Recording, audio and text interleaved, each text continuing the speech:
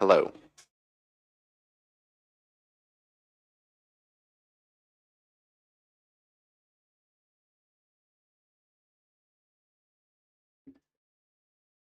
Hello.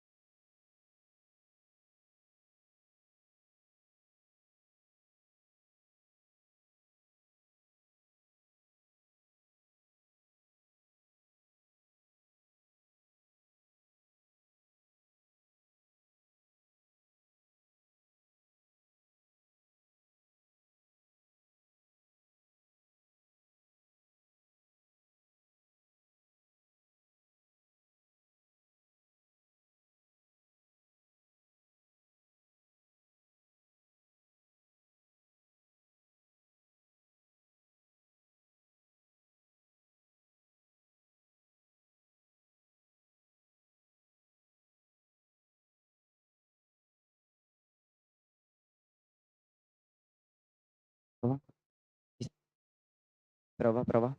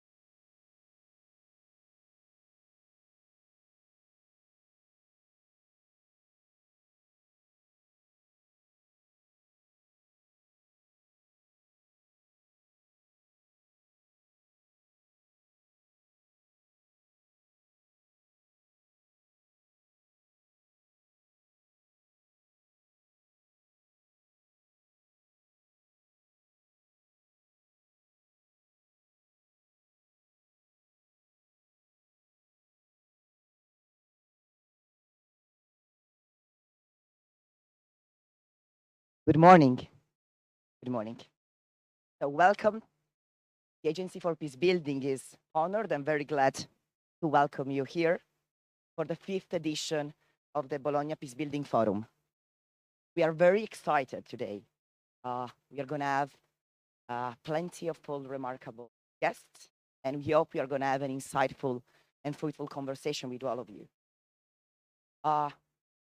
That's been possible. Thank you to our sponsors, and we want to thank you, the Minister of Foreign Affairs, the Municipality Bologna Over, Associazione Nazionale Vittime Civili di Guerra.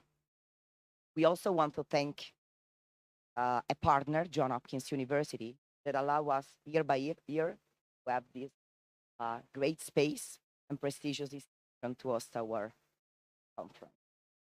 Yesterday, presentation of AP's report on the humanitarian and very dense program.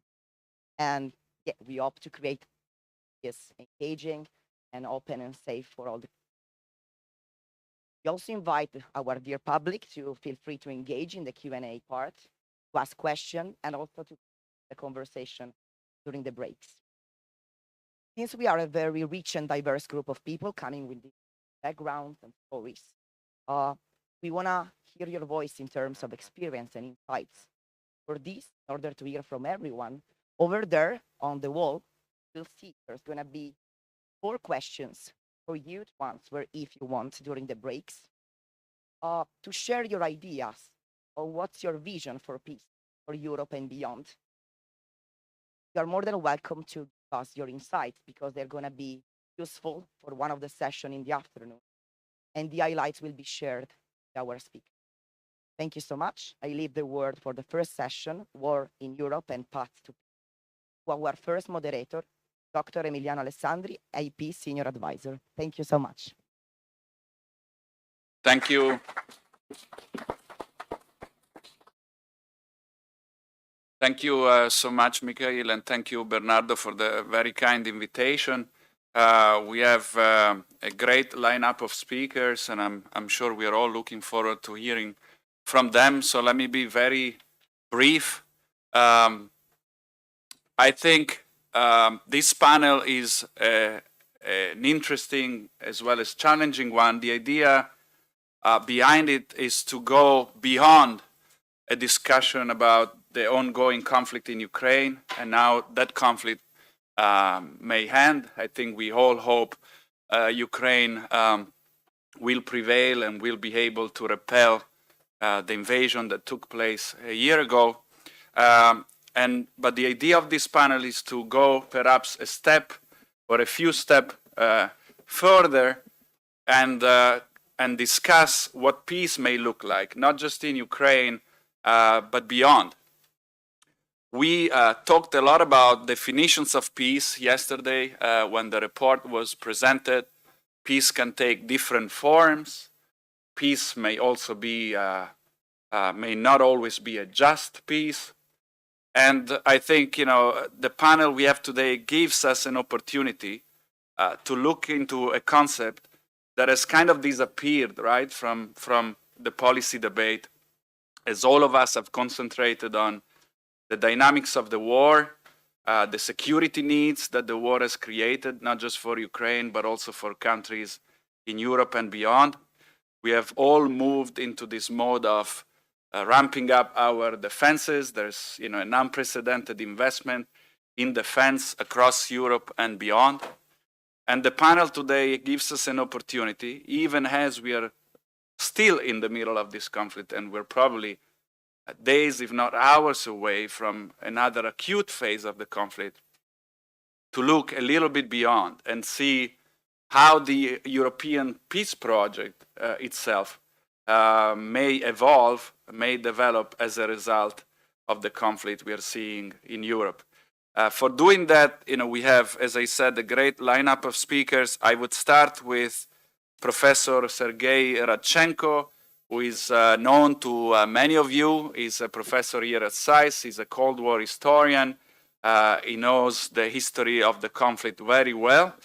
You have 5 to 7 minutes, and then I will move to the other speakers. Thank you again. Thank you, Emiliano.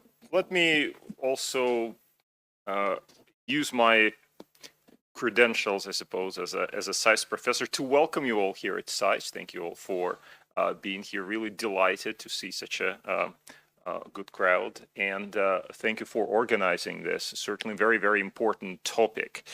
5 to 7 minutes to talk about prospects of peace. That is a very challenging prospect in itself. But let me do this. Let me try to present to you my view on how I think we end up in conflict. And in order to do this, I will do something very unusual for panels like this. I participate in many panels. I never do this the first time, so we'll see. I will draw a graph. I can actually do that because I teach in this room, so I know that this opens up and there is a board there. So I will draw a graph for you to try to explain what I think, where I think we are. So the other way.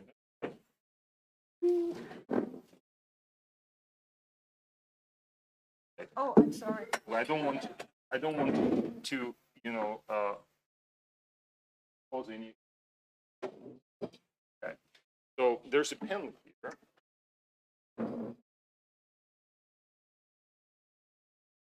Here's what it looks like. This is where we are. Okay. This is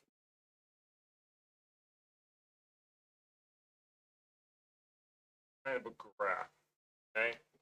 Let's call this a slippery slope L.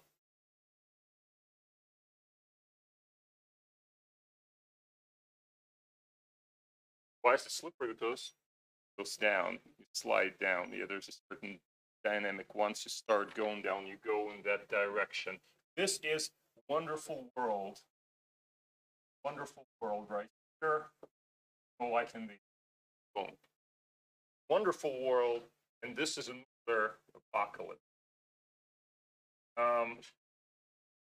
So let's imagine a policymaker. Let's call him P. This is P right here, just a letter. You're on this slope somewhere, right? And you're not necessarily a good-natured person, but not necessarily determined to bring the world to apocalypse. Actually, you'd probably prefer somewhere closer to the wonderful world if you can possibly. You're dealing with your partners. There's a range of partners. This side, you have partners who want to engage. On this side, you have partners who want to punish. Why? Well, because you're not such a nice person after all. So there are lots of people out there who want to punish you for whatever it is you're doing. They always want to punish you. Now, if you are looking at the world from, and you're looking at these two sides, punish and engage, you may actually want to engage, but you think, well, if I try to engage with this, then they will think it's because I'm weak. Therefore, those people who are calling for punishing me, they'll think that this is because of them. They have been tough, therefore I have been forced to capitulate. So if you're a P, looking at it from the perspective of rational, really a rational actor theory, you're looking at this, you're thinking, you know what? I will show that I'm actually a tough guy, and I will pursue policies that are tough in order to dissuade these people from punishing me, show that punishing does not work. Move a little bit for P1 now. Okay, what happens at this point is those people who were saying, okay, we have to punish this actor, they're saying, well, wait a second, look, he's really as bad as we were telling you, and even worse. Therefore, we need to punish him some more right here. And those people who were thinking, oh, this is, we should engage, they should also, unless if they keep to their previous position, everybody will say, this are fools. They don't understand who they're dealing with. Therefore, they also have to shift. They have to shift to the right. So the whole spectrum here shifts a little bit. So engagement already over here, right? Engagement is here. Punishment goes over here. So and so on. It goes until we obviously move further and further, and it's a dynamic relationship on two sides. Those people who say no, we have to punish, they will say, well, we were always right because this actor was originally from the start, from the very first point, he was determined to go down there. He was determined, therefore we were right. And if we only acted earlier, we would have been able to push him back.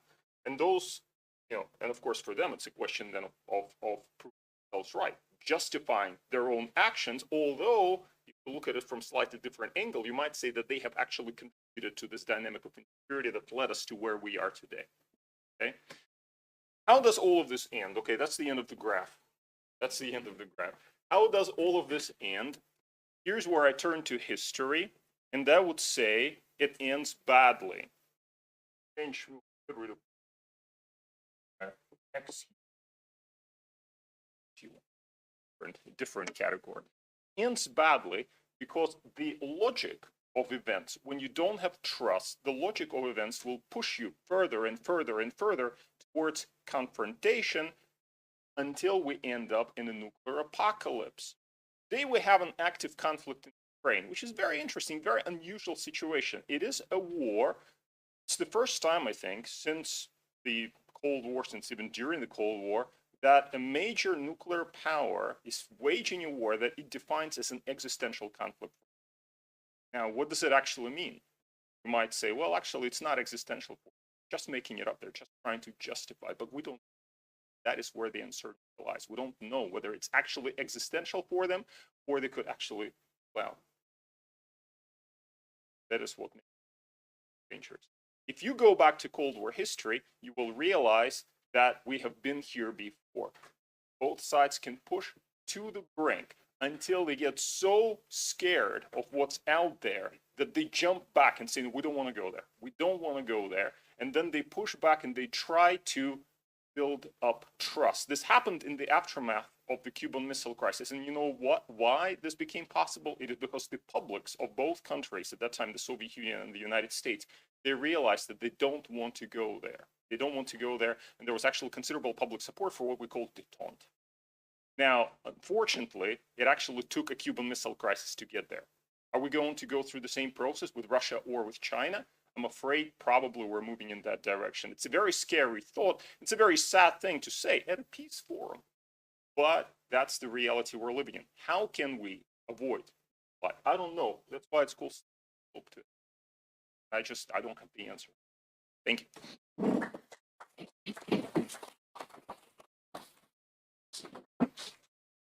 For those of us who were still waking up, this was definitely a wake-up call, and thank you for walking us through the slippery slope to hell as a first intervention. I hope I will come back to you during the Q&A, but I hope the other three speakers that I'm about to introduce will also give us some reasons for optimism, or some ideas about how to move back up on the slippery slope.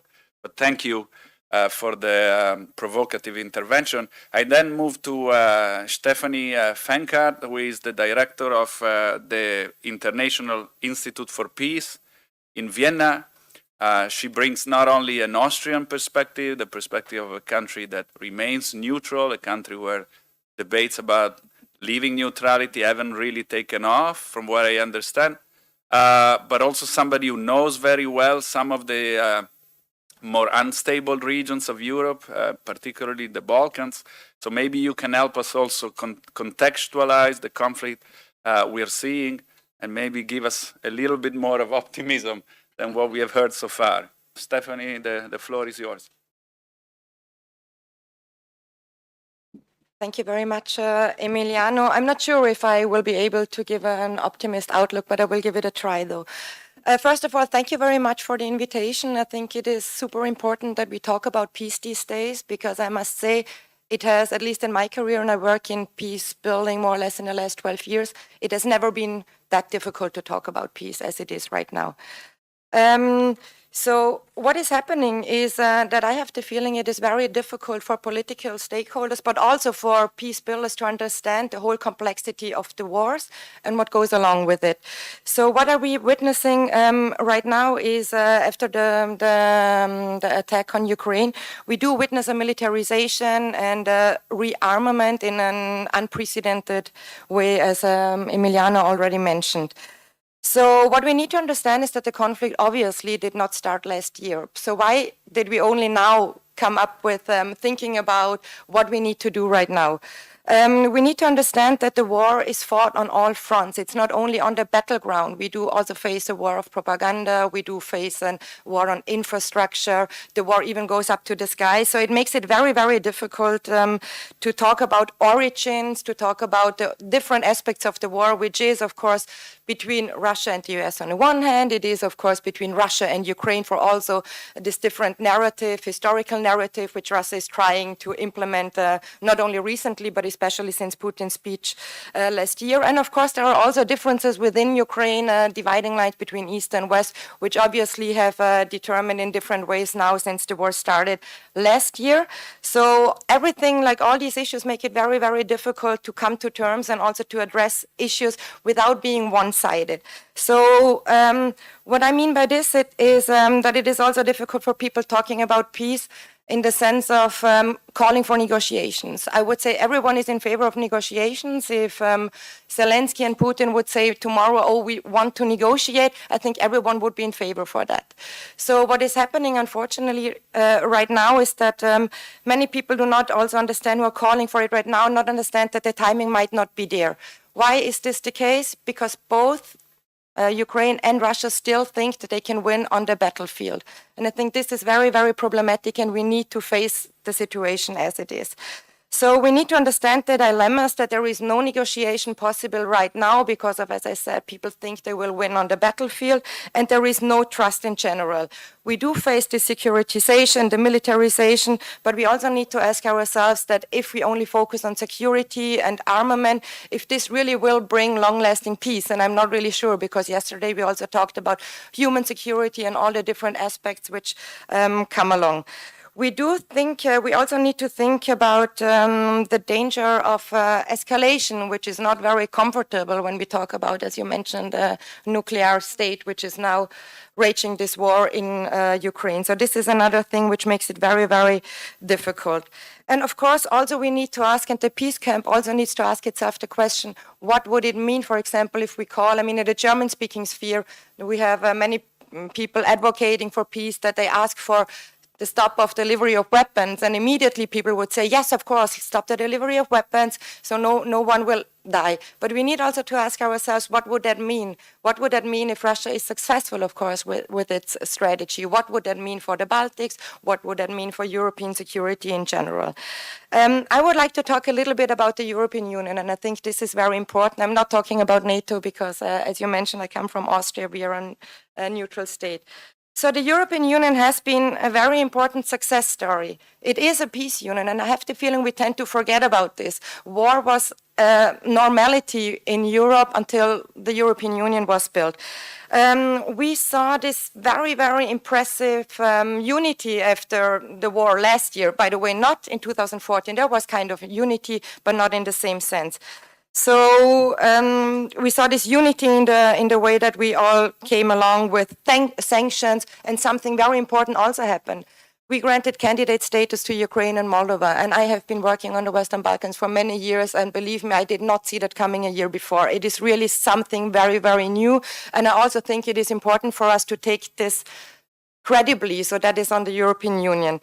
The biggest success I mentioned was no war, it was a peace union, but I also think that it is very important for the European Union to be credible when it comes to its values.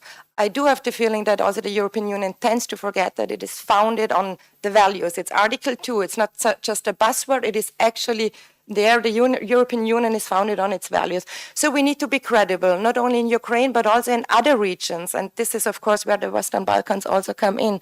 So the European Union has made its promises, but it didn't manage to deliver there. I think it is very important also to address the situation within the European Union, with all the situations we are facing with Brexit, democratic backsliding in Poland, and wherever. It still has a transformative power, but we need to come back to it and think about it as well. So the war is very complex, so we need also very complex strategies, and we also need to understand that the European Union is not an island in general.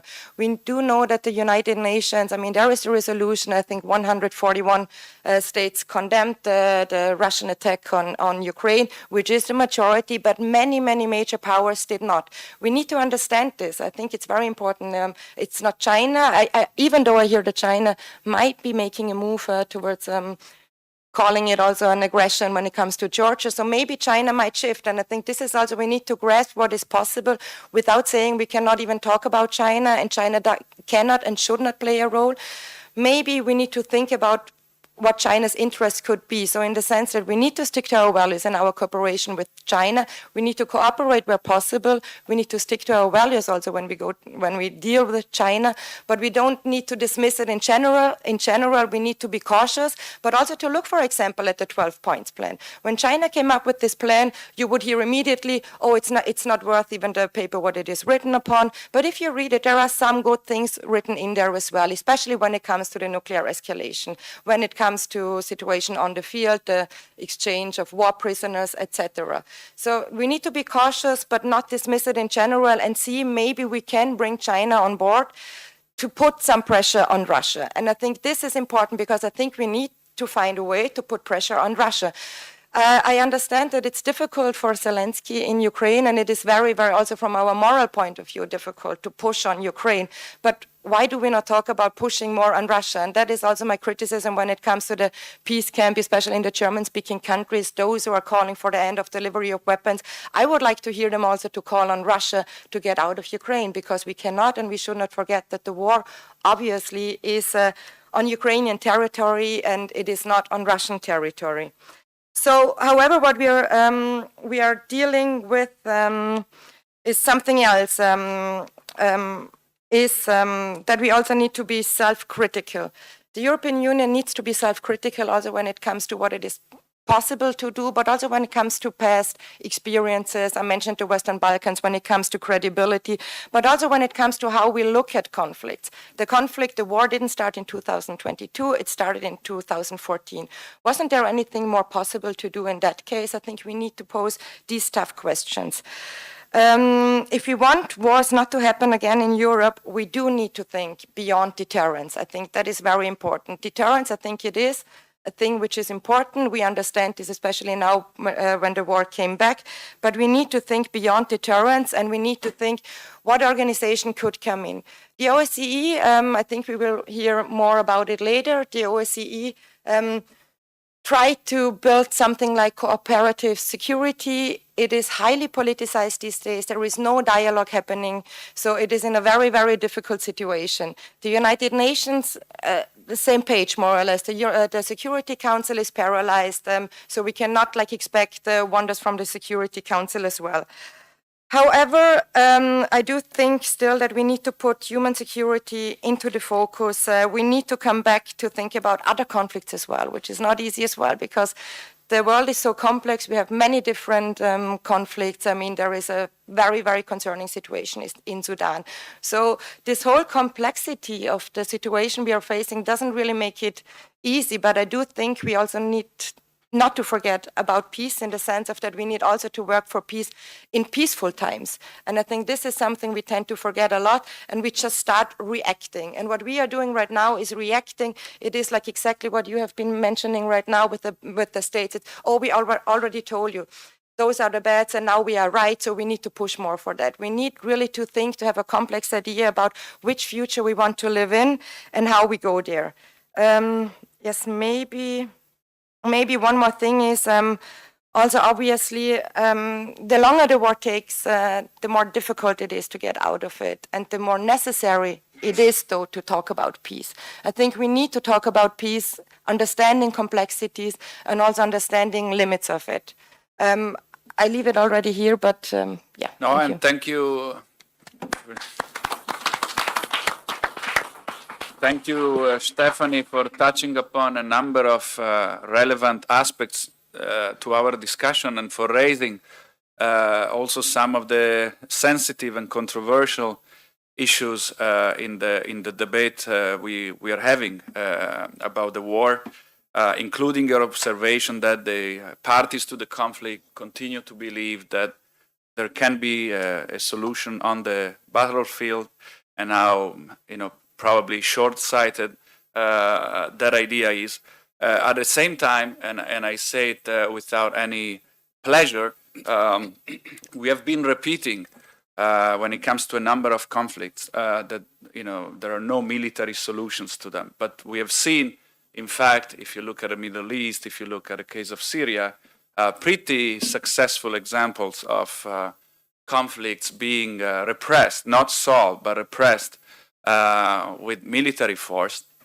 And that's why I brought up in my introductory remarks the idea that we also need to move beyond just talking about peace in general terms, because if peace is just a sort of absence of active conflict, right, and if it's a peace that is not based on principles, it's not fair, it may still not work. It may still actually be something detrimental.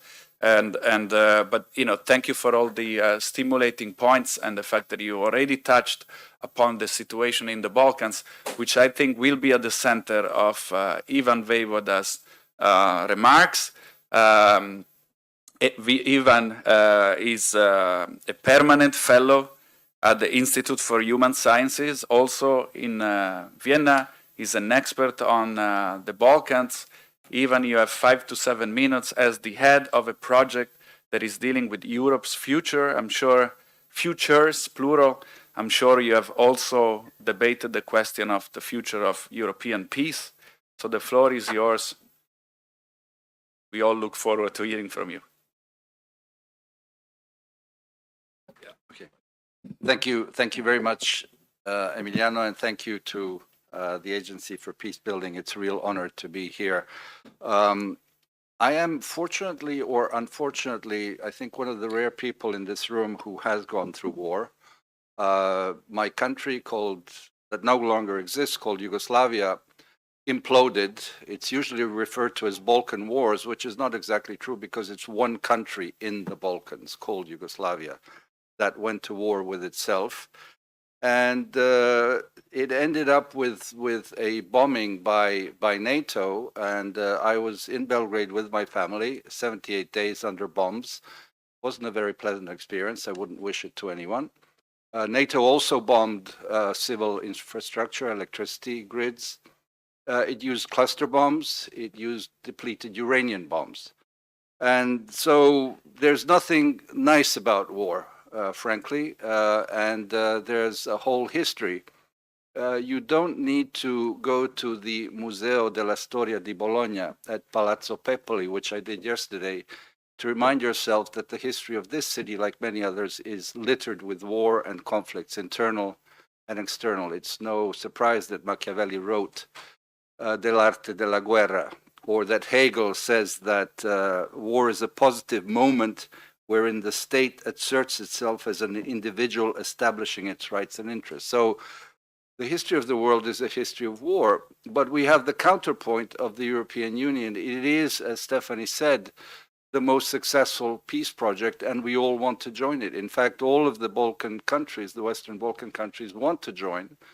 Some have joined, some haven't yet, because I think as we talk about peace, what is it that secures the stability of peace? One usually says that democracies don't go to war, and there was even a more far-fetched that countries that have the golden arches of McDonald's don't go to war. In fact, it was during the bombing that another McDonald's was being opened in Belgrade, which was quite an incredible thing to watch. So I would say that, you know, the question, I think the fundamental question is, and Ukraine is an example, when somebody comes to your home and wants to take over your living room, you do one of two things. Either you fight back because you don't want to give up your living room, or you surrender. For example, like France did to Hitler in 1941 after La Drôle de Guerre. And these are the two extremes. And my country, we were brought up because there was a big partisan war during the Second World War. We would fight back. I wouldn't want to give up my living room, whatever it cost. And we were, as Yugoslavia in the 70s, under the threat that the Soviet Union might attack. And in fact, when one talks about 70 years of peace in Europe, one talks about Western Europe, because the Soviet Union invaded Hungary in 56, invaded Czechoslovakia in 1968, and so there has been war. And of course, the Ukraine is the biggest, the Russian invasion is the biggest war in Europe, but there was this Yugoslav war in between. And so peace did come in the end, and there are various reasons, either because of exhaustion, people can't do it, or you are defeated. As Emiliano just said, you know, there's a bigger power, and Milosevic did the foolish thing to go to war with NATO, even though he was warned by his generals not to do this. And of course, when you go to war with a power and you are defeated, you lose territory, and that was the case of Kosovo. Kosovo is de facto independent, or it is not de jure independent because the UN Security Council says it isn't. And so we are seeking this road to peace between and solving a problem that we have between Serbia and Kosovo, which is usually the case after wars. It's over territory. You know, some call it frozen conflicts, others active or not. And of course, we'll hear from Vlad, who is here next to me, about one such case. The two leaders met in Brussels yesterday. Again, Europe is the one that is fostering the attempt to find the peace. They reached an agreement on missing persons finally, because there are still hundreds and several thousand people who are not accounted for on both sides, both Serbs and Albanians. And so the road to peace is slow. And a British political theorist and scientist, Bernard Crick, who wrote a wonderful book called In Defense of Politics, wrote a concluding additional chapter on the high price of peace. You have to give up some things to reach a peace when it is these two sides. It's compromise. You have to give up on your maximalist demands and find that middle ground between the two sides where no one will be happy but not totally dissatisfied, so that people can go back home and say, okay, and everyone will declare victory, of course, because that's what politicians do. I mention this because I think a key aspect in this is politics and democratic institutions. Countries that have democratic institutions, checks and balances, don't go to war, because there is this check and balance. It is authoritarian countries, ones that want to dominate, and that's what Machiavelli says in L'arte della guerra. He says, you know, people are egotistical and they would go to war to dominate. And I think that's what we're seeing with Russia and Putin. Sun Tzu says, well, you fight wars out of necessity, and that's what Ukraine is doing, simply defending itself from a nuclear power that has attacked it. So I'm reaching in 30 seconds by 7 minutes. So I will end with Machiavelli. I'm a political theorist, as you can imagine. And Machiavelli talked about fortuna and virtù. And I think that's really the essence of what we're discussing here. There are the winds of fortuna, of destiny, of fate, that are baffling you and sending you somewhere. But we have virtù. We have the virtues. We have the capacity to maybe steer the ways in which we go forward. And this is, of course, the difficulty and beauty of it, because we are the ones who decide, or rather the people that Sergei talked about. They are the ones who decide in our name. In a democratic country, we have elected them. In an authoritarian one, they impose themselves. You know, Putin has been in power forever, basically. We had one such leader. We got rid of him. And so the civic element is so important. La vita civile, which is so crucial in Machiavelli's view, but also for us. So what do we citizens, how do we fight back against someone like that? In my former country, it took us 10 years to gather our energies to fight back and finally defeat the bad regime that went to war in an election. And during the bombing, and I end on this, we were a group of 30 people, small, but it's usually like that made an appeal. It was dangerous to ask for a return to a democratic peace-seeking, diplomatic peace-seeking avenues. We were under attack, but in the end, that appeal, with the various combinations that I talked about, led in fact, to the end of the war. So I think it's relevant, and that is my key point, that politics and civic resilience and civic energy is crucial. It's not only to be left to politicians and military leaders. Thank you very much.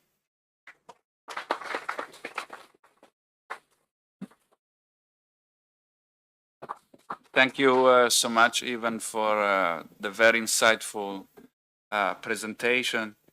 And I was thinking about what you said, the role of institutions, the role of integration more broadly, and something that I think has inspired all of us about the fight Ukraine finds itself in is that they are, even as they pursue, Stephanie, their military goals, and they're very much focused on those right now, but they have linked their cause to the aspiration to become a member of the European Union.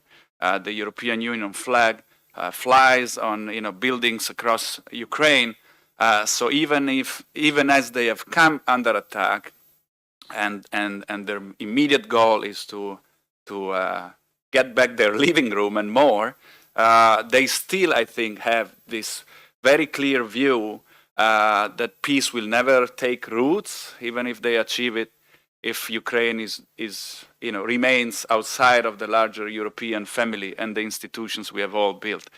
And our final speaker, Professor Lysenko Vlada from the University of Tiraspol, may probably also give us some insight into what is happening in Moldova, a country in which the European Union is more and more active, at the same time a country that has been rumored a number of times for possibly being involved in the ongoing conflict, not just as a recipient of Ukrainian refugees, but also because of the dynamics that have been playing out in that country for many years. Please, the floor is yours.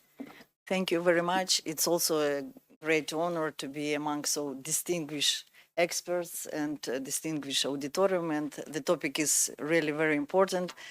And I'm from Moldova, the country who is a candidate to European Union, and as moderator said, that we have ongoing conflict which already 33 years old, and I'm a lawyer by my background, and we're very much actively working on the level of NGO level, grassroots level. I'm also teaching in the university, and I'm more focused as a lawyer to the aspects of human rights in de facto states, which is a really very serious and very complicated, I could say, story, because the people who are living, for example, in Transnistrian region, they have up to 3 or 4 passports, just in case, who knows what part of territory of or country this territory will be, which is not really funny and not really good case. But anyway, I will speak about maybe Transnistria just to answer to a question, but some of my ideas, I'm more optimist in general by my own, and I would like just to think about the role of international organizations in Moldova, but in general. And of course, I would like to state that we live in the world of multiply complex global challenges, but as Antonio Guterres, General Secretary of UN, said, that moments of great difficulties are also moments of great opportunities. So I think that maybe this kind of difficulties also, it's a time to come together in solidarity and to unite a solution that could benefit all people. And as Francis Fukuyama mostly proclaimed, that end of the Cold War marked the end of the history with liberal democratic democracy over competing ideologies. But of course it was believed that 21st century will be a time as a post-conflict globalized society with peace and prosperity. But unfortunately still we have this terrorism, civic wars, these special operations with a lot of loss of lives each year. And there are so many ongoing conflicts still exist. It's more than 32 different conflicts ongoing now. And of course, the major global issues is it was pandemic. Now it is Ukrainian war, and war in Ukraine. Of course, it has a very great impact of neighborhood countries, like, for example, Moldova. In European Union, it's more than 8 million refugees. In Moldova, it's up to 500,000. In Transnistrian region, it is around 50,000. So Transnistria is between Ukraine and Moldova. So even in the conflict area, there are around 50,000 refugees there. And of course, conflict in general is depending not Ukrainian or any conflict has, of course, a very negative consequences as on infrastructure, on public health, on social order. Of course, it's illness, it's displacement of people, destruction of the environment, so many, of course, negative consequences. And according to the peace agenda, of course, so many states should decrease their war budgets, but as we see, for example, Ukrainian war forced many countries to increase their, as we see, defense spending. For example, Germany, I read, already taking important new measures in this area with 100 billion additional defense spending last year. So it's about 2% of GDP. And European Defense Agency marked that it is about 6% of all budgets of European countries about defense spending. And about defense research and technologies, it's also the countries raise more than 16% in compare with last year, totally about 50 billion. So it's a very huge amount of money. And as about, let's say, different international organizations like UN and OSCE, of course, it is I think this organization, I believe in the power of these international organizations. OSCE mission in Moldova, for example, it's already 30 years, and there is a format of 5+2 where Ukraine and Russia, OSCE, and Transnistria and Moldova as a mediator in the conflict, and the European Union and America as observers. Of course, it was very different stages of successes, but unfortunately, there is no, I don't see the vision of to complete this Transnistrian conflict, for example, in case of Moldova. Yes, there are some 12 working groups in different areas. There are different interesting scenarios of Transnistrian conflict, for example, but unfortunately nothing take place in Transnistria and in Moldova. Unfortunately, the conflicts still exist, and unfortunately it's very much influenced. Moreover, after Ukrainian crisis, of course, Transnistria was in the top of agenda, I could say, because it's during more than a year, everyone is waiting, let's say, or Ukrainians troops are coming to the territory of, let's say, de facto Transnistria, de jure Moldova, or it will be peacekeeping troops which are on the Transnistrian territory will be more active. So, of course, situation is very difficult, but OSCE and UN institutions or instruments, I think they are the only one, I think, in this region, in Moldova, of course, and the European Union is very active. European Union also supported so many projects in peace building, in peacekeeping, and it is very active also, for example, in Moldova. As about United Nations, there is a peace agenda, there is a sustainable development goals, and the most important, as you know, is 16 and 17 sustainable development goal, which is about peace, about partnerships. And as we see about peace agenda for this year and next year, it will be an important forum in UN. It will be a future forum for the next year. It will be a summit on global economy, World Social Summit, and all these events and all activities, I could say, of institution of UN, of international organization, they are more moving to develop a common agenda, which was in 2021 it was proposed by Secretary General. So of course I see instruments of international organization for the future as a good tool, let's say, to resolve international conflicts, to pay attention to different, but of course the most important is also to make different activities on the grassroots level. In this regard, of course, NGO, non-government organizations will play a very crucial role also in peace building and in peacekeeping. And yesterday it was a very great report which Bernardo made, Italy and the Triple Nexus. And of course, this is a very serious material, let's say, for different actors to research.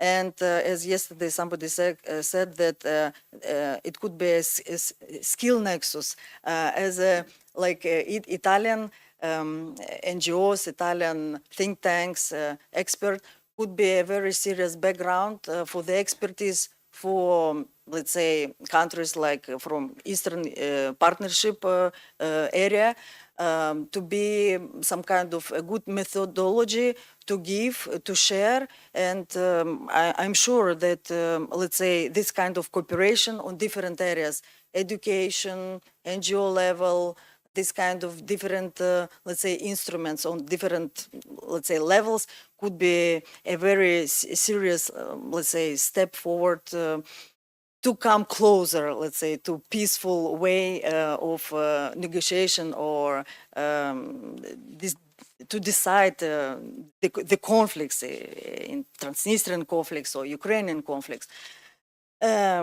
I think that I could stop on this, and of course I will be ready to answer to more specific questions. Thank you. Thank you.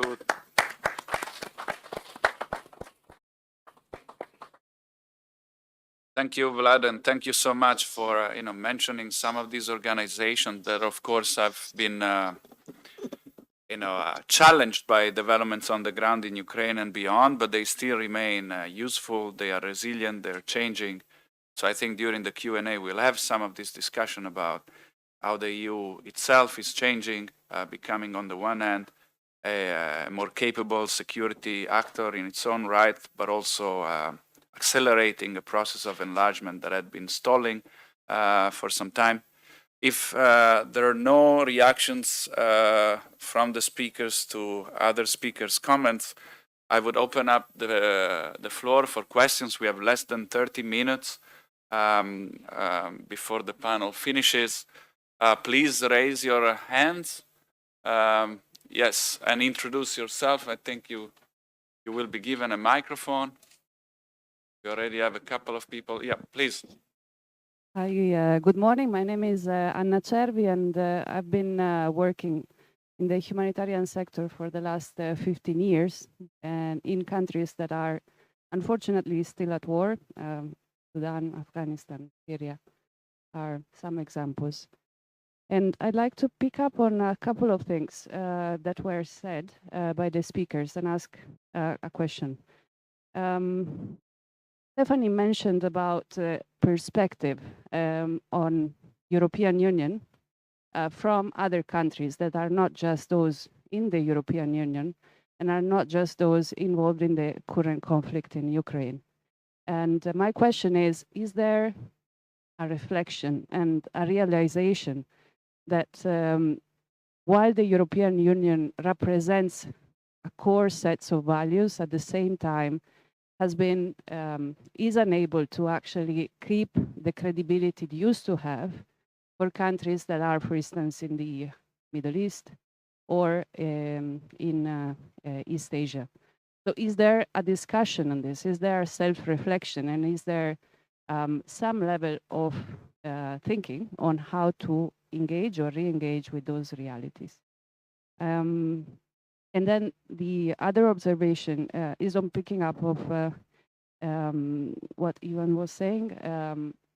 For someone that has lived under war, in war, and that's not me as a citizen of those countries, but yes, absence of active conflict is not peace, but without the stopping of the conflict, there is nothing really that can happen to move on and have those dialogues of reconciliations that will take years. Is there a realization that that is actually something that is of essence for civilians, not just in terms of saving lives, but also in terms of fostering further dialogue between unreconciled visions on the country? And so, thank you very much. Sorry, it took a little bit of time. Thank you for your question. Bernardo, if you want to also ask your question, we take a couple of them or even three. Is anyone else? Thank you. My name is Bernardo Monzani. I'm the president of the Agency for Peacebuilding. I was wondering if I could ask for a a reflection from the panelists about the word that comes to mind is resistance, like civil resistance. There are narratives about the conflict, the ongoing conflict. There are, of course, political agendas that are being pushed by political actors. But there are also others, are not in political positions who are offering alternatives to the decisions that are being taken. And I was wondering, both in the current context, but as well perhaps with a historical reflection, what is the role that we can expect this alternative voices, or at least these voices providing alternative solutions or ideas about the war? Do they have any role to play? Can they play a role? In that case, are there any indications from history about what that may be? Thank you. Thank you. Let's maybe stop here for now and go back to the speakers in reverse order. So if Vlada, you want to go first and respond to some of these comments or questions. If you want to pass on this, no problem. But maybe just to react to Bernardo's question about alternative voices on like political agenda for politicians and alternative voices, it will be good that it will be natural, let's say, good nature where these voices could be really listened. I speak about more democratic societies. So in case if sometimes the conflict take place in the territory where there is no freedom of media, there is no freedom of voices, and it is a huge attempts NGO level, and it should be, of course, a political decision to make this kind of environment with a good, spreading of different values and opportunities of grassroots level to be a part of this, comprehensive negotiation process in general. So, for example, in our case, like in Moldova, where I live, we are doing our best to open as much as we can the window of opportunity for alternative voices on different levels, on trying to democratize the whole, let's say, situation, for example, in our case. And before going to Ivan, thinking about the conflict in Ukraine, I think we are all unhappy for now, for the lack of better terms, about the insufficient role that civil society at large is playing. There are some very active NGOs in Ukraine that are doing a fantastic job and keeping a debate alive and helping the authorities in this difficult time. But we could, of course, hope for much more. I know that Stephanie was discussing a while ago, the role that a dialogue between dissidents, from Russia or people who have left the country, dialogue between them and Ukrainian NGOs representing Ukrainian society could have in sort of laying out the foundations for a different type of relationship altogether. But because we are in the middle of the conflict, some of these things are seen as problematic, or at least they're not seen as a priority right now. So maybe you can comment also about those, but I go to Ivan first. Yeah. Oh, absolutely. I think the two questions are related. I mean, alternative voices are key, and especially as the war is raging. I mean, you take Antonio Spinelli, right? He was thinking, and many Europeans were thinking, in the midst of the raging war, what would happen after, and how do we try to avoid a future conflict, and how do we create the stable foundations of peace? And thus your question about, fostering discussions between unreconciled communities is fundamental. Yeah, the absence of conflict is actually the beginning. And if we're not looking at which is a very long process of looking at what the responsibilities of the communities and societies were in coming to war, we are not really doing the work. And you look at post-war Germany or post-war Japan, post-war Japan still has a way to go. I think Germany has been doing it. If you look, there is the monument to the Holocaust in central Berlin, but that was only 50 years after World War II. So these things take time, and they have to take. They need to happen at various levels. Obviously, politicians need to do their apologies and all that, but society has to do work with itself. and to recognize this is where education is fundamental. If people are not learning what their leaders did and what crimes they committed and what is their responsibility, we're not getting anywhere. And I think that in the case of former Yugoslavia, there have been things that have been done. This is where civic activists have really done the work. For example, in Serbia, we had a book in the middle of the war about the Serbian responsibility for the war that looked at the responsibility of journalists, of politicians, of the church, the military, of people, intellectuals. So it is fundamental. And I think that, to go back to the alternative voices, however weak they may seem at a certain point to some, they are fundamental. And I'm thinking, of course, of the dissidents in the Soviet Union and in Central and Eastern Europe, the Sakharovs, the Adam Michniks, the Václav Havels, fundamental for what happened later, because they were creating and thinking of the future.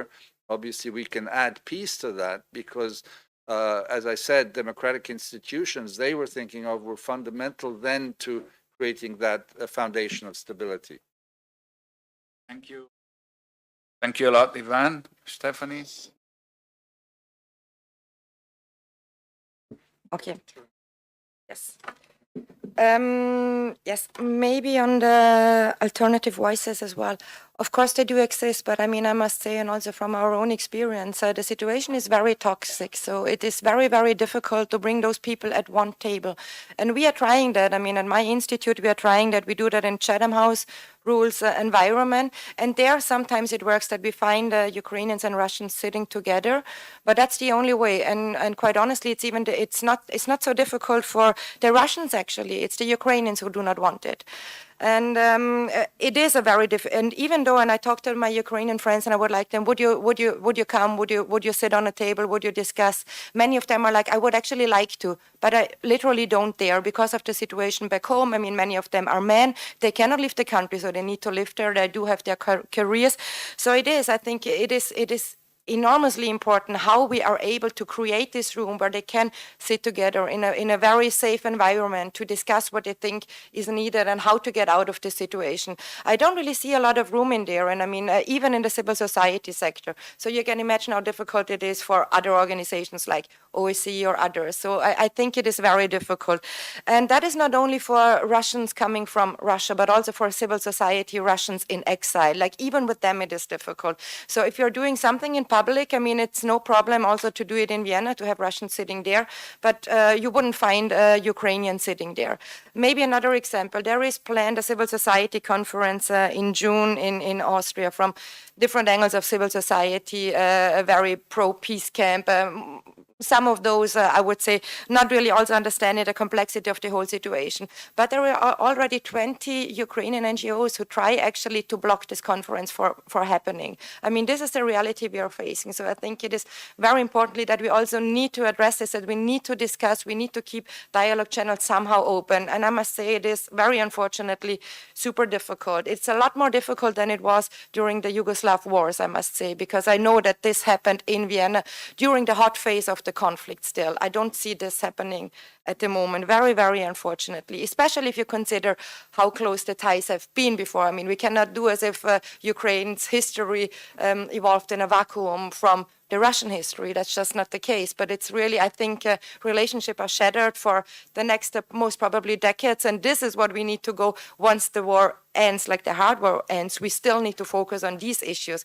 And maybe it's not talking about the conflict itself, but maybe what our common interests, like talking a little bit more about disarmament. The situation is in dire strait. There is literally, I would say, no more disarmament agreement on the ground while everyone is militarizing, etc. Like those issues maybe who do not really touch upon the conflict itself, but who share a common interest. I see that could maybe be something where people from those different regions could work together. On the credibility of the European Union, yes, it's exactly, I think the problem is that the European Union, we know 27 member states, we know Brexit, we know Hungary, we know Poland. I do think the focus is a wrong one these days. I mean, we don't, 27 member states, most of them talk about migration and or the war there. So I think we need to be credible again, also when it comes to the region more towards the east, but we don't even manage to be credible close to our borders in the Western Balkans. So this is also why I try to make the point that we need to be credible. We need to also, when we talk about European Union enlargement, it shouldn't be a buzzword. It needs to be something tangible. So I don't know, I mean, I was talking yesterday with even, for example, why not bringing in Montenegro? It's 600,000 inhabitants. I mean, they did reforms. It would be possible also to give an incentive that the process is still ongoing.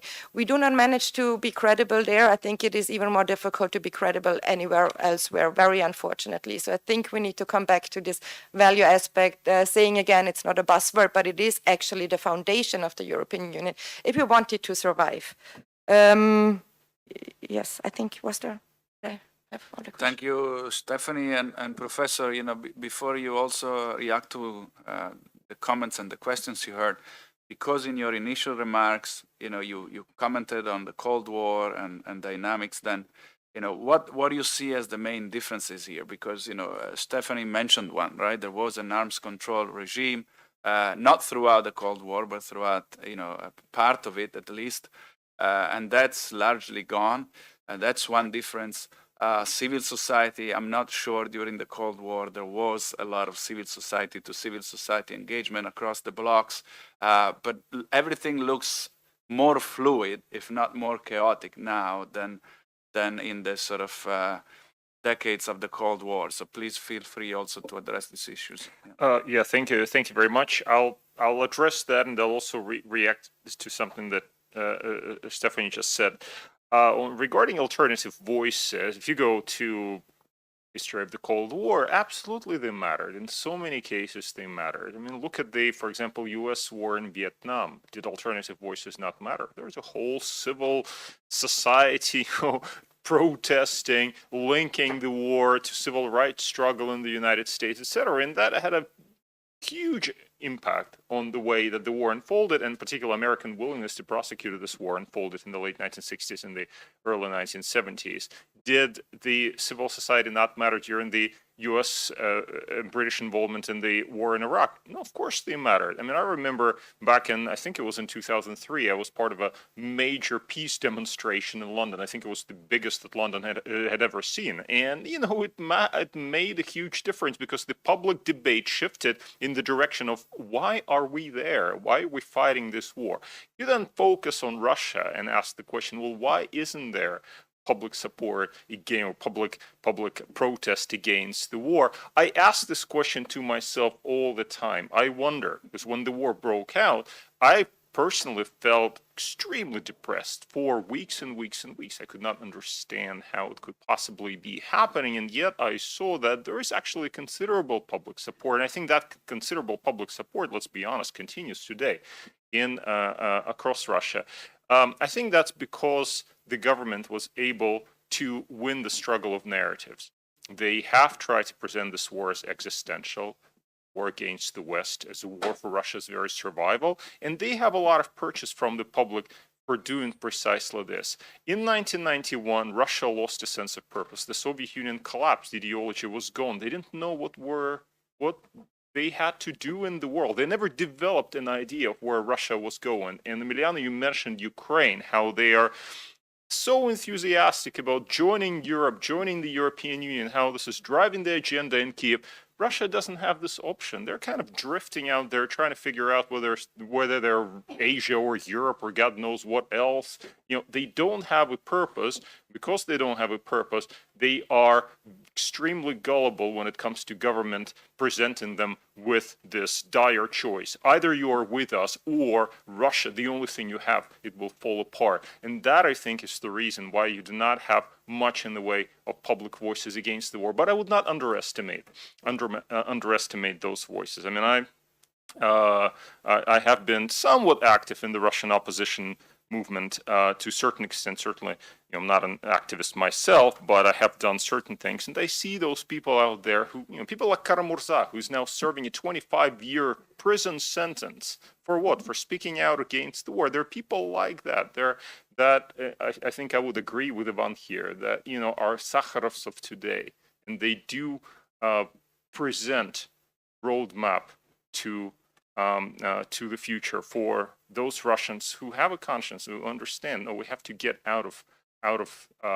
this situation. And I would very much agree with Stephanie, extremely difficult for Russians to find themselves in a room with Ukrainians. I am in a peculiar situation because, I have, obviously, you can tell by my surname that I have some kind of a Ukrainian connection. Obviously, my whole family is from Ukraine, but I grew up just until age 15. I was in Russia. So I have it from from both sides, so to speak. And for me, it makes no sense. Of course I want to talk. Of course I want to, hear all kinds of opinions, try to persuade people, try to have those conversations. But when we're in a stage of active conflict, it's a question of othering. You have to other. And for Ukrainians, I understand why they want to other Russians, because they still fear somehow that the Europeans, who they want to accept them, they want to be accepted by the Europeans. Some of those Europeans will still have in their mind some doubt about Ukrainians, whether they're really Europeans or whether they're Russians or something like that. You know what I mean? So there's this fear by Ukraine that it will be rejected, and they need to assert themselves by basically saying, no, we're just not them. We're different. We don't want to talk to them. We should not be sitting in the same room. How do you overcome this? I'm glad that you have those initiatives to try to bring people together. I think this is fantastic. But with regard, Emiliano, to your final question, was there contact between the sides during the Cold War? Absolutely, there was a lot more contact, I think, at some level than there is now, because you could actually have track 1.5 dialogue, and this was actually an ongoing thing. And we were not afraid to speak to the other side during the Cold War. You know what this actually, where we are today, you know what this reminds me of most during the Cold War? It was the conflict between the Soviet Union and China. Because during the Cultural Revolution, the Chinese seemed so crazy, nobody wanted to talk to them. And also, they did not want to talk to anybody. So there was this active phase in the late 1960s where China seemed to be going totally off the rails, and people were thinking, "Oh my God, what is this?" It seemed, and even at that time, Moscow was trying to other China, saying, "Oh, they say they're communists, but they're not communists. This is not what communism is." So I think we are in this phase at the moment where even a dialogue with Russia seems to be politically unacceptable, and a lot of people. And there was somebody recently who called for moral cleansing. So let's have a moral cleansing here in the West of those people who try to have dialogue with Russia, because no, you're not supposed to have dialogue with them. I am, as it happens, I'm against this position. Yeah, I think even at the time of conflict, even if you're in the Cultural Revolution or in conflict with China or whatever, you still have to find room for conversation, because not to is irresponsible. We are living in a different world today. This is where Ivan was talking about compromise. Absolutely. During the Second World War, you could fight all the way to the bitter end and say, okay, full capitulation and so on. We're not in this world anymore, because nuclear weapons make for world of a difference. This is the impact of nuclear revolution that happened in the 1950s, and we're living with it. So therefore, we have to be aware of it, but a lot of people are not.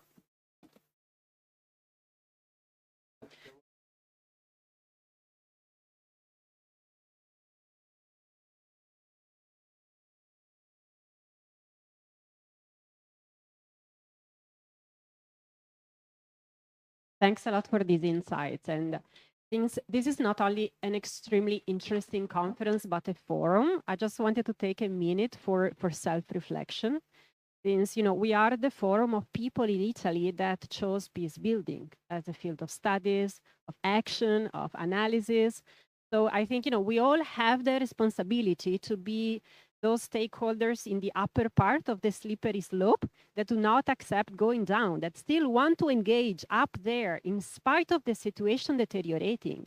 So it's up to us to show that peace building options are numerous and always possible.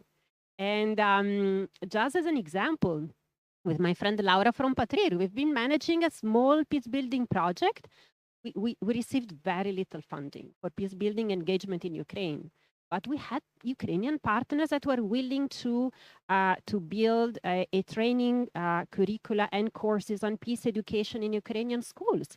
We had the Minister of Education in the end accepting it as an interesting material to be multiplied. There is a lot that can be done in Ukraine, and there is so little investment on it. Why? Because probably, of course, this is not our responsibility. Have the power to make policymakers and international donors understand that this is doable, and it makes a lot of sense precisely because of the reasons you were explaining, and the importance of civic action. We need to tell that those 100,000 people marching in Rome last year against the war in Ukraine, they were mainly criticizing the Russian aggression. Almost all of them, we were there, almost all of them. Overwhelming majority, they were criticizing the Russian aggression, but then we were asking our politicians to develop peaceful ways for peace, to invest on disarmament, on civic action. And then I also have a question, which is, I confirm also, our Ukrainian partners are telling us here the problem is lack of trust. We don't trust the Russians. So any agreement that can be reached will not be respected, And then in order to work on building trust, why isn't the international community discussing more the possibility of having peacekeeping forces, civilian peace builders in any area where an agreement is reached? Why is this totally out of the conversation? Thank you. For the comment and the question. And here, Mikhail, there's very last question. Maybe connected, not really connected with what you just, but like forcing parties to negotiate implies very pressure. And one has been the ICC. Of course, I'm sure you all know that the South African president said Putin won't be allowed to come to the BRICS summit virtually, otherwise you will be arrested. So can you please comment on this, or what do you think? Like, national stance, is it helpful? Is it not helpful? Because at the end of the day, for Putin, heresy, and is it working? Do you think this is a way, like a non-violent way for peace, or at least try to force the negotiation table, or is this, as some people say, manipulating international or let's say police? I think the ICC. But one, it's been trying to be, but just what do you think about this? Very clear. Yeah, maybe one more over there.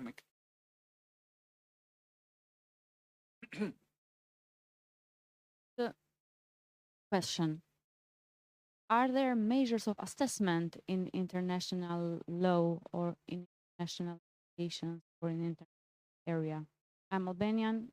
I come from the civic war, so I really know what does war mean itself, not only for Albanian people in Albania, but also for Kosovo in in the upper part of Albania. And I know that an internal problem is completely different from an external problem. So I have two perspectives. Thus, I think in peace building, we must think in terms of assessment. Assess the manipulation, because it's very, very specific, the problem. We can say Putin has problems. Do you know where are you going to? But we are not solving the problem. So how to solve the international problem between Ukraine and Russia, and how to assess the manipulation of information. It's very important. Thank you. And because it's already 11:15, I would ask our speakers to only respond to those questions that they think are relevant to their expertise as briefly as possible. I don't know, Stephanie, you want to go first? Maybe very briefly on the ICC, I would say very problematic. I would say we see a crisis of multilateralism in general, and the ICC is no exception of it. Ukraine was not part of the ICC until 2014. Then they said, okay, now we are facing this Russian aggression, so now we put ourselves under the jurisdiction. Russia is not part of the ICC. The US is not part of the ICC.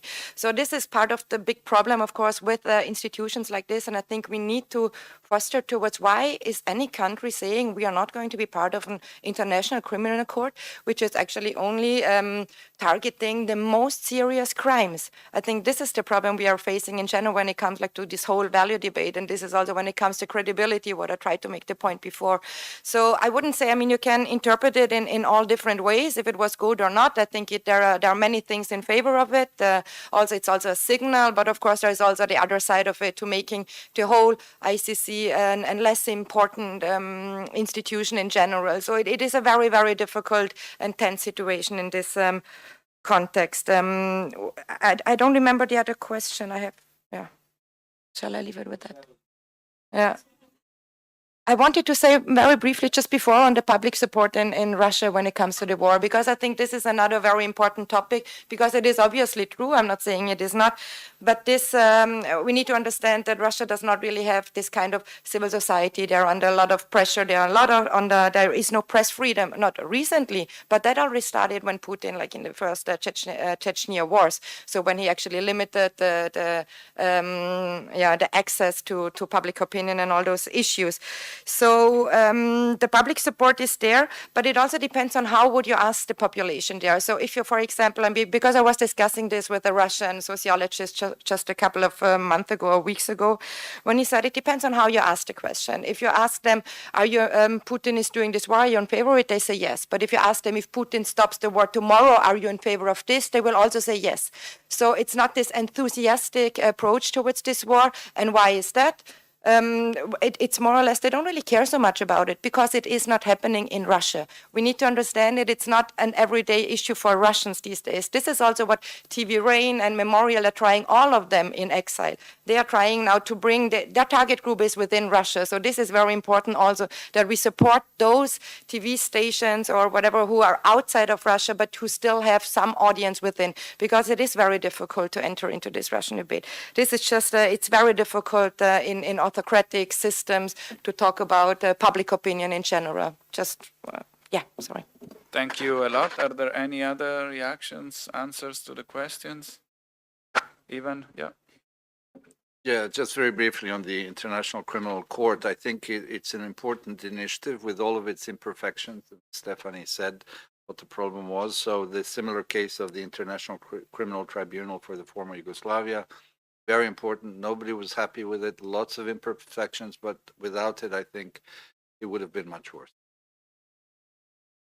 So it was a challenging panel, as I said at the beginning, but I think we provided some interesting perspectives and some also possible solutions. Also thanks to a very active audience that not only put questions to the speaker, but also shared important and promising experiences. We finish here. There's going to be a panel in just half an hour on conflict beyond Europe and the role of Europe in trying to mitigate or even solve those conflicts. So that's the plan for the morning. Thank you so much for listening to us, and thank you for the speakers for all your insight.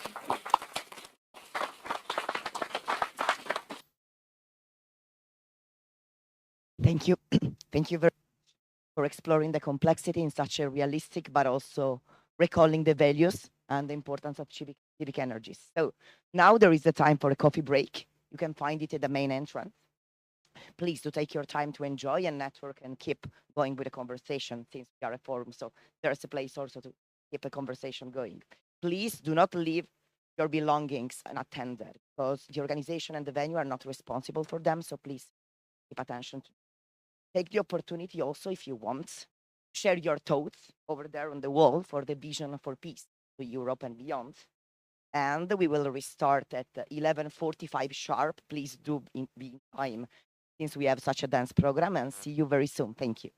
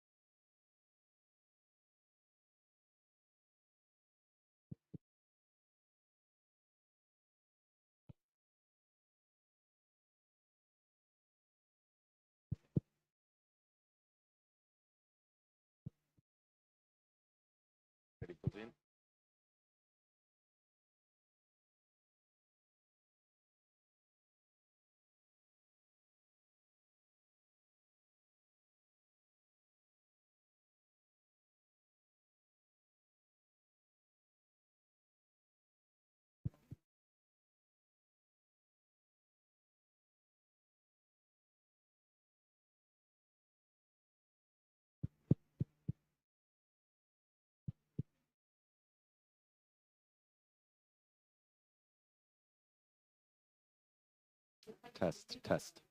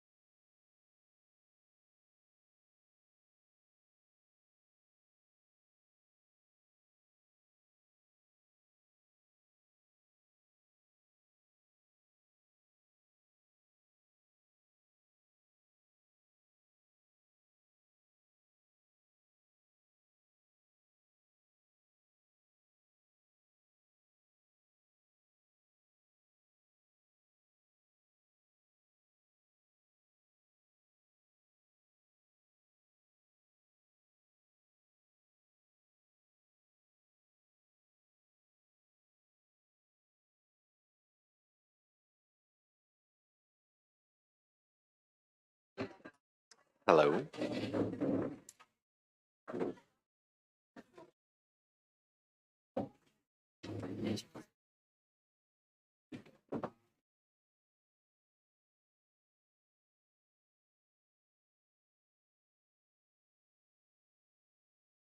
Welcome back. I'll wait 1 minute more and then we'll start again. Thank you so much for your punctuality.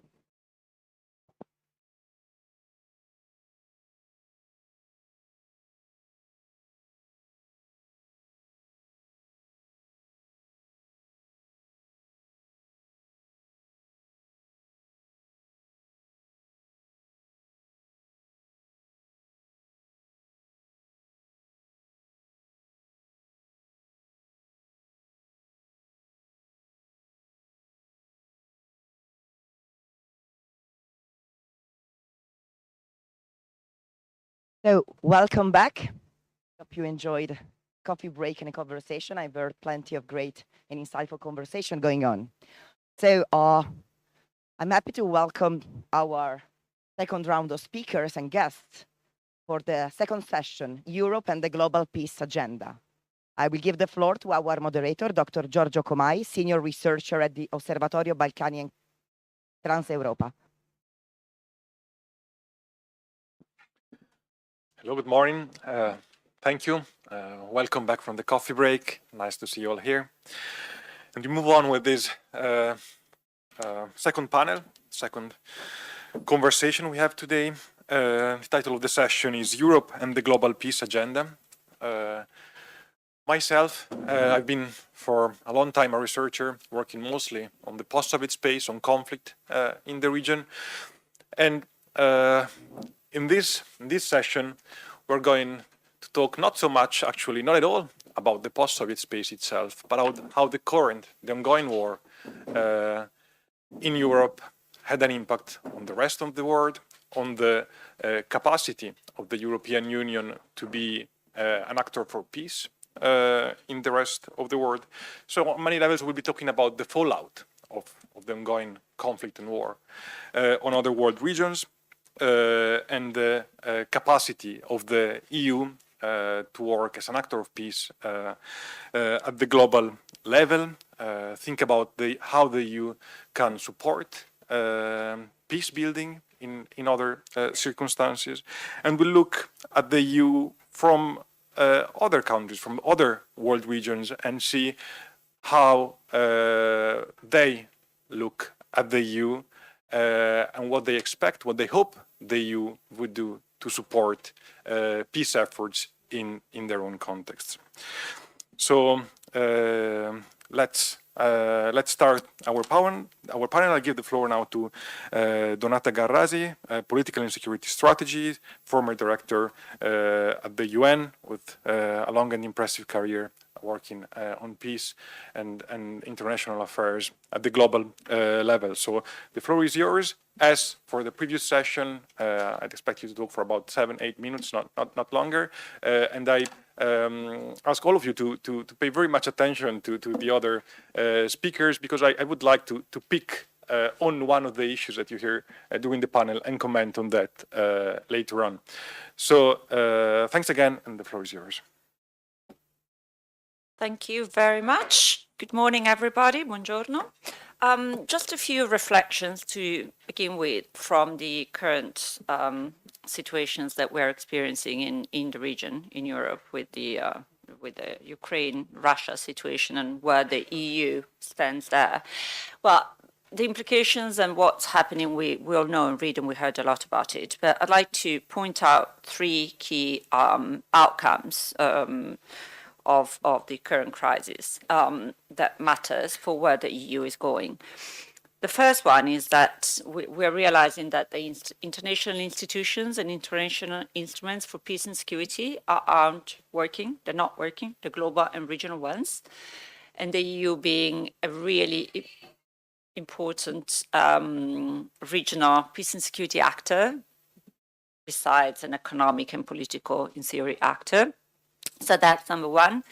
A crisis and a lack of capacity of these instruments to be effective in crises, including major crises that we are all witnessing and experiencing. Number one is that we're looking at polarized world, not in terms of bipolar, multipolar, but the fact that we're all focusing on the East and the West, the Russia and the China and the US and the EU somewhere in between. But actually, there are way many more countries out there that are, by their silence or by their silent support to one party or the other, influencing the way the international community is able or unable to play a positive role on peace and security. I'm thinking about many African countries where I used to work until a couple of years ago. India, Brazil, we all read the news, so we do know that the president of Brazil goes somewhere and insinuates support for one party and the other, but the bottom line is that there are huge groups of countries that are either not taking positions or are silently doing so, and in both cases, they are influencing the way the global agenda, peace and security agenda is shaped. Right? Because when they go to the Security Council as non-permanent members, they vote in one way or the other. Often they do not vote. And same they do in the General Assembly when they are to express opinions about resolutions. And the third point is, that what's happening right now has demonstrated, in my opinion, the big limitations of the way the European Union currently addresses conflict and security, peace and stability, and the big mismatch between the rhetoric and all the policies and instruments and funds and economic capacity and the reality, which is, oh my God, there's an invasion and then there's violence. What are we going to do? We're going to rearm, and we're going to invest much more money into our defense. And by defense, I mean hard defense. I don't mean soft defense. So I have worked for years and years on peace building, conflict prevention, and then in a few days it all becomes about military and common defense, which is needed, but it's part of the question. So what does that lead us? It leads us to a situation whereby I believe, and it sounds like a judgment and a negative judgment, but it's my personal experience. We're in a situation where we have a huge institution, that's the European Union, that's Europe, with huge capacities. The European Union invests our taxpayers' money, for those of us who pay taxes, because some don't because they work with the international organizations. Huge economic investment goes through the European Union in very many countries around the world. Huge presence. The European Union, through its delegations and different instruments, mechanisms, institutions, is present more or less everywhere in the world. Loads of, like I said, policies, strategies. I can't count them. I don't know if you guys know them all. I don't. Every year there's a new strategy that is developed, and it addresses one aspect of peace and security or the other. Ambassadors all over the place. And how does that translate into a capacity to have an impact and to influence conflict prevention, peace building, conduct a key role that the European Union could conduct in terms of mediation? It doesn't, in my opinion. And the more I traveled and the more I lived in Africa as elsewhere, Southeast Asia or Afghanistan, even in places like Colombia, the more you realize that there's a huge proliferation of initiatives by the European Union and its various funds and mechanisms at one level. So that's alone European Union. And then there are the states. That when the European Union, through the Commission or something else, says something, then you have President X and Z flying somewhere and giving different nuances to what has been the stance of the European Union as a union. So if you are at the receiving end of all of that, and for instance, me in conversation with some of my former country member partners in the Great Lakes region, you realize that on the one hand, the support and the message and the potential of the European Union, as for instance, an economic actor, soft power, is not fully realized. On the other hand, it can be exploited very ably by the spoilers, those who actually don't want things to get better. So one day they go and talk to Ambassador A of the European Union, and then the next day they go and talk to the manager of whatever fund. And so it's disaggregated, not in terms of being articulated at a local level, in terms of being too spread out and the European presence and the European intervention. And what, I'm going to have to look at my timing, and what does that mean? Well, that means that all this potential to have a positive impact, to play a mediation role, to help prevent conflict, crisis, solve conflict, is just not fulfilled. And therefore, we are missing on being able to play a major role in some of the small, local, subnational, and major regional and international crises. Where does that take us? And I'm going to use my last few seconds for that. Well, in my opinion, Europe and the European Union should go back to focusing on the soft power and the economic diplomacy capacity that the organization, the institution should have and should deploy, and they should maximize the amount of political capital and financing that they have available. One way of doing it is to really look at how to work on the economic piece, so how to attract investment and to rebuild the economics that needs to support peace in the medium and long term, and to back up the political peace effort, which sometimes is successful, often is not. And one way of doing that is to become a much more effective instrument to attract and vehicle private investment, the type of investment that comes through the development finance institution, ABZ. There are many, many, many different ones, but really to focus a little bit more on the famous SDG 16, but to look at the economics of what surrounds peace and conflict. I'm going to stop there, but I'd be happy to elaborate a little bit on this, how you invest in peace and how the European Union could play a better role at that, perhaps in the follow-up questions. Thank you.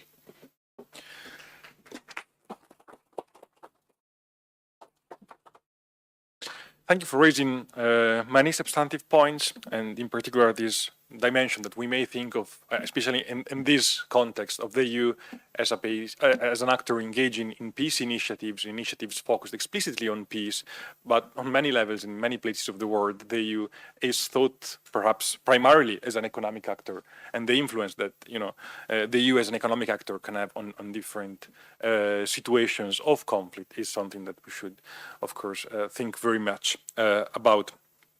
I'll give the floor next to Hashim Pondeza, who is AP Senior Advisor and Executive Director of the Center for Youth Dialogue in Zanzibar. I'll introduce the speakers as we go, but I should mention that, as you see, we have Sana Harti from the European External Action Service joining in the conversation, and looking forward to hear your thoughts a bit later. But now the floor goes to Hashim Pondeza. Thank you for this opportunity. I'm very honored to be here, to be one of the speakers and contributing my ideas and my thoughts regarding the peace in Europe and beyond.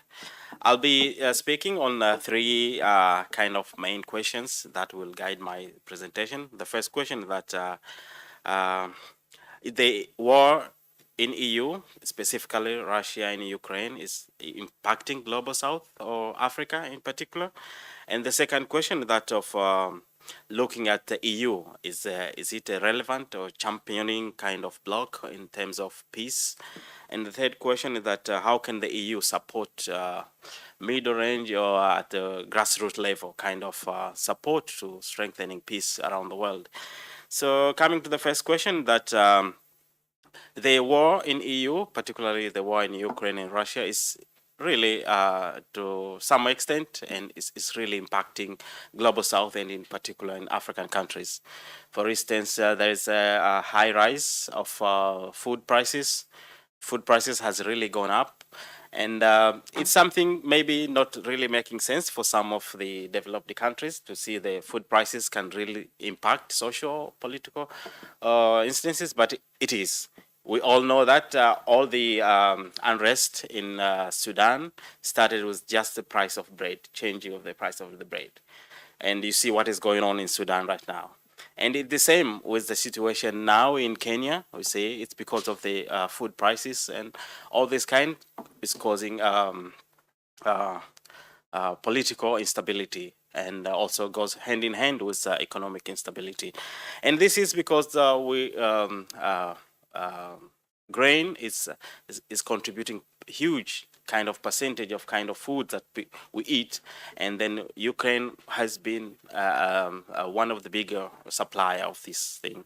And with the war in Ukraine, is a lot of impacting, and this changes prices of food, prices of fuel, you know, all these kind of things are really impacting our economy. And when there's economic instability, a lot of economic hardship, and when youth, they don't get income generating activities, they usually become idle or become frustrated. And this opens the room for negative political narratives, and also temptations to join kind of bad groups.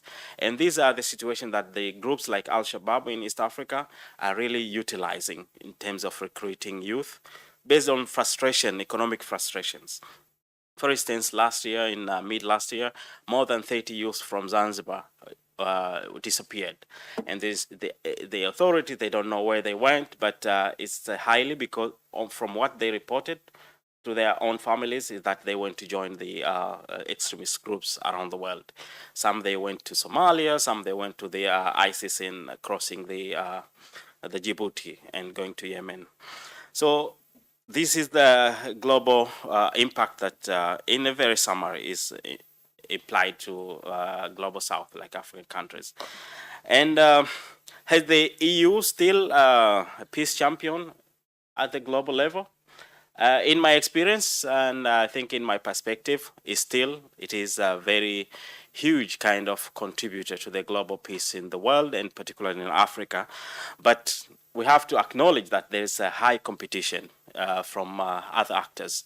We see right now there's a BRICS bloc, which is now believed to be the largest bloc in the world. It's contributing 31.5% of the economy, which is, it says the G7 is contributing 30%.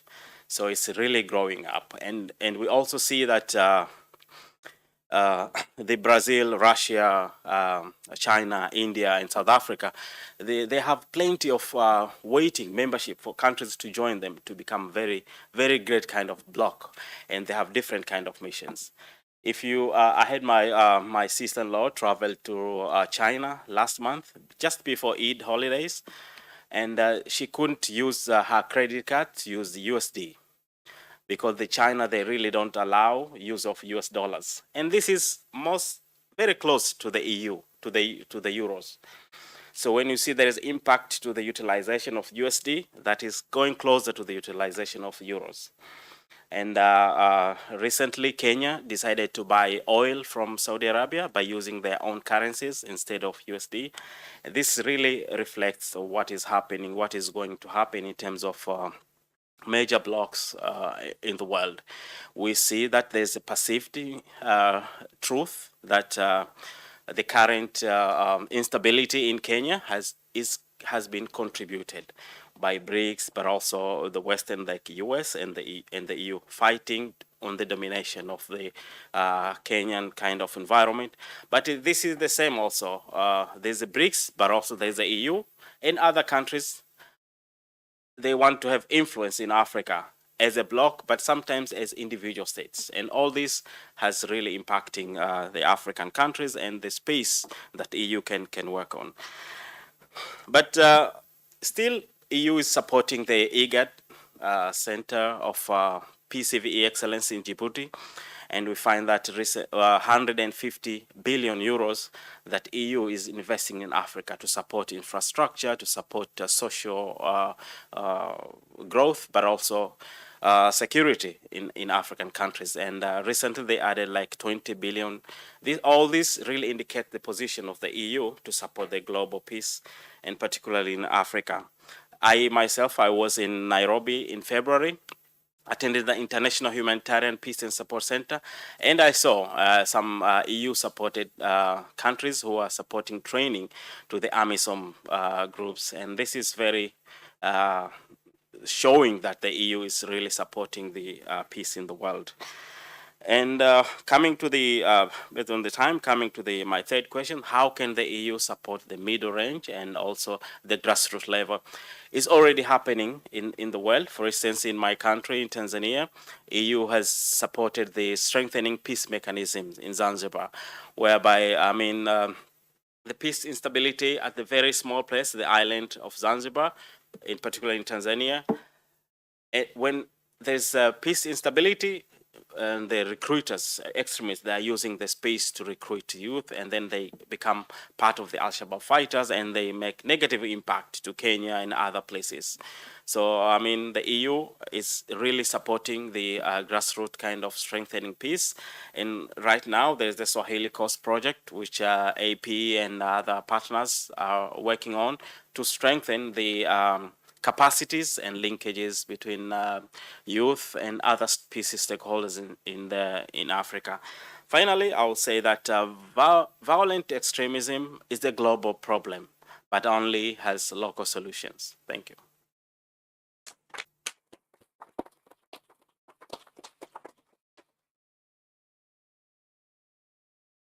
Thank you, Hashim, for the comments, for your thoughts, and for raising some important issues. Some go back again to that conversation about the EU as an economic actor and as the EU as a peace actor, and how the two dimensions are interlinked.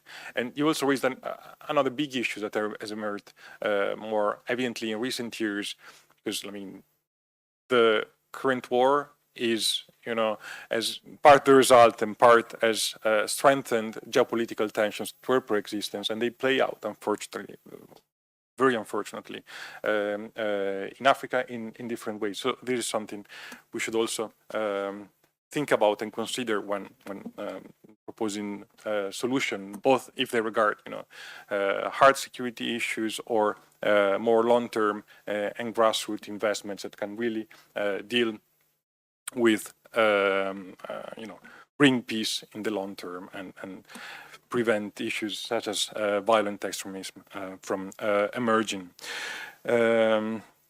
Next, I'll give the floor to Huma Saed, who is an AP member, Madre consultant, has been doing a lot of work on Afghanistan, of course. So give her the floor. You're welcome. Thank you very much. Good day, buongiorno. It's a pleasure to be here among the fantastic speakers. I would like to make my brief comments in basically in two capacities. One, as a researcher, long-term researcher of transitional justice, with focus on Afghanistan, and second, as someone who is from Afghanistan and among the few in this room who has also lived the war, although I've also been very fortunate from many perspectives.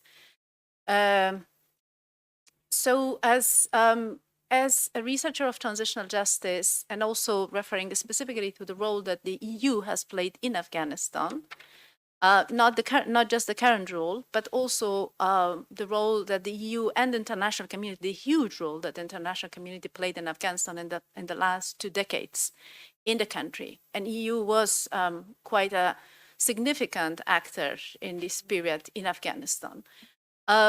So I think the question we need, whenever we talk about peace, in my view, we always have to talk about it in conjunction with justice. And justice, I mean, in this sense can be, yes, transitional justice if you're talking about countries that are coming out of conflict or some kind of dictatorship, where those societies need to reckon with their past. But also justice in the broader sense, because I think that peace without justice, without accountability, that can never be lasting in any country. And the research in many contexts has shown that. The experience of Afghanistan, what happened in the last 20 years after the fall of the first Taliban regime in 2001, was that the international community intervened. They brought billions and billions of dollars to the country, But what they did, unfortunately, this was led by the United States, they empowered the warlords, those very warlords who had committed war crimes in Afghanistan. They were criminals. They needed to go on trial. Instead, they were empowered. They were brought back to power. In Afghanistan, in early 2000, that had a slight opportunity to walk a path towards transitional justice, maybe a country that has been in conflict now for 45 years, and a very difficult, complex conflict with periods of political transitions without transition justice. So I think in my research of transitional justice, Afghanistan by far is one of the most complicated countries, if not the most complicated country when it comes to dealing with the past and transitional justice. So there were some steps, baby steps taken, and I have to give credit there to the EU, because the EU was one of the more, especially the Netherlands, was one of the most active actors in that initiative. It was pushing actually towards that. But the US blocked that initiative because they said, well, we have to rely on these partners, the Mujahideen, the very Mujahideen they had created during the war against the Soviets. So these guys, unfortunately, came back to power. This time they were involved in what I call economic state crime. That is, for example, corruption, land grabbing. I just published a book on this last year. And what happened to Afghanistan? And what was the reasoning behind that by these countries, the US and then they were also able to convince the European countries, was that, well, we have to prioritize security and peace and not justice. We leave the justice, that's a kind of a luxury for now. But what happened, as it has happened everywhere else, is that at the end, Afghanistan had neither peace and security nor justice. And one of the reasons that the country collapsed, and the way it collapsed 2 years ago, almost 2 years ago. So I really hope, both as somehow a practitioner, but also a scholar, that this will be a learning lesson for the EU and the world to not do this. And I think anybody dealing with peace needs to look at the elements of accountability. But accountability not just in the sense of criminal accountability. Of course, then there are also many different other aspects. I don't have now time to talk about it, but there's much research, including in my own work, about that, like, community reconciliation, for example. There are restorative justice initiatives that can be implemented. But specifically what I like to say, and here I like to talk now in my capacity as the Afghanistan advisor for MADRE, because we focus a lot on gender justice and focusing on gender persecution, that in the justice initiative, then I think there has to be a very significant focus on gender justice. What is happening today in Afghanistan, it is gender persecution. And gender persecution, as some may know in this room, it can amount to crime against humanity. That's also falling under the jurisdiction of the ICC, where Afghanistan is currently being investigated. As of last year, they started the open investigation in Afghanistan. And we at MADRE are working on this. And documentation, of course, there is very, very important. Documentation with the lens of gender persecution. Because unfortunately, despite the fact that crimes, sexual-based crimes, have always happened in all conflicts, they have hardly been adjudicated as such. So Afghanistan now is under the current Taliban regime, with what is happening in the country towards half of its population, we think is a quintessential case of gender persecution. But of course, this needs to be documented. This needs to be proved in the court of law. That is a different decision. But we are working towards that. And specifically about maybe two words about the more positive role of the EU that has played in Afghanistan, at least in the past. And then I also make a remark about the impact of the war in Ukraine. Just when Afghanistan was going through intra-Afghan peace negotiations in 2000, 2001, the EU started this peace support mechanism. And one of the initiatives it supported there were a couple of them, but one of them, which I found as one of the most tangible and maybe good examples, was supporting the National Victims Network. I mean, Afghanistan is a country where 70% of its population identify themselves direct or indirect, direct victims of war. as a result of 45 years of war. So in that kind of country, it's extremely important to mobilize war victims. And for the first time, something like this happened, meaning that from the EU, at least a number of countries in the EU, there was a strong support towards this. And we know that the Netherlands has been one of those countries, always behind this. And then just a word about the impact of the war in Ukraine. Indeed, that has impacted also the role of the EU. EU is still has its diplomatic representation in Afghanistan.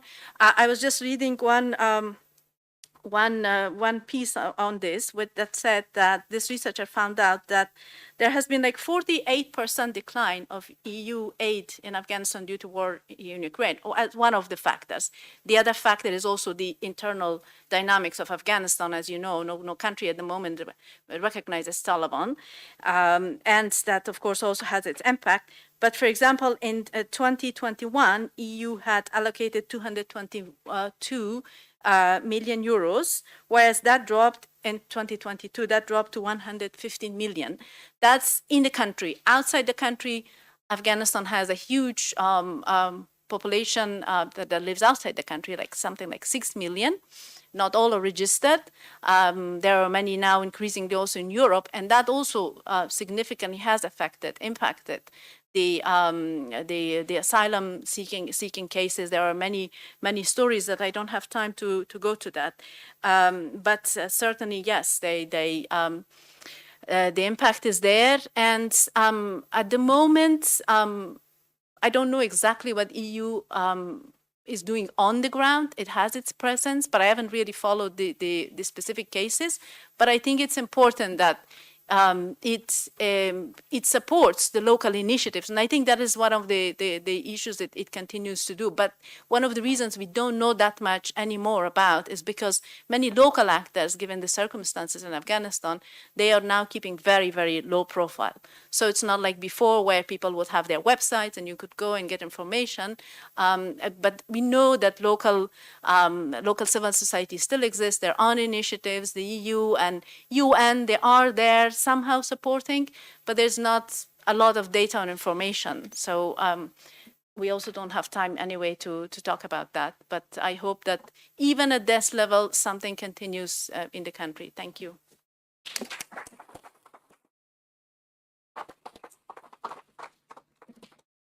Yeah, thank you again for your contribution. And starting from your last point, there's a lot of interesting points you raised, and this in particular is a challenge, I think, for governments around the world and for the EU in particular, perhaps. There is often this, habit of course, interacting with local governments in other world regions. And it is not so easy to work with grassroots organizations if there is not full consent from the government, or in some cases, if it doesn't actively go through some sort of vetting procedure from the government. So this is definitely a challenge from the perspective of the EU and other international actors and donors.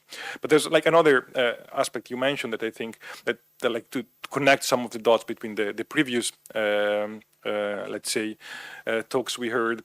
That, we've been talking about economic development, the security dimension, and now you brought our attention to justice. If you want, let's say, long-term peace, you need, all of these elements, and of course, like, justice must be very much part of this conversation. So thank you for mentioning both these aspects and the gender dimension, which is, again, we talk, in this context, we talk about it often in the context of like women, peace and security agenda and these kind of things, but there's, of course, much bigger issues that needs to be discussed.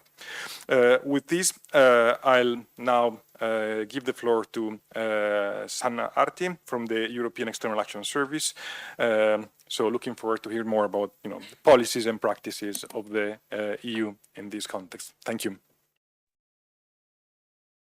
Thank you very much for giving me the floor, and thank you for having me speak and participate in the conversation today in an online mode. I regret not being able to be there with you.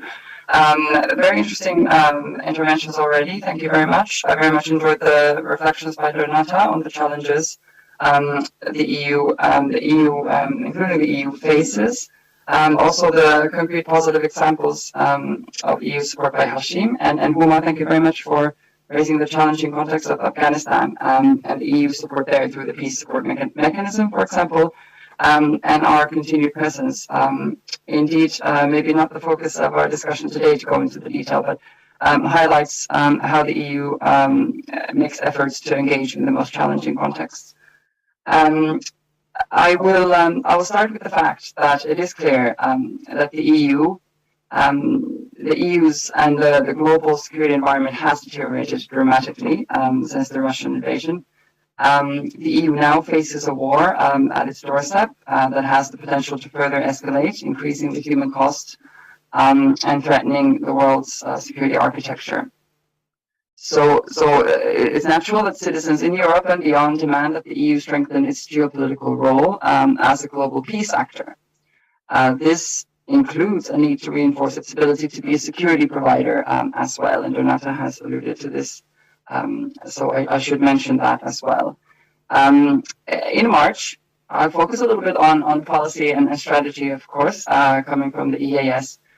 So in March 2022, right after the Russian invasion of Ukraine, the EU and its member states took a huge step forward with the adoption of the strategic compass on security and defense.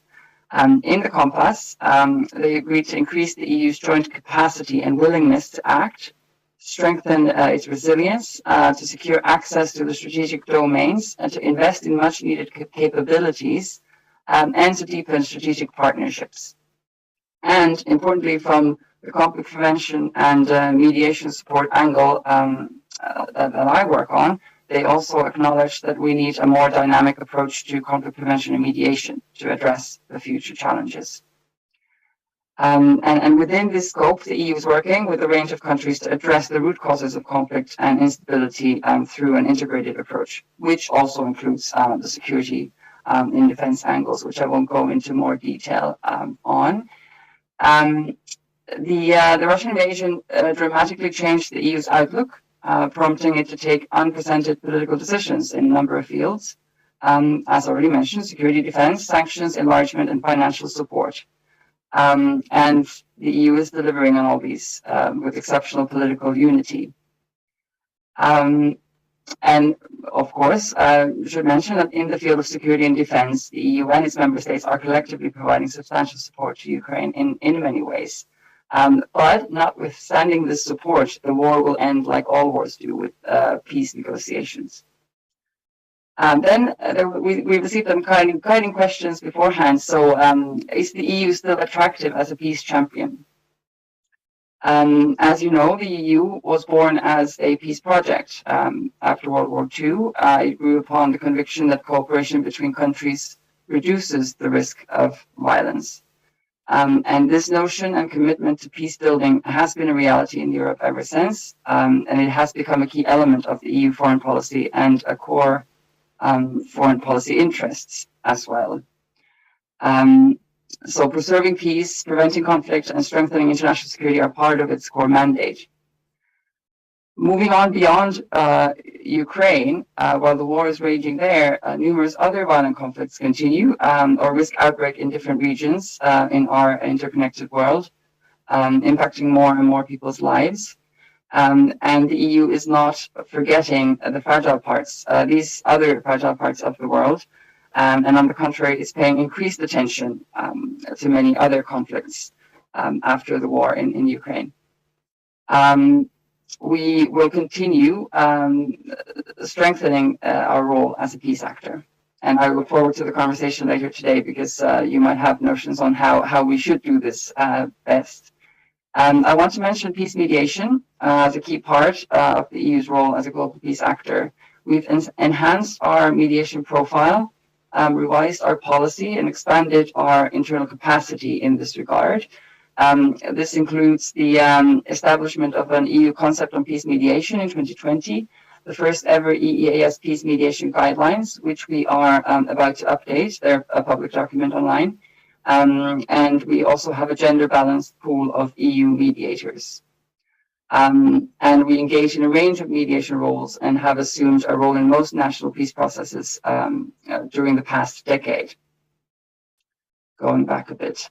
And to mention some of the examples of high-level EU mediators, of course, the High Representative plays a particularly important role. And then the EU peace efforts are often led by EU High Representatives.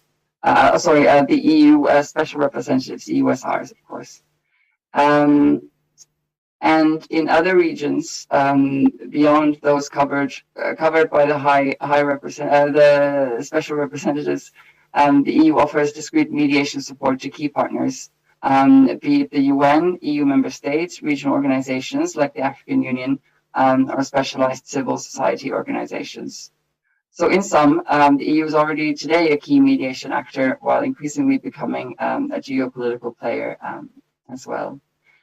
And then in terms of how can the EU support middle-range peace building and grassroots everyday peace efforts globally, when seeking peace, the EU focuses on two key aspects. First, how to better prepare for and prevent new violent conflicts.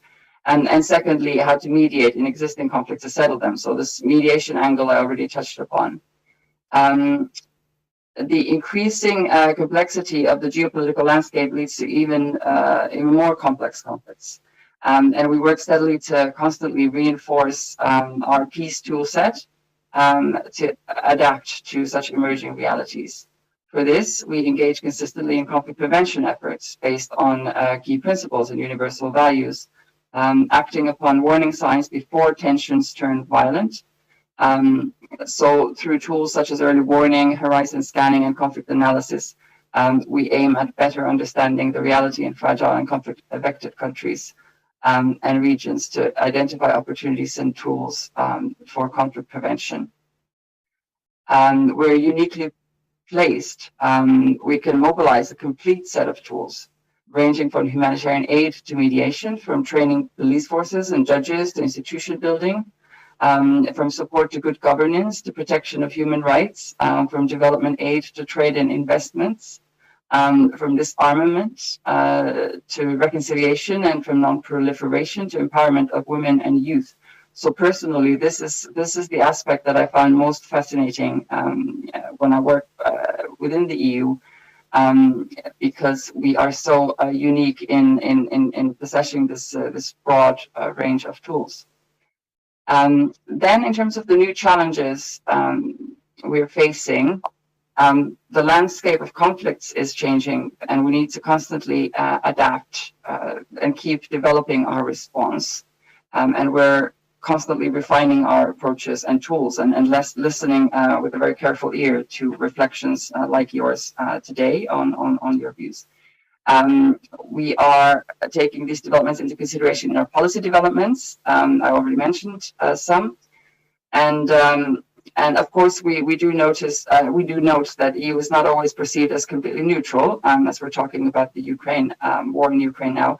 But by being transparent about foreign policy interests and defending universal values, and by increasing cooperation with partners, we are increasing our effectiveness and reach as a mediator. As an example, often through discrete contribution to peace. So I'll finish up there, but just to highlight 3 points at the end that I scribbled down as I was listening to Donata actually already. So first of all, policy and strategic foundation and member state ownership is very important for the EU. Secondly, we acknowledge the challenges and we address them the best we can. And thirdly, we make our best efforts to be as operational as possible in the current context. I finish there. Thank you.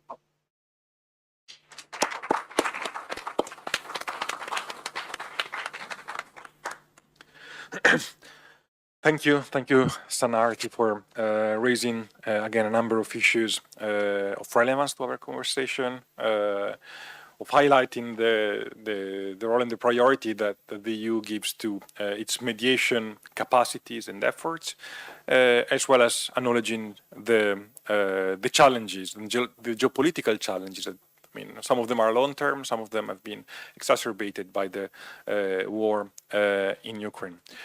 So,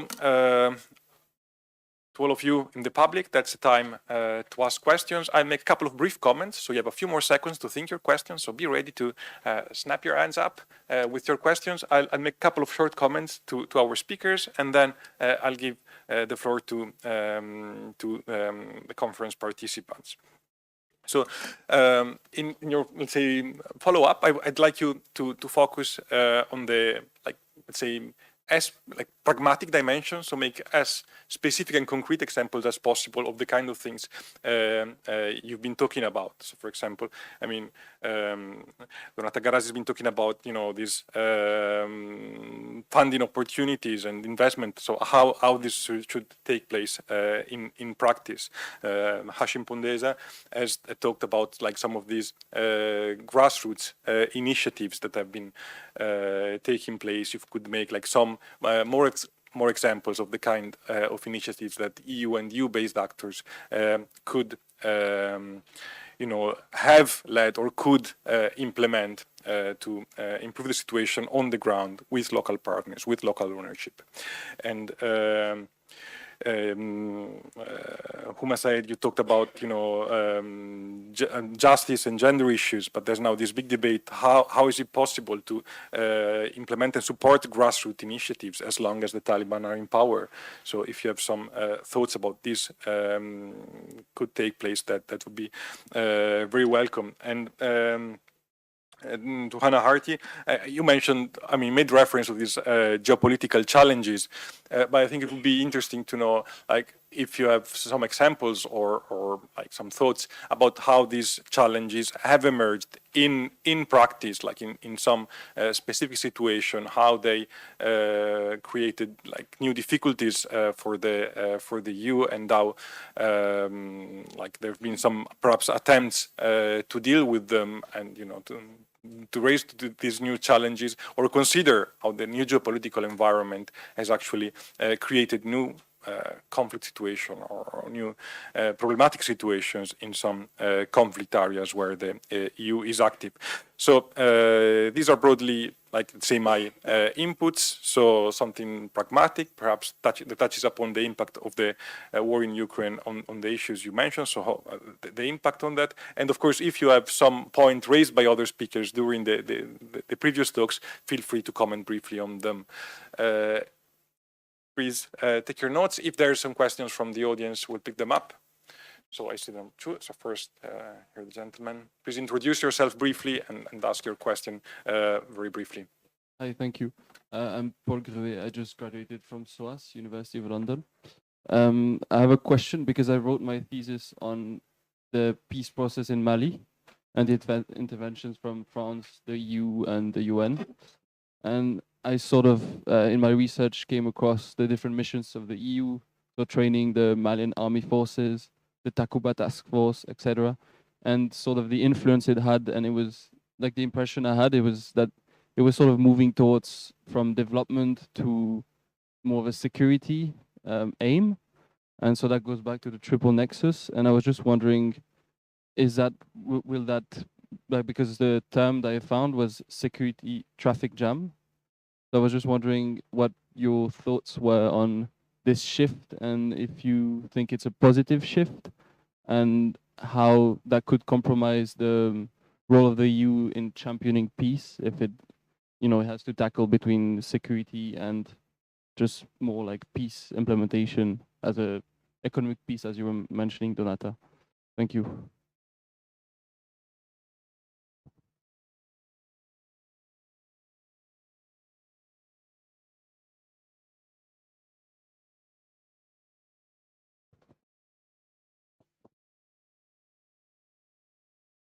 Hi, my name is Serge Strobans, and I work for the Institute for Economics and Peace. First, one info, Mrs. Said, we did not learn from the past. When we look at the 6 coup leaders from the 6 last coup d'etat in the Sahel in the past year, all 6 have been trained by US Special Forces. Somehow, we do not learn from the past. My main question is about the efficiency of what you have discussed. You spoke about this 150 billion invested by the EU in Africa. When I look at the reports we produce, I see that most of the LDCs are still in Africa. I see that the epicenter of the impact of terrorism is in sub-Saharan Africa, but concentrated in Sahel and the Horn of Africa. I see that most of the countries on the bottom of our peace indexes are African countries. So what is the return on investment? What is the efficiency of the investment of those 150 billion? And somehow the question is, how are these investments made worldwide, monitored and evaluated and re-injected within policy? And what is the real peace building strategy from the EU? Where do we want to go with peace building? How do we do it? How do we measure it? And how do we re-inject that into future policy? Thank you. Sure. We had one more here, and then we'll give back the floor to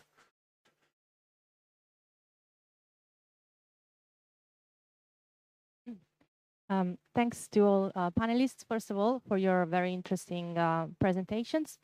My name is Chiara Cervasio, and I work for a British NGO called BASIC, and we work in the field of nuclear diplomacy. So my question is mostly for Mrs. Garasi and Mrs. Harty. And the question is, do you see a role for EU, for Europe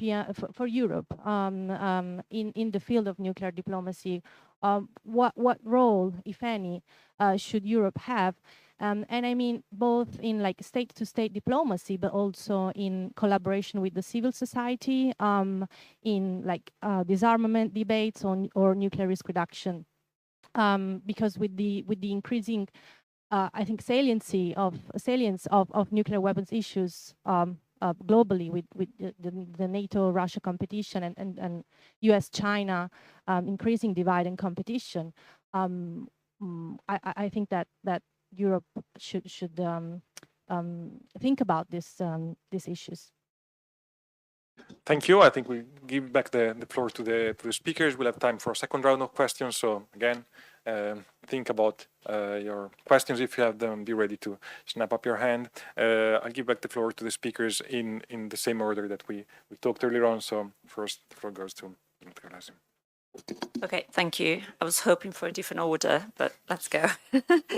Let me start with Mali, actually. My view is that if we get to the point of a security traffic jam, as you described, it means that we have failed many other attempts to prevent conflict and to deliver peace. Hence, we're left with the hard security approach to it. And Mali and the Sahel, by the way, and Mali in particular, are great examples of how, over the years, the international community and the regional community, by the way, West African organizations and African Union, have completely underestimated the fragility of the country and of the region, and have kept on fueling, have kept on channeling funds, development funds. You're too young, but Mali once upon a time was the golden country when it came to good governance, good development. You know, when Liberia and Sierra Leone wars were going on, everybody was, oh my God, let's go and invest in Mali, let's go do things in Mali, they're so great. So there's an issue there with exactly what I was saying, which is we have not invested in peace, the different dimensions of peace, the economics of peace, the social peace, and etc. Now we're stuck with the security response. Sadly, when you get to that point, which is where Mali and the Sahel got to, I find it's really difficult to shift towards a more socioeconomic approach and soft security approach to supporting and promoting peace. Yeah, I don't know how that's going to end up, but I do think that was a big missed opportunity, and I don't know how the EU can fix that. But we need a completely new look on Mali and on that region, which leads me to another point, which was a little bit the point our facilitator asked us to look at. And it's the concrete examples. So I mentioned on and on these economics of peace. You know, it doesn't mean that nothing else is useful, but it does mean that if you're looking at phenomena like violent extremism, if you're looking at phenomena like food insecurity, if you're looking at ungoverned spaces, then you really need to think about the economics of it, what's behind. Why do we have food insecurity every 10 years or 5 years or all the time in regions that actually are either relatively fertile or could have efficient food systems? Why do you have food aid being flown into countries that could overproduce and even export? And one of the reasons why, I'm oversimplifying here, is that there isn't the right kind of investment in addressing the drivers of food insecurity, and it's more convenient for some actors to provide food aid and then beef up the humanitarian budgets, because actually even from a domestic political gain point, you can say, hey, we have supported huge humanitarian operation in country X and Z. So what does it mean to invest in peace? And we have here our colleague from the Institute of Economics and Peace. You basically didn't invent it, but put data and analysis and policy weight behind it.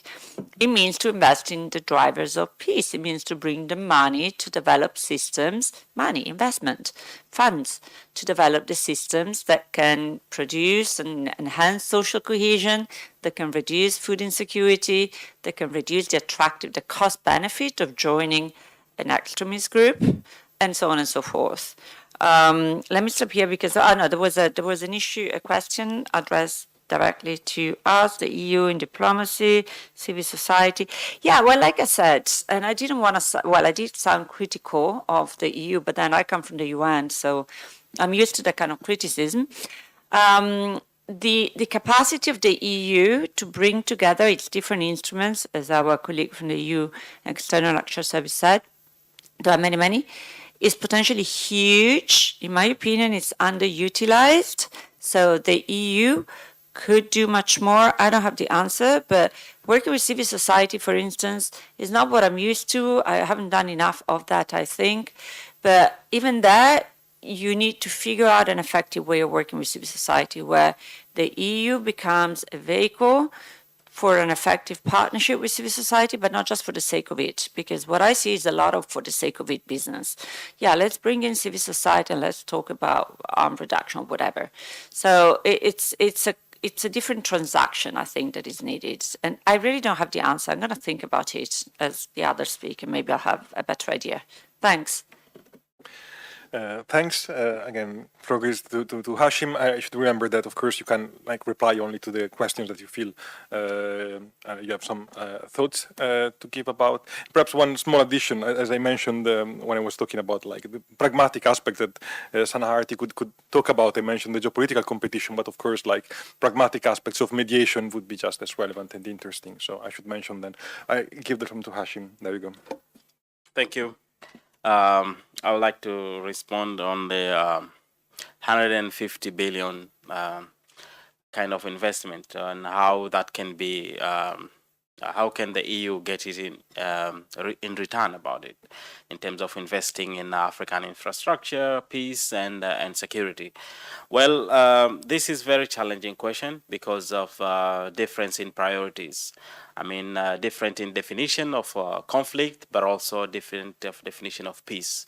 And individual states and the EU itself, they have different kind of definitions and priority in individual countries, particularly in Africa. For instance, a number of European countries and Western states, some of them, they don't believe that there is a relation between recruitment and radicalization of youth with regard to economic hardships. And this is something very important for the developing countries, LDCs. Economic hardship really makes them vulnerable and accepting kind of easily being taken into extremist groups. So there's different in kind of priorities that really leads into kind of misunderstanding or misimplementation of the strategies and plans that the EU has agreed with individual states. And there's a political different in political interest we have like African Union with more than 50 member states, but some of the member states, they are in blocks like West and East. And within the East, some of them, they are really not relating or really supporting each other. And some of these investment are really for the entire bloc, like East Africa. But you find that relations between DRC and Rwanda is different, you know, as compared to Burundi and Uganda and Tanzania. So all these really impact kind of implementation and pace of return in terms of peace and economic development in Africa. And then the last thing that I'll mention here is that the existence of BRICS, which is not really spoken in the context of Africa or in Tanzania, but is really working like under the sea. I mean, they say that when you look the ocean, you find water is really stable, steady, but there's a lot of lives under it. So BRICS is really working hard to have the influence in Africa. But then you find individual states like Russia individually outside of the BRIC is really working hard to really disrupt what is supported by the EU and the US and other developing countries.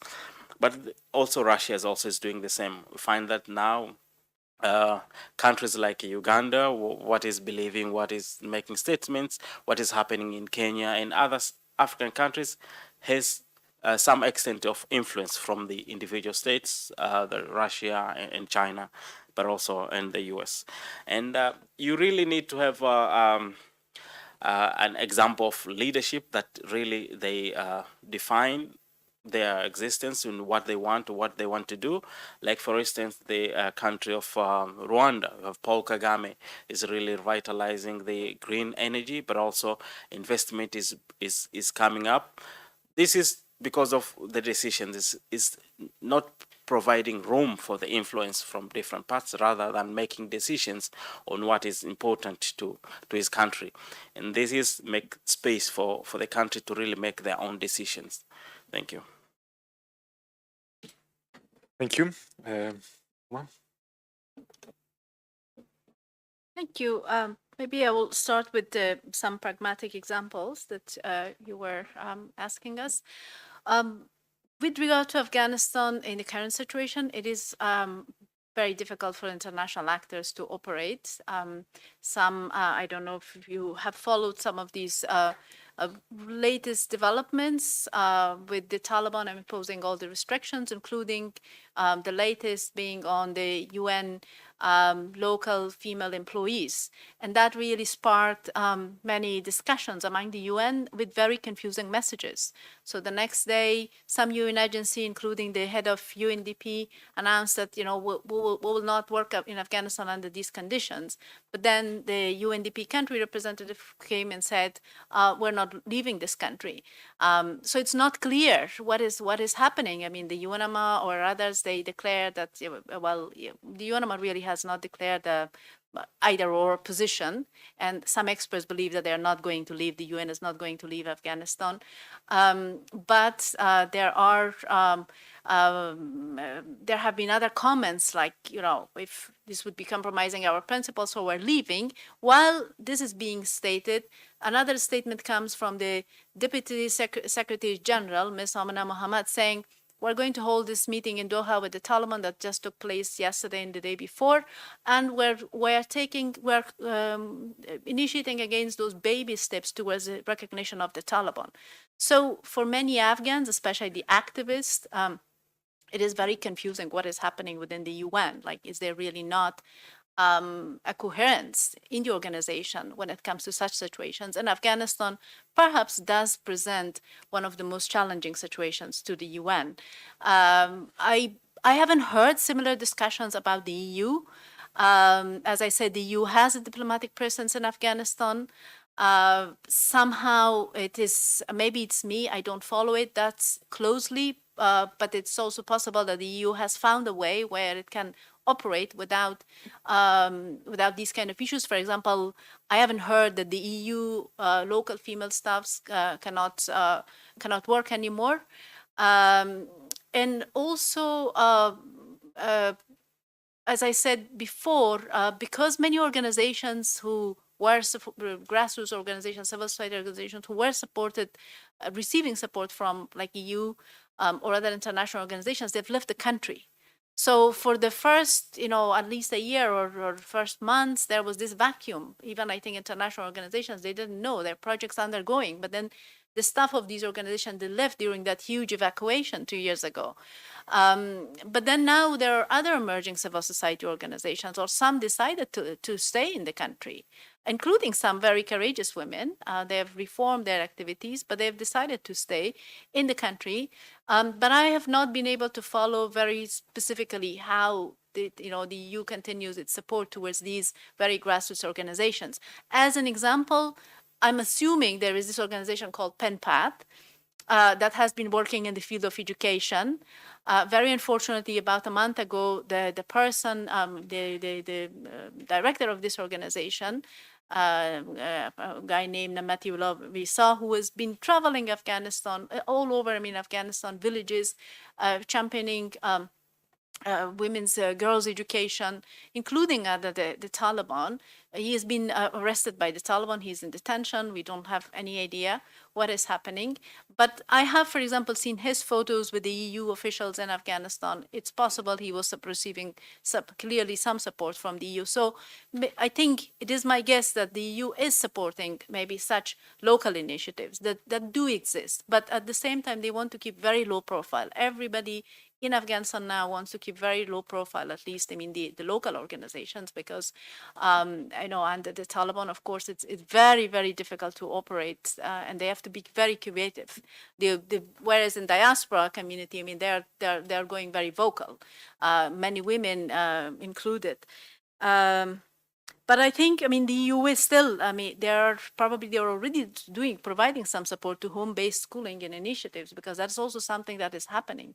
And it needs to happen. It must continue. There's huge demand from the country for all these girls, millions of girls who are who cannot attend school or universities anymore. There are initiatives, and I do hope that an organization like the EU would support these initiatives. Documentation, for example, we know that there are initiatives in the country towards documentation in support with the organizations outside Afghanistan. And this is actually one of the areas where I also work.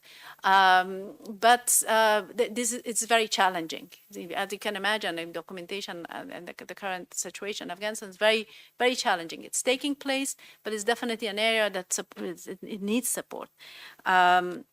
Maybe quickly on the strategies on peace building, I think, this is a huge question, obviously. But I think it depends, what are the approaches towards peace building. As we know, there are already academics who have written with very critical approaches, especially towards liberal peace building, being very top down.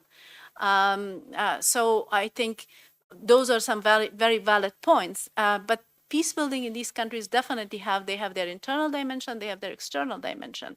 And both are very important, but I think that if you want peace building initiatives, and I say this also from the experience, not just from some articles that I've read, if you want peace building initiatives to be sustainable, to be successful, we really need to put the locals in the driving seat. The question of agency of locals, with that decision-making capacity, with the capacity to prioritize based on their needs, that is extremely important. This, unfortunately, it doesn't happen. The opposite may happen, because there is always this tension also between the local and the external. But I think that is extremely important. And some other issues, justice, in my view, it has to be an integral part of any peace building initiative, as well as addressing the structural issues. Again, experience has shown, and there are many articles about it as well, that as long as the structural issues in countries are not addressed, and then of course it depends what those are. Some countries, maybe it's around land disputes or ethnic divisions. Sporadic initiatives here and there is not going to radically transform a society. Thank you. Sana Harti. Thank you very much. Many of the questions were already answered. I'll start with the geopolitical challenges for the EU, sort of from a concrete examples perspective. I think this was already mentioned that, for example, some countries in Africa have not seen the Russian invasion as we do, as a Russian unilateral, unprovoked invasion in the Ukraine. And these countries are our partner countries. We're partnering with them on peace building efforts. So this, of course, adds a complexity to our work with them and in these contexts. Then, secondly, how do we go about peace building? How do we measure it? Huma was just discussing it there. I think, of course, I've mentioned the policies. Policies and strategies from the EU side, of course, it's always conflict specific. So we base our engagement on a careful conflict analysis. And we have strategies depending on the different contexts. I find this question of how do we measure it very, very interesting, and it links with the risks and risk awareness and risk tolerance of peace building efforts, which are oftentimes long-term investments and challenging to measure the successes, and the contexts also change and the situation fluctuates. So loads of challenges there. There was the question on the EU role in nuclear diplomacy, and I'll connect that. I'll bridge with that to concrete examples on EU mediation, which also were asked by the chair. I want to highlight the role of the High Representative as he led the negotiations in Vienna with regard to the Iran nuclear talks and facilitated the proximity talks between Iran and the US. And maybe to give a couple of other examples from the work of the special representatives, a good one is the Belgrade-Pristina dialogue, where the EUSR for the Belgrade-Pristina dialogue, Lajčák, has taken forward the EU-facilitated dialogue aiming at comprehensive normalization of relations. And in the South Caucasus, EUSR Tovaklar has been instrumental in ensuring that the EU remains a credible and constructive actor in contributing to the prevention and peaceful settlement of conflicts in the region. And then furthermore, the USR for the Horn of Africa, Annette Weber, has been engaging with partners to support the implementation of the agreement on the cessation of hostilities in northern Ethiopia, and to make steps towards peace and reconciliation in the country. We're also working on transitional justice, as Huma was highlighting before in Ethiopia. So just to give a couple of examples, and these are, of course, higher level examples. Beyond that, for example, we're working to support insider mediation. Local mediators, sometimes an external mediator is not as accepted, welcome.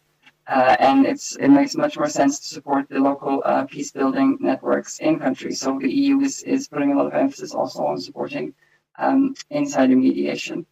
Maybe in the interest of time, I have to stop there, but thank you very much for the very interesting questions and conversation. Thank you for being, let's say, paying attention to the time dimension, which is really tricky because like time is ticking. It's almost 1 p.m. I promise there will be a second round. So if you have like very short comments, I think now is the time to take them, but really please be short, and then we're ready to close the session. So if there's like brief questions or shorts, see one here and then one there, and then probably we'll leave it at that. Thanks a lot. That's very extremely interesting and timing discussion. When I think to the EU peace mediation, conflict prevention instruments, it's something that I really have been focused in the last years.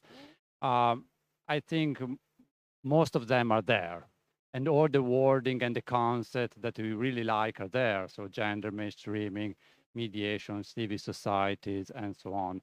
But what we elaborated in the last years, and it was also part of last year's discussion at the forum when we touch up on conflict prevention, was that the technical side, the more instrument, are a little bit disconnected from the political one.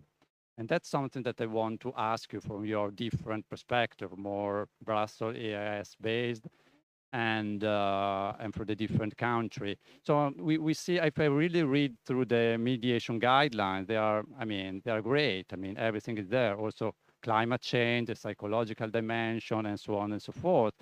But when it comes to political decision, in some case, I mean, there is some kind of connection, but I really have the impression, also discussed with colleagues at the AIS, that, I mean, the analysis, also the conflict, and the politicians, and from Borrell and high level in the States, when they act at the EU, they really don't through the analysis, the conflict analysis, and so on. Thank you. Last question.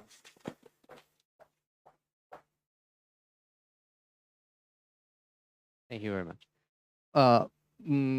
My question, from what it emerges from the presentations, it looks like the EU is operating as one among other actors in complex theaters where security challenges need to be addressed from different perspectives.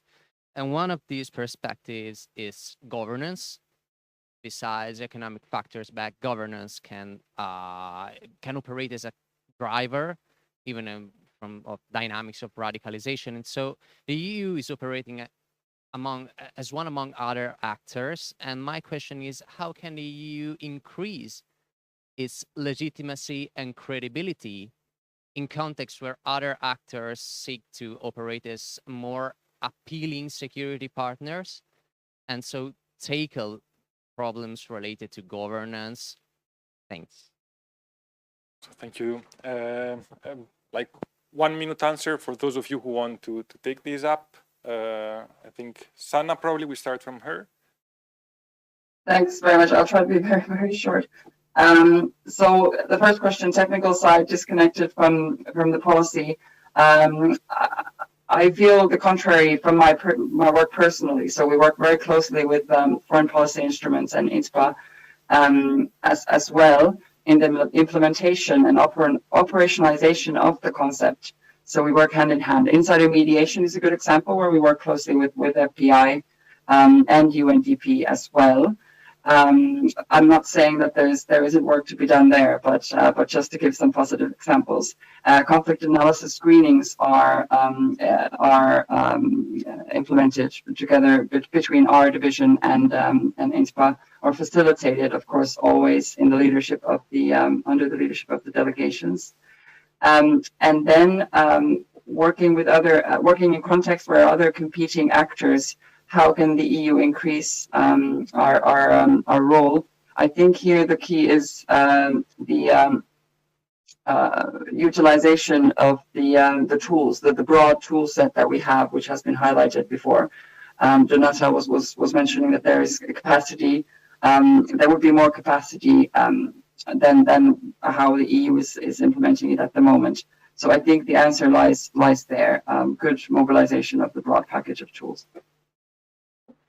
Thank you. If you have very short comments here, or so I think thank you again for being here, for being patient, for letting us talk for a couple of minutes longer than initially planned. Now it's good, perfect time for lunch. So there you go, Michael. Thank you so much. Really, thank you.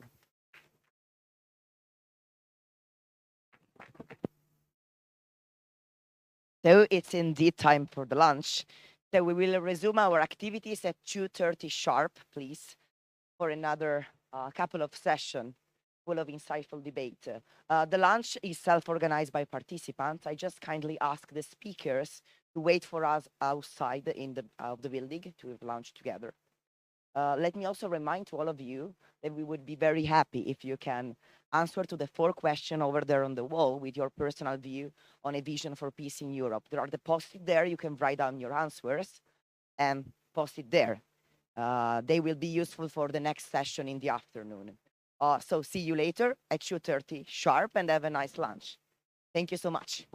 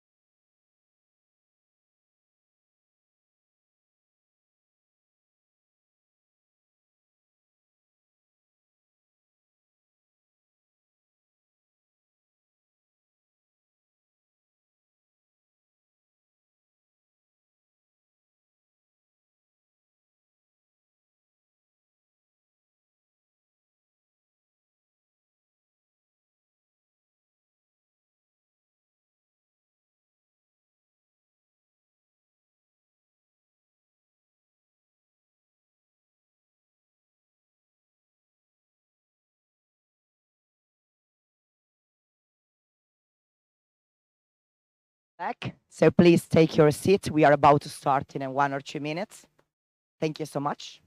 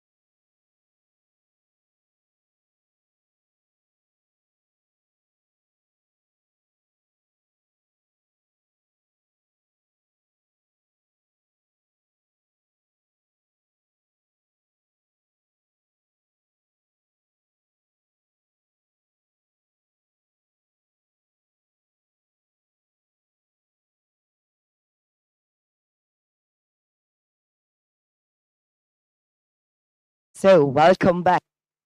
We hope you had a nice lunch, relax, prepare for our afternoon that is full of dense insights and conversation. So I'm very honored to introduce the third session and to give the floor to our moderator, Dr. Selina Del Felice, AP Associate, who will be leading this conversation. Thank you so much.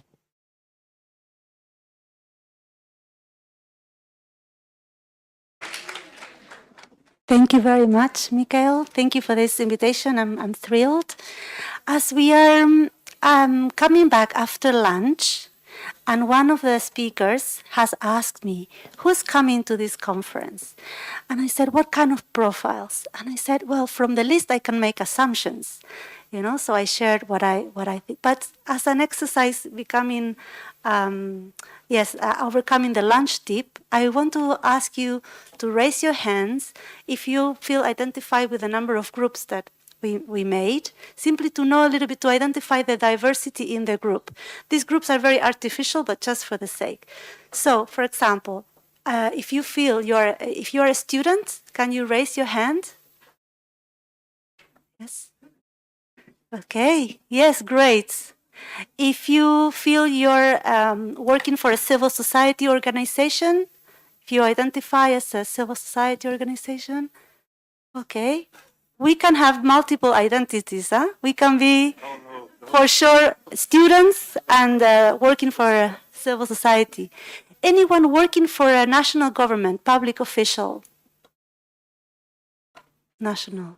Local government. Some. Yes. International organizations.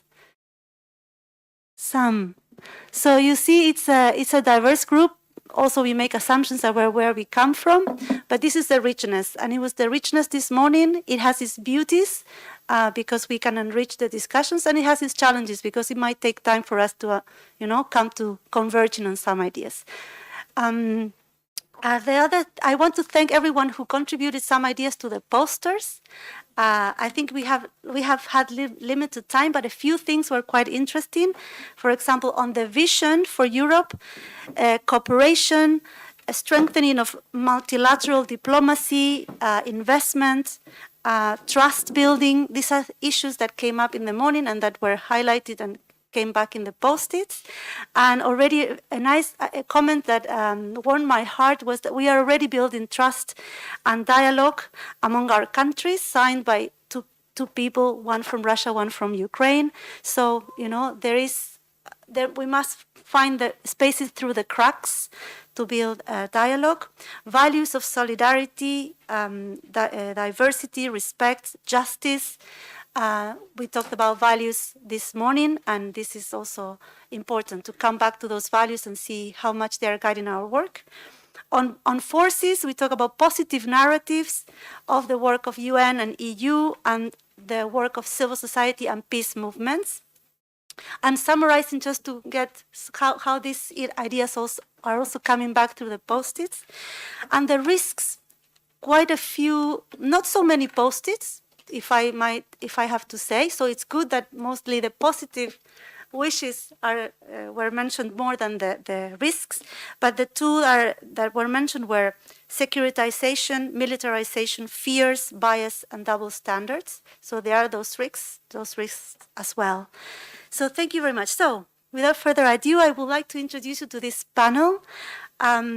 Marius Cevelli will start. He's a member of the International Steering Group of the United Network of Young Peacebuilders. It's a youth-led peace network, also president and co-founder of Sustainable Cooperation for Peace and Security, working on the Youth Peace and Security Agenda and the Women Peace and Security Agenda, and was part of Young Mediterranean Voices for Italy.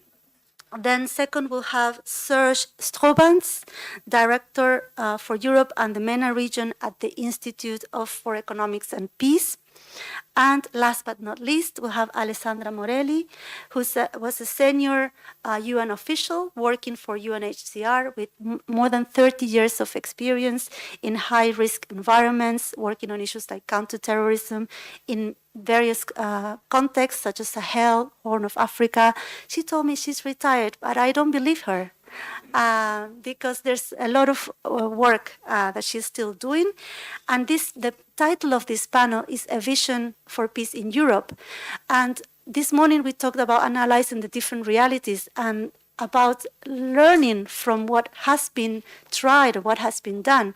So I think we need to root our thinking in understanding the history, the lessons learned, but at the same time be daring to explore and imagine new possibilities.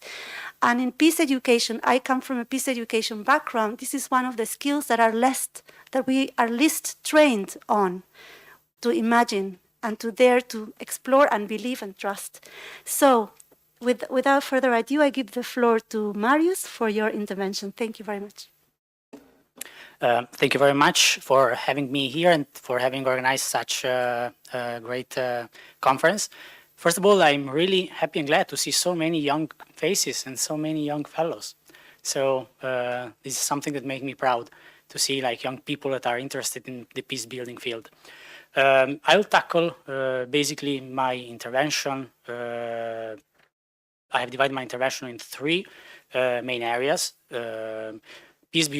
Peace in Europe and beyond Europe at political level, at the economical level, and health level. But I'm not going to talk about economical and health level because I'm not an expert on that field. And generally, when I have to give a speech alone without like interventions, I'm used to talk about topics that I don't know, but we'll have interventions and you'll find out that I'm not expert on these topics if I go along on this, on the field that I mentioned before. So, first of all, I'm Italian of second generation, son of Albanian immigrants, and I will tackle my intervention mentioning the Western Balkans in general, so I'm not going to go in details because it will look biased, my intervention having Albanian heritage, and there is no one that can rebut me. And so it doesn't look so fair. Second, as Young Mediterranean Voices Italy, I have worked like for more than 4 years in the field of connecting the two shores of the Mediterranean. So I'll give you some perspectives on my personal experience, how it worked, to give also hope and courage to other young people that want to take the same way and want to tackle the peace building field in that direction, to go in that field. So basically, how I see peace in Europe and beyond Europe. First of all, I'm not going to talk about negative peace, that is the absence of war, because we already talked about it in the morning, and I'm not going to tackle the Ukrainian and Russian war, because it's not my field, and we already talked about it, as I mentioned. I'm not going to read the definition of positive peace, because as you are interested in peace building, I think everyone knows. And to tell the truth, I have copied it from the International Institute for Economics and Peace. That's the definition. They have a great definition.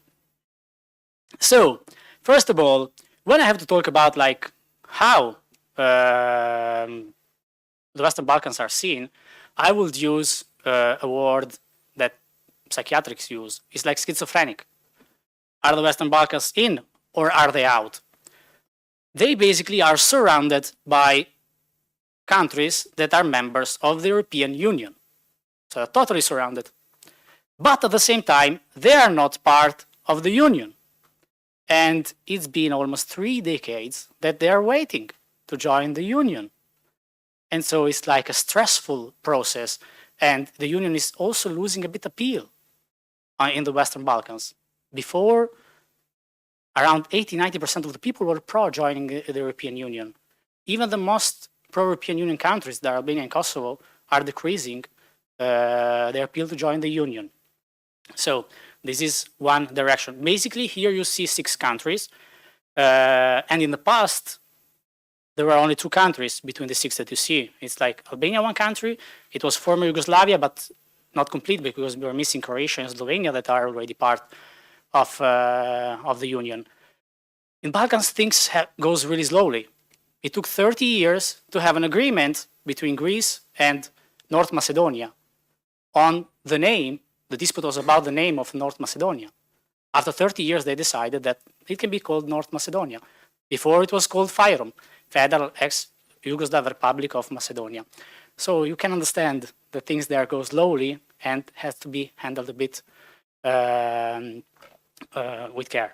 And I have been working 1 year in Serbia with this Italian Civilian Peace Corps, that is an Italian state youth program for young peace builders. And I've been 1 year also in Albania working for the integration of the Roma community. I was with another Italian state program. And here it comes, like why I connect the dots with youth peace building. So I've done these 2 youth programs by the Italian state. And I'm also a member of the International Steering Group of the United Network of Young Peace Builders.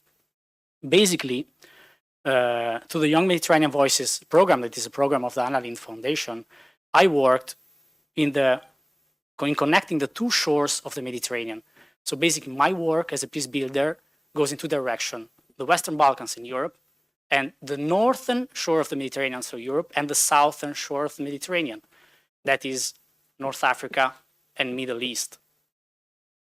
The Mediterranean Sea at the moment is seen as a cemetery, where people come for hope in Europe, but they die crossing the sea.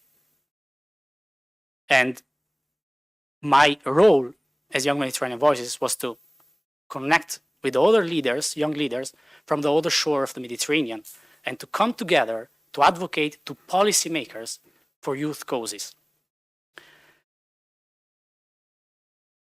Here is the Mediterranean Sea, an image that I have taken from the artificial intelligence, basically. So if you see a cool PowerPoint, it's because I used the artificial intelligence. I don't have that many graphic skills.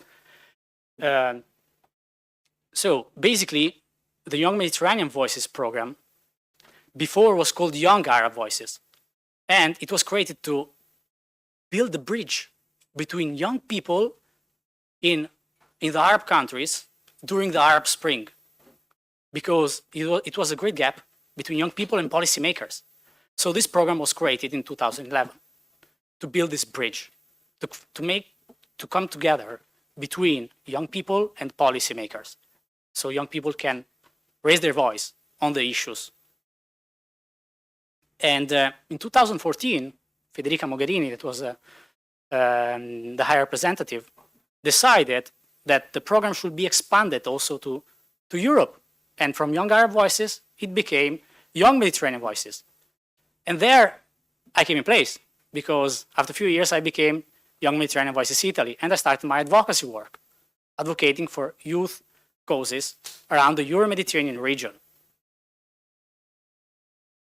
So, for the first time, in December 9, 2015, the United Nations Security Council adopted a resolution that recognized young people as positive agents of peace. That is the resolution 2250 on youth, peace, and security. And basically, my work at the United Network of Young Peace Builders, and also as Young Mediterranean Voices Italy, was to advocate for this resolution. I was only 27 years old when I was giving speeches with President of Republics. The person that you see there is Your Excellency George Vella, the President of the Republic of Malta. It was my first time going to give a high-level speech with a high-level person. And I was almost passing out during the half of my speech. And the speech was only 3 minutes long. So basically, when you do this kind of advocacy work, you have 2 to 3 minutes. So you have to be really sharp on the points. So going with 1 or 2 points and describe them. You can't go broader because no one will listen to what you're saying and they will miss it. In fact, do you think that he replied with a long sentence? No, it was like 10 seconds. But it was enough to understand that I had done a great speech. And I'm not going to tackle the other, the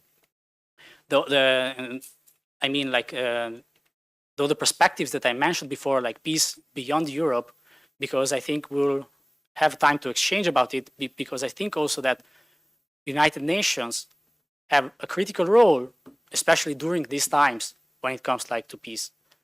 Because what is the role that the Security Council can play now? Is it still updated or outdated? We have India, that is the biggest country in the world by population right now, but they are not member of the Security Council. So how this is going to work?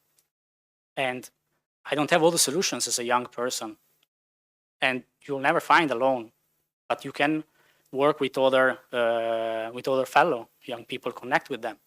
Through Young Mediterranean Voices, for example, I learned that also as a young person, we have different perspectives, because I was advocating to create a protection mechanism for peace builders around the Euro-Mediterranean.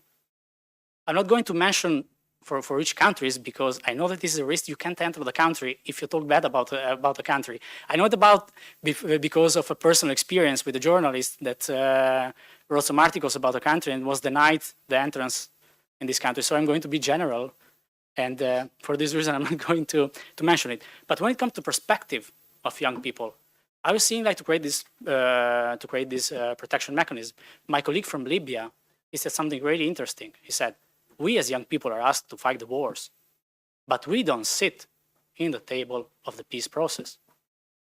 So that's something that I would like to take into consideration when we advocate for the youth peace and security agenda, to make sure that young people are sitting in the table. I have advocated quite a lot. I have talked a lot with high-level officials, like with President of Republics, ministers, MPs around the Euro-Mediterranean, being a speaker or a moderator. But at some point, I just don't want to talk with them. I want to become like a policymaker at some point. So I want to see more young people being on the other side of the table, being like policymaker, not just sitting on the table, being themselves policymaker and taking decisions. So this is how I see it. Yes, I hope I was in 7 minutes. Perfect. Okay. Even more. 7.5.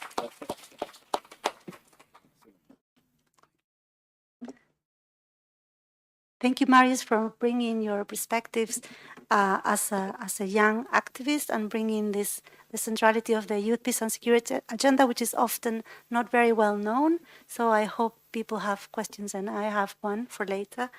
Thank you for that. So now our second speaker will be Serge Strobans, and I give you the floor. Thank you. Well, thank you very much, and thank you very much, Marius, for a perfect introduction with your definition of negative and positive peace. Makes me save about 30 seconds of my presentation. I mean, I've been asked to talk about, the future of peace in Europe, or at least is Europe going to be a peaceful continent in the near future? So I will try to answer this in 7 minutes and articulate around 3 major issues. First of all, I will act in my position or in my quality as one of the directors at the Institute for Economics and Peace. So I will overload you with statistics, figures, and the result of our indexes. And then I will flip the coin and look at it from an international security perspective and basically try to analyze the world in which we live at the moment and the position the EU needs to take to this world, and also the new conditions of this world will basically a weakened position for Europe compared to a much more vocal global South. So starting from the IP perspective, when we look at the levels of peacefulness today in Europe, so when we refer to the latest Global Peace Index, this is the Global Peace Index, which was at the lowest level since the creation of the Peace Index. So in 15 years, last year we were at the lowest level. We had a decrease by 3% over 15 years. And you can imagine that the next one, which is going to be published on the 28th of January, is going to be even worse. So we only decrease the levels of peacefulness globally. What we also do is watch a change in trend. Change in trend, basically looking at the motor for this decrease in peacefulness. Well, in the past decade, clearly conflict. Conflict was the motor of a decrease in peacefulness in the past decade. Since 2-3 years now, so even before the Ukraine conflict, since 2-3 years, we see a trend change towards high levels of militarization. So the motor of these high levels of militarization, and we are talking about more than 100 countries worldwide who's reinvested into more into their defense, has been generated by the shift towards a new world order, or at least the struggle to change to a new world order. Conflicts or crises like COVID or even the war in Ukraine has just aggravated this change in trend. So clearly, when we look at the future, we are looking at a Europe in which there is a conflict which will stay for a number of years. We are looking at Europe which will continue to have destabilization on its eastern border. And one, from an international security perspective, could really question the fact if it's really a good idea to have Sweden and Finland joining NATO. On the short term, this might bring more security, but definitely on the mid and long term, this is ensured tensions and destabilization on the eastern side of Europe. If we like it or not, from a European perspective, when we look to the east, we of course talk about enlargement, and we of course talk about, at least on our continent, self-determination of people. If you look at it from the Russian perspective, you clearly look at it from a perspective which is unacceptable for them. We don't like to talk about spheres of influence. We don't like to talk about buffer zones. This is not our European approach to international relations. But if you like it or not, there's a counterpart on the other side who likes those spheres of influence and who like the buffer zone. And every time we push the button in the buffer zone in Georgia 2008, a couple of years later in Transnistria and Moldova, 2014 Ukraine, well, we saw the reaction, some form of frozen conflict, some form of intervention from Russia defending the last tiny buffer zone that's still at its western border. So that's why in this approach and what's happening in Ukraine today, we might ask ourselves, it's a really good idea to have Finland as first joining NATO in the future. Few more figures. So that's negative peace. So that's the situation where we're at the moment. Europe is still the most peaceful region of the world. Good. But still the levels are decreasing, both in negative peace and positive peace. Positive peace, we have seen an increase of positive peace over the past decade, 2.4%. But still Europe at the status quo, and on 4 out of the 8 pillars of positive peace, we saw a decrease clearly there also. This is explaining to us that it's so easy to destroy peace. It's so easy to fall into the violence trap. And on the indexes, this goes sometimes with double-figure digits, 10, 15, 20% per year. But you can only build very slowly peace, 0.1, 0.2, 0.5% per year also. So the work you do to build peace is much longer than the work, I would say, the crisis you need to destroy peace as such. So we have the most peaceful region of the world, but in decline.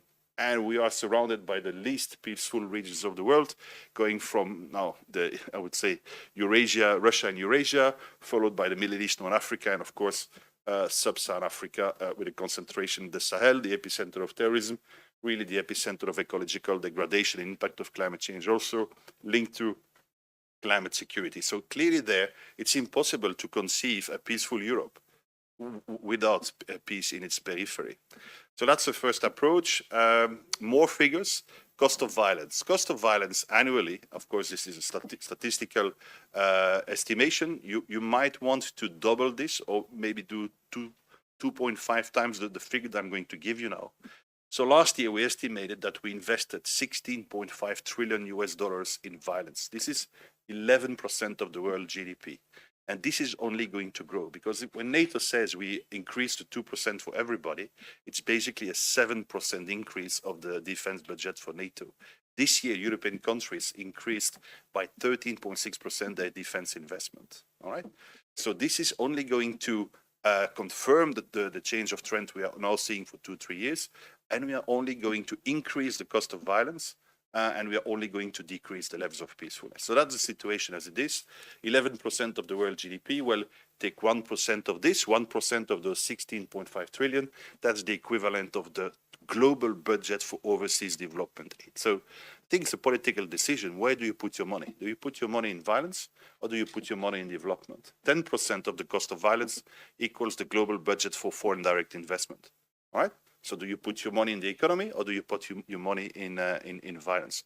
When you look at this figure, 16.5 trillion, you see that about 80% is dedicated to violence containment. So the military around 40, internal defense, basically police, paramilitary or national guards, 30%, and a growing number of percents for private military security companies. So basically the Wagners of this world. So we see 80% is really investing in violence containment. So what we say at the Institute for Economics and Peace is invest in positive peace, invest in those attitudes, structures, and institutions which create peaceful societies, because from there you will have these economic benefits coming along, and many more benefits coming along with a more peaceful situation. So that's the plan. So we are not in a good place at the moment. The perspectives are not really positive. And so basically, what do we need to do about this? Take political decisions. So a bit of the figures from the Institute for Economics and Peace. Now, in which world do we live at the moment? I think, this change in trend to more militarization is linked to the fact that today we live in a world which we could call realist offensive in terms of international relations. So we shifted from a liberal world dominated by the West towards a realist world, or offensive realist world, with not such a dominance created by the West, and with much more vocal global South and much more vocal, I would say, vocal and really interesting competitors in the system. So we shifted from a system where the individual was central and peace was central into the system, into a system today where peace is not central anymore. It's a nice to have, but it's really the protection of your state, your territory, your population, your system. The use of the military is allowed in that system also, and of course, peace is not at the heart of the system anymore. A realist system is also a system in which international organizations as such are not central anymore. I mean, we have seen over the past 2-3 years, first thing which the Russian or the Chinese would drop would be international law. Some positions, if they cannot use that in their zero-sum game in a realist approach, they would clearly drop some international organizations and definitely walk out of treaties. I think that the Russians have shown us in the past year. So that's the reality in which we live at the moment: multipolar, multi-layered, and really a realist world. So also at the Institute for Economics and Peace, we had this discussion. We're still having this discussion about the role we can play in a world in which peace is not central anymore. But if you like it or not, that's the reality of today. And so if you come up with strategies, if you come up with answers to potential crises, it needs to be adapted to the reality. And this is where I see a potential danger for Europe, or at least the EU, is to not accept the world in which you live, because automatically, almost theoretically, if you agree with those terms, if you agree with the new world, well, you also agree with your obsolescence. Because if you live in a world where international organizations are not really central anymore and are not really having a positive role, you automatically recognize that you are not really necessary in this type of world.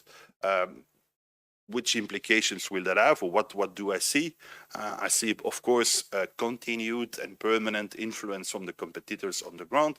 I mean, we can take a million of examples only in the past 2-3 months. Shifting to another currency as the basis for the economic transactions worldwide, creating of new coalitions, the re-emergence of the BRICS. We spoke about this morning. So those are all I would say features, those are all characteristics of the new world in which we live. And of course, this decreased dominance of the Western presence. So, if you like it or not, that's the world in which we live. So, as a European Union, you need to accept at some point a new world. You need to identify the threats to which you are exposed, and you also need to basically do a strategic security analysis. So, this would allow you at some point to come up with the right doctrines, transformed in strategies, transformed in concepts, and eventually identify the capabilities you need to answer those threats. What do I see today, especially from EU or European perspective? We just invest in capabilities and we don't really know what we are going to buy, why we need that, and what we are going to do with this. I think one of the speakers this morning said, well, there's a huge investment in hardware. Yeah, for what? Because we have one type of conflict in Ukraine, but when you look at the full security analysis and the palette of threats we are facing, we need to invest in much more than the hardware. We need to invest in much more than just, frigates, submarines, fighter jets, and or main battle tanks, which were at the heart of the discussion in Ukraine. Clearly, that's one type of conflict, but the main threat we are facing at the moment as a union or as a continent comes in a multi-morph and much more diversified form. So we need to invest in much more than this. We did not do the security analysis. We do not have a clear strategy. And we are not prepared. I mean, we are not being prepared in the EU for any of the crises of the past 10 years, not for the economic crisis, not for terrorism, which hit us, not for COVID, and definitely not for the war in Ukraine. So therefore, if you do not have any contingency plan, if you're not prepared to the reality of the world, if you disregard the reality in which you live, well, you always come late, you always come second, and you always need to rediscover yourself as a security actor in a time frame of a weekend, which happened last year in late February or early March.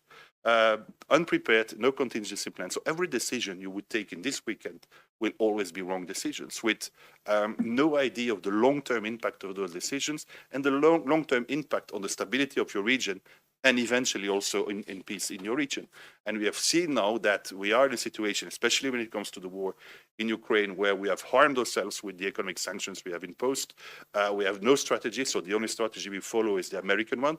And for those who really have studied the conflict over there, I think I can say it's a conflict between the United States and Russia happening in Europe, where we as Europeans don't really have leverage.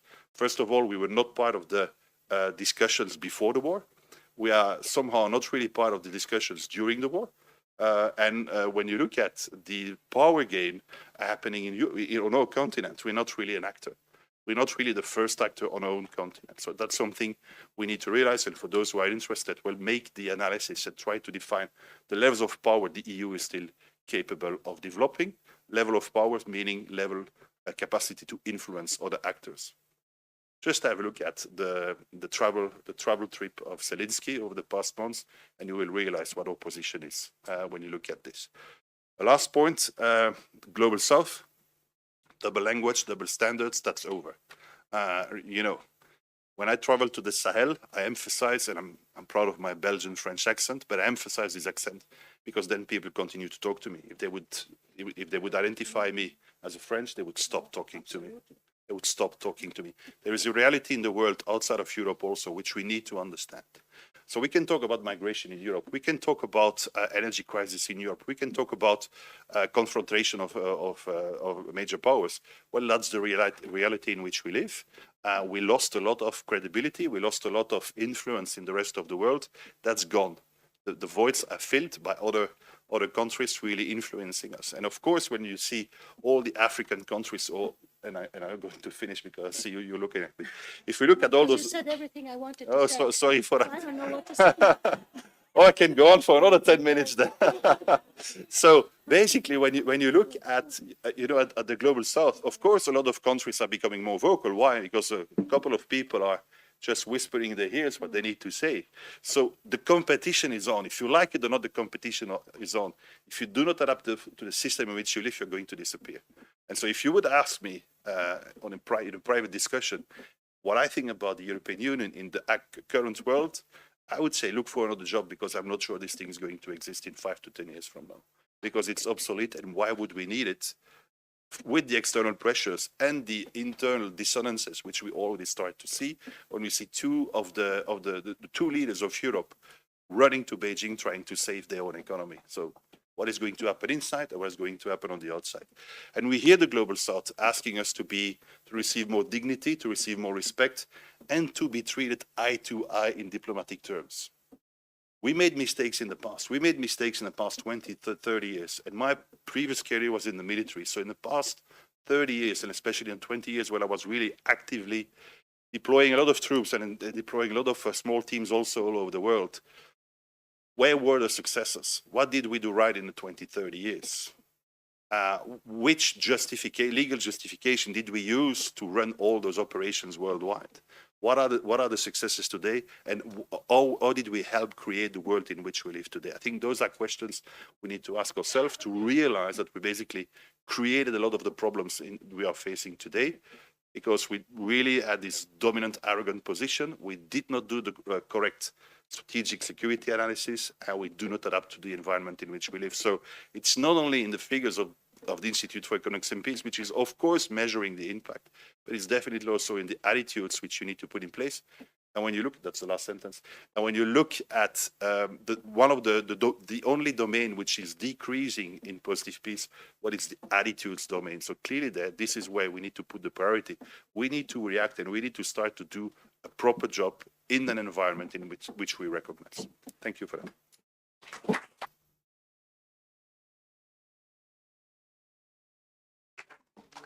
Thank you, Serge, for these very enlightening remarks, telling us about many messages and very provocative questions as well on the trends that we need to monitor. And you ask a question which, well, several, but one is how can we build a peaceful Europe without building peace in our surroundings, in the peripheries?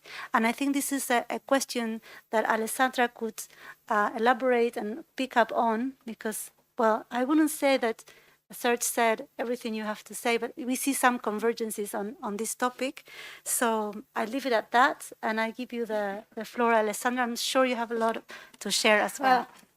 I enter the space with great humility after such enlightened speech from both of you. But allow me, peace is not at the center, but I would say mankind is not at the center.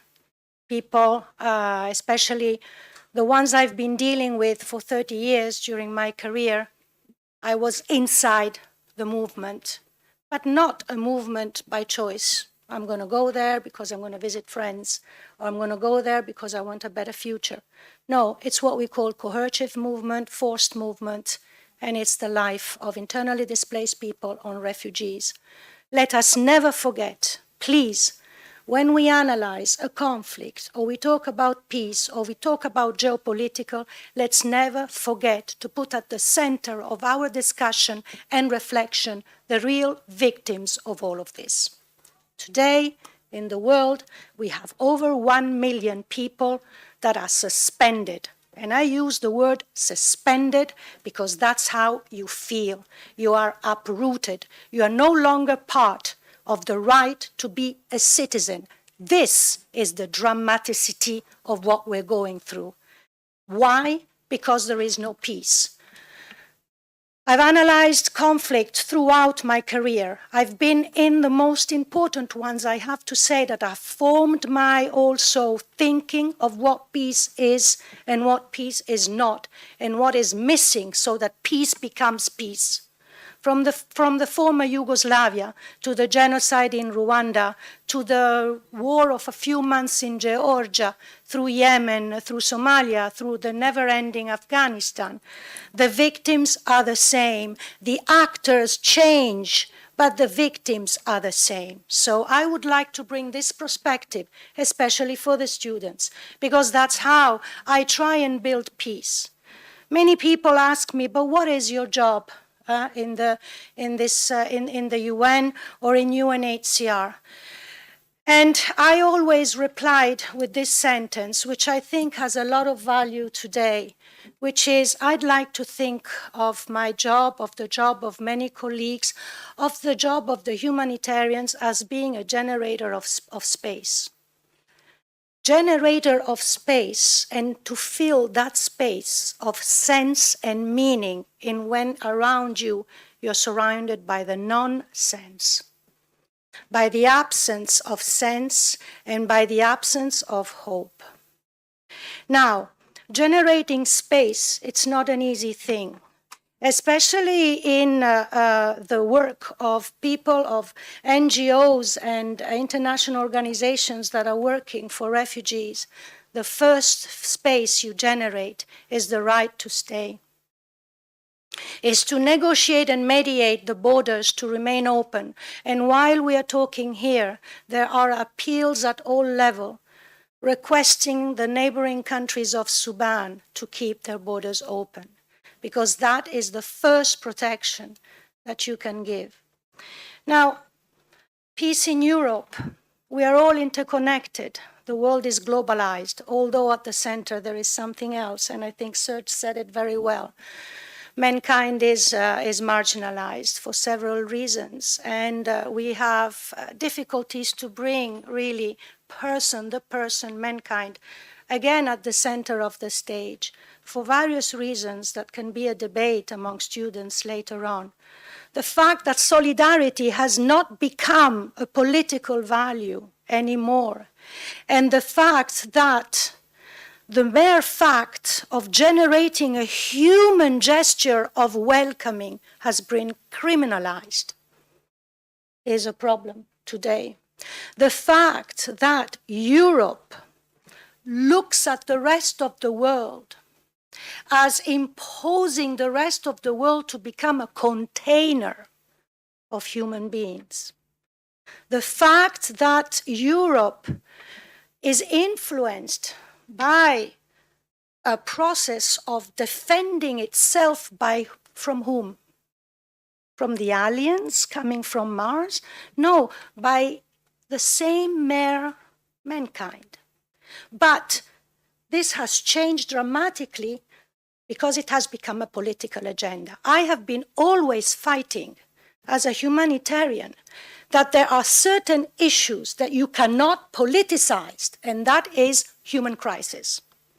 In front of a human crisis, you stay quiet and you implement the compass to solve it, which is solidarity. Not my words, Rodota. Not my words, Rodota, is that we are afraid to use solidarity as the compass to solve a crisis. Now, I have tried to use it. I was in the former Yugoslavia, Operation Storm, August 1995. I was in the Serb area of the Krajina. I was near Topusko. We are informed that the Croatian army is marching in, and it's marching in through the artillery that is coming in, and we could hear it flying on top of my house. We evacuate, we go into the UN quarters, we stay put. At a certain point, we have over, I think I saw at least 50, 60,000, even 100,000 people fleeing and coming around the UN headquarters, because for them it was the magical space of hope and release. I was with 3 staff members, the UN beret was there, and there was an incredible prophetic Ukraine commander who said, you come with me, you represent the humanitarian world, you come with me, we go solve this problem, we go negotiate a ceasefire at Glina, in the middle of nowhere. Generating a space of dialogue and mediation in the middle of chaos, was the hugest challenge that, among other experiences, formed my understanding of the value to be innovative, creative, get out of the comfort zone and put in circle the human DNA in front of the crisis. Well, to cut the story short, we are there. It was my turn to talk to General Stipovic. I say the names because this is history. And I said, General Stipovic, I have nothing else to say, that if you advance, I saw the men, they were ready, all with the black faces, they were ready for the infantry to come in, because for a few days the artillery paved the way in. General Stipovic, if you move, you will find women, pregnant women, elderly, wounded, everything. General Stipovich talks to the general of the UN and says, why do you bring women at the front line? And he says, if you bring me the Serb counterpart, I will not move in. The space for mediation was open. Through what? Through bringing the reality of what it is that impacts human lives. So when we talk about security, when we talk about all of these very important issues, militarization, I think it is important always to have a group of people that are capable to generate and to open that space. The result was the corridor to all the way up to Lipovac, over 100,000 Serbs that moved in there. And you won't imagine, just a few months ago, when I met the daughter of a family who is studying now in Italy, and when I shared this story, she said, my parents were in that corridor. And for me, it was like, wow, incredible. That's the saving lives. I conclude by saying that for the humanitarians, and here I talk to the students on the role of the humanitarians in chaos, because we have a role to play. It's not just giving out biscuits and blankets. It's not just being kind and good. We shape by bringing in and influencing. Two other examples, the World Bank. The World Bank, well, also with Europe. Let's look at Europe and the Sahel, because that's where I was for the past 4 years in Niger. At the center of this triangle called the Liptogoruma. Here comes Europe imposing their vision on migration to this part of the Sahel, asking the Sahel to criminalize, like they do in Europe, every irregular movement.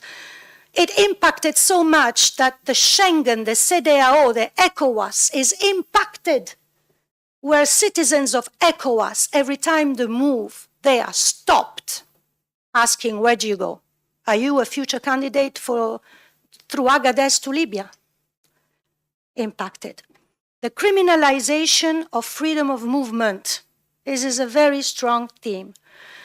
In Niger, and I would launch this idea with the government, which is quite enlightened, I would say, in the middle of that chaos. I have a personal, very constructive relation with President Bazoum. And the idea is, why don't we make Africa the think tank of migration? Why don't we talk to Europe on what migration is? Why don't we influence? Why don't we educate? We can, because Africa hosts 45 million refugees and internally displaced people compared to the 2,000 to 3,000 that land in Lampedusa. Africa can, because Africa hosts. They can come up with the lessons learned. My dream is to have a think tank in Africa that really indicates what solidarity, when you generate la gestione, when you managing with care, handling with care, because these issues are fragile. They are fragile because they touch our humanity. I'm sorry if I speak like this. I'm not really conventional. But the experience that I've made in 30 years of this humanity makes me think like this now. It's the only way out. Yes, security, everything you can. I've been there, we've been dealing. The World Bank, and I conclude here, the role of the humanitarians is to influence, by coming out of the comfort zone and being creative, these organizations to come and mainstream in your issue. The nexus that we were talking yesterday morning. The nexus, I had the privilege with the UN and the UN country team to discuss with the World Bank the possibility for the World Bank to start mainstreaming attention to displacement in their regional planning. That is a success. The World Bank that enters into regional planning for the displaced people.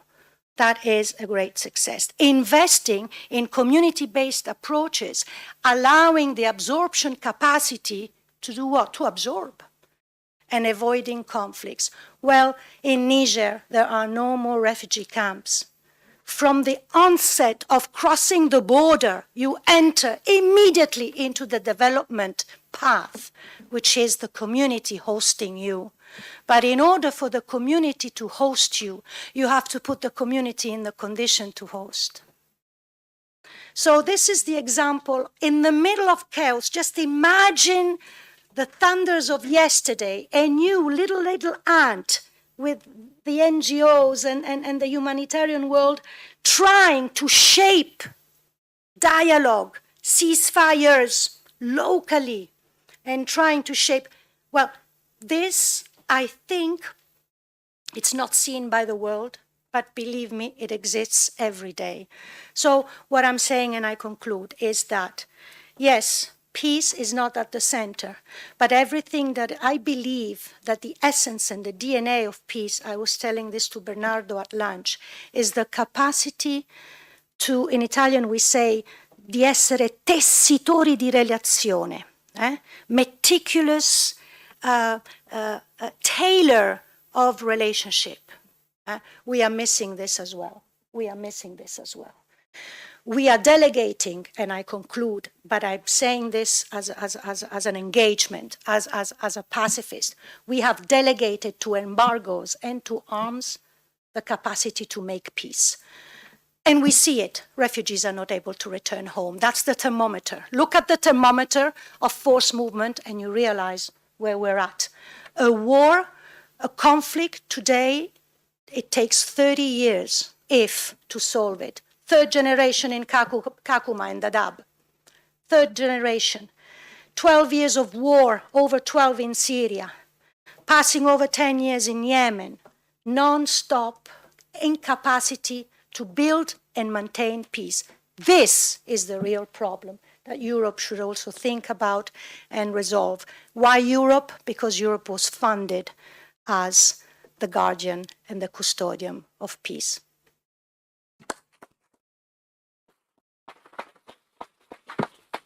I think. Thank you, Alessandra. Yeah. Thank you, Thank you, Alessandra, for these words speaking from your heart, from your experiences. I think you brought us back to this human dimension, and I think there are some connecting thoughts between the three of you. When you talk about solidarity as a value that shapes political decisions, Serge, you talk about the choices you make when you invest. Those choices in investment are guided by values, and you talk about attitudes building, and Marius also talked about all this connecting young people from different parts in dialogue, and that's attitude shaping. And one of the things we see in research in peace education is that a lot of children are having difficulties being empathic. And so many schools in Europe are now experimenting with how to become more human, more empathic. So it's bringing back to this human dimension. Very rich discussions, but I'd like to open the floor because I think the three interventions have been very, very mobilizing. So I open the floor for questions or comments.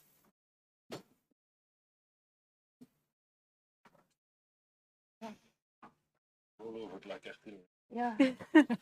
So I see a lady and then.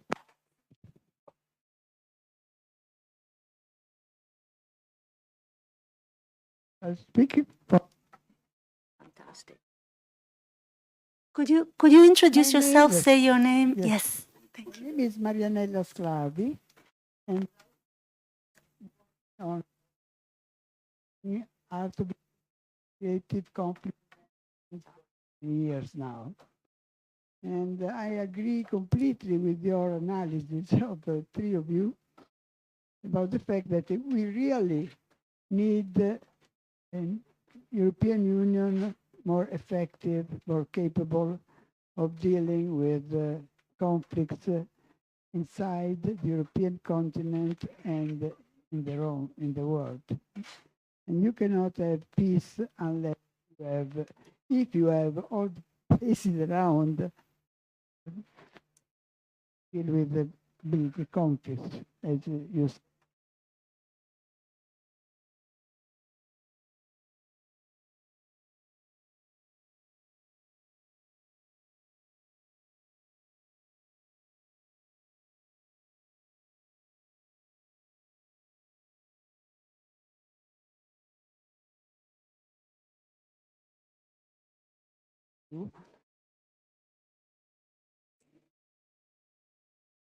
Worked.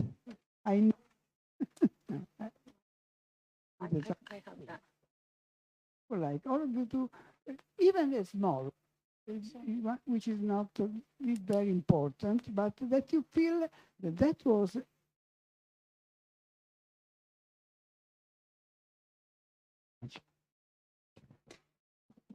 I'll take two more questions. I saw, yeah, I saw somebody. Yeah, go ahead then. Yes. This is a question to Serge mainly, but others might want to comment. Not a very pessimistic view of institutions, but of international institutions as a kind of architecture for peace. But I think that there's also other signs under the Ukraine situation which say to me, at least, that most countries are fundamentally interested in the present infrastructure for peace. And I would look at the General Assembly votes mainly for that. You've said about European influence, forget it. I mean, is this what you're also saying about international institutions? We need to start thinking about something else? Or to what extent would you agree in what I say, that there's plenty of signs that there's one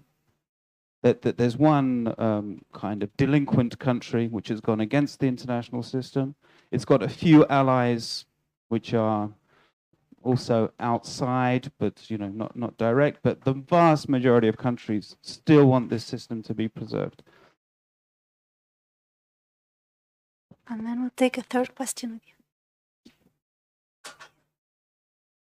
If you can also say your name and your affiliation. Thanks. Thank you very much. My name is Jana Im, and I'm a former member of the Italian Parliament and member of the Foreign Affairs Committee. And I thank you very much for your really thoughtful insight and also being very somehow realpolitik by showing on how the reality is right now and not going a bit beyond, let's say, diplomacy in these terms. I want to argue about the last point, which was mentioned about, let's say, how somehow giving the arms and this solution of violence and arm, the solution on how to solve and how to get peace. So very often we hear the sentence of if we bring victory, if we gain something, then we will arrive. And we already know, but sometimes the people are not willing to understand that history has shown that arms and violence will never bring to real peace, but rather than violence. My point, my question here, since we are also in university and since the world which we are having right now in the present and in the near future is somewhat, in a pessimistic way, a world which is falling apart and a world which has to be somehow restructured, reseen. The question and the future generations the responsibility, but also the tools on how to shape this world in a better world. And I want to say this also in a provocative way, because I very often see that in words the youth and somehow the next generations are seen as the actors to act in, but then in reality they are very often beyond closed doors in terms of taking responsibility and acting. Thank you. So we'll take the reverse order, starting with Alessandra, Serge, Marius. I think the questions, although there are some questions directed specifically for some of you, I think you can, are relevant for the three of you. Well, no, thank you for allowing me to start. I will reply to Marinella. First of all, let me say that Marinella is very humble sitting behind there, but she's one of my gurus. She doesn't know, but I read a lot about her and what she says. She's an expert on really how of the art of listening, and I think that everything is falling apart because of we are missing the opportunity to create the conversational spazi conversativi, as she calls them. So, you know, the next step is bombs falling out of the window. That is, no? But I would like to say one example, okay, of this space where we bring people together. Basically, this space that I call, they are space where the fears comes together. We are human beings. We act because we are afraid. And we have to protect our borders, our identity. We don't want to mix, we don't want to contaminate. We create enemies just because they're different from us. Me first, you later, you maybe not. You can enter, maybe yes, maybe not. So these spaces of where fears come together and embrace themselves and go through experience of alterity, of the otherness, is what education to peace means. So I was in Niger with a situation. One day they call me and they from my office in Agadez and they say there are 2,000 Sudanese that are walking downstream. They are coming from Libya to Niger. I said, wow, this is a new movement. Mainly they tend to go through the Mediterranean to Europe. Now what? We have people coming to Niger? Because remember, people go where there is protection. We go naturally where there is protection. I feel protection is there, I move there. So it's an instinct to survive. I am called immediately by the Minister of Interior, who is now the president, and he says, Morelli, you have 10 days to solve this problem. I don't want Sudanese in my country, they have to go. They return to Libya. Because the Sudanese within Africa, you must understand, many are stigmatized because linked to mercenary, terrorism, supporting in Libya, etc., etc. The Guardian wrote about the Sudanese, the lost generation of boys, because they're everywhere. They're searching for themselves everywhere. And with Sudan now, even more. So I had an issue there. I cannot push people back and go against my mandate. So I said we have to open a space of tolerance, first of all. So that's what we did. I said, Minister, give me 10 days, but I need to enter into dialogue. So I'm not going to go into details, but basically we moved from a space of tolerance to the humanitarian space, because I had no access to these people. I could not give them even a glass of water so that they could be dispersed. Tolerance, humanitarian space, asylum space, space for solutions. This was done respecting the local tribes. This was done talking to the local people, but was done through creating a space, uno spazio di ascolto ascetico, profound listening, and coming together and understanding the fears and trying to manage fear. The Sudanese are still there. Many, there is intermarriages. Many came to Italy through the corridors. Many are resettled to Canada and the States. This because that's a positive example on how space for dialogue and listening and uniting fears generates something new. Last one is, my answer to you is very easy. We are at a crossroad. We cannot stay indifferent. Humanity and dishumanity, that's the crossroad. One has to choose where to be and fight. Thank you, Alessandra. All right, to take the questions in the order, what works? Of course, I have to say positive peace and positive peace workshops and training, which we are doing. A bit of theory, so where we are at the moment, so it's a systemic approach to peace and the creation of peaceful societies. So where we are at the moment has been defined by the past, so there's path dependency. Where we go from here, you can influence this. You can either create your positive feedback loops or your negative feedback loops. Basically create virtuous cycles or vicious cycles. The virtuous cycles are those where you have high levels of positive peace, therefore lower levels of grievances, which can be mediated and negotiated.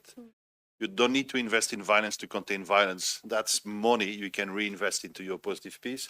That's the virtuous cycle. You can imagine what the vicious cycle is. It's completely different. So that's what we want to achieve. And in there, and I come with you, that's the vision of mission of the Institute, is to give every human being the potential to flourish completely. All right. So that's what we want to achieve. And it's a paradigm shift we want to achieve, and turning something which could be fluffy, talk about peace, in something which is measurable, quantifiable, and therefore activable also. I mean, I don't know if this is an English word, but I just invented it, right? So activable. So you can change and you can steer towards a more peaceful society. We give an example of this Peace 911 in the Philippines. Before COVID, we were active over there, and we really go from Mindanao to Paquitibao, something like this, which is a district, and then Davao, which is a city. We train positive peace, of course, in coordination with the other organization. After a period of 9 months, insurgency-free or insurgent-free zone. The governor of Mindanao was back in Sara Duterte. She's now vice president of the Philippines. We have been invited to do for the entire country. So we already trained 600 senior officers, law enforcement, security forces, and from there we want to trickle down into the entire country. It's working if, as I said before, you make the political choice to choose for that option. So clearly that's the IEP answer to your question. The second question, I think, when you look at it again from a theoretical perspective, and you look at the liberal world, you need those international organizations to organize peace, to organize the interconnections, and to basically organize an environment in which all the actors can live together and basically manage peace also. And even in the liberal approach, you need to read Kant's last chapter, which is talking about protecting with military assets your system, because not the entire system is going to be liberal. So we are still in a transition. So clearly people still stick to the old system, and some are evolving to the new system. What I also see is a realist approach to the existence of international organizations, and using and abusing international organizations as a tool for your influence. Look at the number of Russian and Chinese director level within the EU institutions. This has been built up over the past 20 years. And I'm using the term past 20 years because we need to get back to 1999 to find a Chinese concept of unrestricted warfare, which is basically a warfare of a smaller, I would say, smaller power towards a more influential, a stronger power. Basically, two military candidates where one is stronger than the other. 1999, 2 years later, start to implement. We are facing now the results of a perfect implementation of a doctrine, if you like it or not. So that's what I say. Look at the world, look at reality. So yes, we still cling to what's existing, and it has proven to be successful at some point. But we need to be very careful not for those tools to become tools in a realist approach in international relations. I'm also with you. I mean, you spoke about the vote at UNGA. I'm with you. But I found it quite awkward from a Western perspective which is against spheres of influence, which is against good or bad. Well, when you organize a vote like this at UNGA, you're basically organizing who is with me and who is against me. So you're creating those two sides. By doing so at the UNGA, you basically destroyed the capacity for peace negotiation, because who is going to organize this today? We had some in Turkey before we did the mistake. The Americans said, like, we don't want peace at the moment. Right? Which country in the world today, now that we have the two blocks, which country is going to organize peace talks for Ukraine? An African country, maybe you can. No, the Vatican. Or the Vatican, maybe, yeah. But we are part of the conflict. It is. So I'm absolutely right. Everybody's part of the conflict today, because we had to choose sides because of the vote of the UNGA. So the institutions are still there, but you need very careful. You need really to have a more systemic approach and understand the effects and the results of your actions. I think, and that's, and I'm turning to the students also. You know, I'm the old wild male. I understand it. You know, so I'm still thinking about, you know, constructivism and realism and liberalism and neo forms of this and whatever you want to combine with offensive, defensive. It's up to you guys to come up with new ideas. It's up to you guys to redefine international relations, maybe in the future, where you could have kind of a liberal system strong enough to survive into a realist environment. Really reading Kant's last chapter about protecting your own system. So we might evolve towards a situation where you would have a group of countries which will be under pressure anyhow, still organizing themselves in a liberal way, the golden billion, the West, and then the rest of the world. What I'm seeing at the moment is like you need to choose sides, alliances are being made. So we'll see what's going to come out of this. Your point, it's an excellent point. I think, you know, if you would look at my office in Brussels, the second oldest just left. She turned 30. She worked 4 years for me. She's moving on to the headquarters in Sydney. She's becoming director of partnership. There you go. Perfect deputy for 4 years. I'm still crying every evening because she left me, you know. But she moved on to something better and bigger. All the rest, 24, 25 interns, whatever you want to call it, right? I think it's a choice there also. Either you trust youth or you don't trust youth. Either you invest in youth or you do not invest in youth. So for those who want to have an internship, come and see me afterwards, right? So clear, I mean, it's a political choice. It's a certain approach. What I see again as old white male, I could say, oh, you know, the woke generation. Oh my God, what's going on? No. What I see is there also some form of polarization where, of course, you have those crazy ideas about how society should be organized. Well, good luck and for your survival. But I see a huge group of very talented, very, I would say, focused young people who come with solutions, who gather and would try to be vocal and listen to them, because usually you will find solutions. And when we train people in positive peace, the two main targets would be youth and women. Youth, because it's a bulge of the population, especially in those regions in which we are active. And when you look at Africa, it's going to double the population next 30 years. So we will talk to a lot of young people in the next 30 years. And women, why? Because they are peace builders and they are reaching out to many more people in their communities than men would ever do. So clearly, in the work that you do, you need to target those people. You need to empower also those people. And then it's a political human resource choices to give a chance to young people. On the other hand, you know, not that I recruited, I just ask for like a normal master's degree, 5 years of experience. And out of the 100 candidates I received, I had 60 PhDs, for example, who turned 35 and more. So the market is a little bit disrupted also, and you are really in competition with these incredible masters. But there again, it's not going to PhD who's going to get the job, you know. So that, yeah, I mean, the market is what it is, but it's always your own choice. You make your own choice to make sure that you can invest in the right people. Mainstream the human dimension always. Exactly. Thank you. Thank you, Serge. And I give the floor to Marius. And I think it's an example of how creative youth-led networks have been in providing solutions. Yeah. Okay, thank you very much. I think that I have the most difficult part now because we are already out of time and they have covered quite almost everything. So, but first of all, I wanted to make also some comments on what was said before, like what does work, you know, and what doesn't work.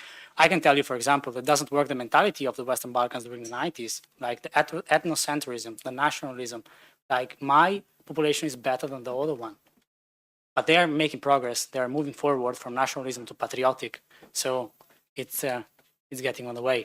And what doesn't work, for example, also a country that works alone on an agenda. We talked about like decreasing military expenditures. Can Italy work alone on it? It cannot. Can Europe work alone on it? It cannot. Can they decrease military expenditures? They can, but they're not going to do it. You are not going to convince policymakers. We're going to say this because of the security dilemma. If my neighbor is going to increase military expenditures, why should I decrease them? I don't feel safe. So, for sure, the solution doesn't come alone, doesn't come from a country, doesn't come from a region, but it comes together. We have the spaces. We have the United Nations Security Council. We have the General Assembly at the UN. So, my idea is that there are some opinions that say to remove some countries from the Security Council or the General Assembly, it won't bring a solution. because we need space for dialogue. Not just for young people, because my thoughts should be on young people, but in general, we need those spaces to stick together, to come together and discuss. And so I think the solution doesn't come alone. It will never come alone. We have to work at international level if we want to keep societies being more peaceful. And when it comes like, what is the solution? It's really difficult to bring the solution on something like this in such a wide topic with an interconnected world with 195 countries that are part of the UN and another 10, 15 that are not part of it. The world is too complex to give like a solution like that. We have little solutions. My parents were used to say me, with little bricks, you can build a castle. And so with little programs, but done widely, we can for sure keep societies more civil. We need to fund civil society organizations. We need to increase the fundings of civil society organizations. I see how they are suffering in Europe, in Italy especially. Especially youth civil society organizations. I have co-funded a young NGO, a youth NGO that works on peace building, and I see how problematic it is to get funds and so to keep the organization working on these topics. I see how difficult is participation. I am lucky, I consider myself lucky because I was part of leadership programs, so I had the network. I could include myself in summits, and so it was easier for me. But can everyone get this kind of opportunities? I don't see it. I didn't see so many young people getting this kind of opportunities. So when it comes to the solution, I mentioned before some programs, for example, the Young Mediterranean Voice, that are bringing together the youth from North Africa, Middle East, and Europe to discuss, to dialogue, and to develop leadership skills together with policymakers around the Euromed region. But who can be the mediator of this kind of program? In that case, we were lucky because we had an intergovernmental organization that were doing it. We need institutions to be part of this kind of solutions. They cannot come alone like from civil society organization. Civil society organization can be part of the solution, but not the solution alone. And young movements are the only movements that can change the world. Youth have the power to change the world in positive. And from what I see, when I talk like with my colleagues that are not living in Europe, they see Europe as a symbol of peace and as a symbol of hope. We don't know how lucky we are here in Europe compared to other people. And so we should use this power that we have, that we are a symbol of hope and symbol of peace. Europe itself can be a mediator on this kind of issues and this kind of problems because of the reputation that Europe has. I don't know if Serge before meant that Europe is not going to be like this in the future and maybe... Yeah, that's what I meant. Yeah, okay. I'm working on this opposite direction because I'm also a political activist. I'm trying to build a federal Europe. So I manage all the time like national elections, I'm going to manage European elections, and I'm going to work on the opposite direction of Serge. And I'm doing it with young people. So to put the young people at the center, to be the policymakers, and to be the one that can really change the present and the future. I always hear like this kind of sentence that say, young people are the future. I don't want to be the future. My parents always teach me, you don't know what's going to happen tomorrow. And so I want to live today, and I want to be the present, and from the present and to change. When it comes to the future, I don't think that Europe is going to be, when you talk about youth movements, I don't think Europe is going to be the center. 40% of the young people within 2050 will be living in Africa. They are going to be the future, not Europe anymore. We have to think about this, changing this paradigm shift. So we are not the center anymore when we talk about the young people. Let me stop here because I think I took a bit too much. Okay. Thank you perfect. so much, You're welcome. Marius. I'm really sorry. I have to. Yes, someone's. Okay. I think we need to wrap up. Thank you so much. But there's so many issues. Use the coffee break. Use the spaces to follow up. These conferences are spaces where we put our fears together, and we create spaces for imagining solutions. I thank the speakers. I thank the audience for the questions. And yes, we have a coffee break. Thank you. Thank you.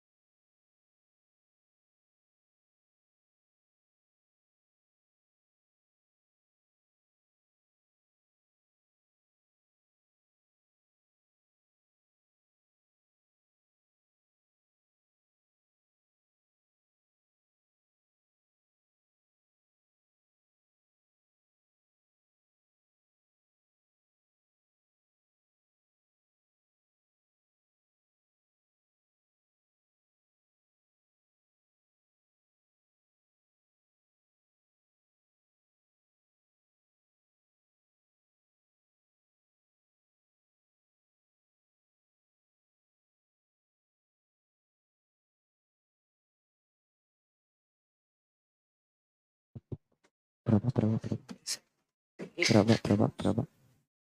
Iniziamo così subito, giusto? Well, okay. Sorry for no coffee break, but I'm sure there'll be one afterwards. So I mean that's. It's when they told me to participate to peace building and to this conference, I didn't really look up much about it, but I was intrigued by the name, by peace building, because one rarely talks about peace building, especially since 1.5 years. I'm a journalist. As a journalist, I always had the privilege of being witness in probably most countries' worst moments, 2-3 years in Iraq, Lebanon, Gaza, I mean, you name it, we were there as journalists, which was a privilege to observe.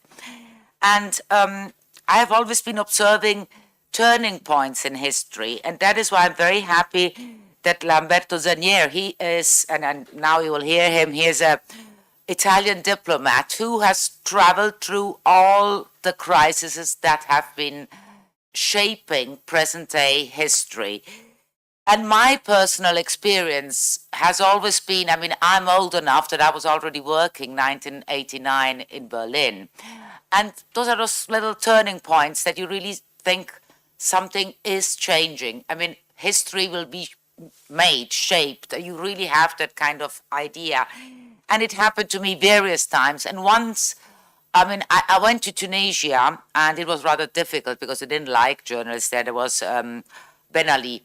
And Ben Ali, I mean, he was, in those days, one of the many dictators of Northern Africa and Middle East. And I came out when Ben Ali was in Saudi Arabia, and the Tunisian people ousted him. And there was so, I mean, we were the only Italian journalists there, me and Claudio, the cameraman. And the people were so happy and that we could tell their story to Italy, to the West, to Europe. And they had such an enormous positive prejudice. And I was elated because when you have this big times of change, there is an electricity in there that you'd really think, that the new world will be in the shaping and it will be better. It happened to me also in South Africa when this apartheid regime fell. But then reality comes in. And as on our panel you heard before, we are in this moment probably realizing that our world is not what we in the 19th and beginning of the 20th century thought it would be. Always getting progress would always make life better, and we would be going towards peace and happiness for everybody. It's not like this. Well, you have probably heard, I mean, about the Ukraine war. Yes, probably they have told you it's the first war in Europe. Wrong, it's not.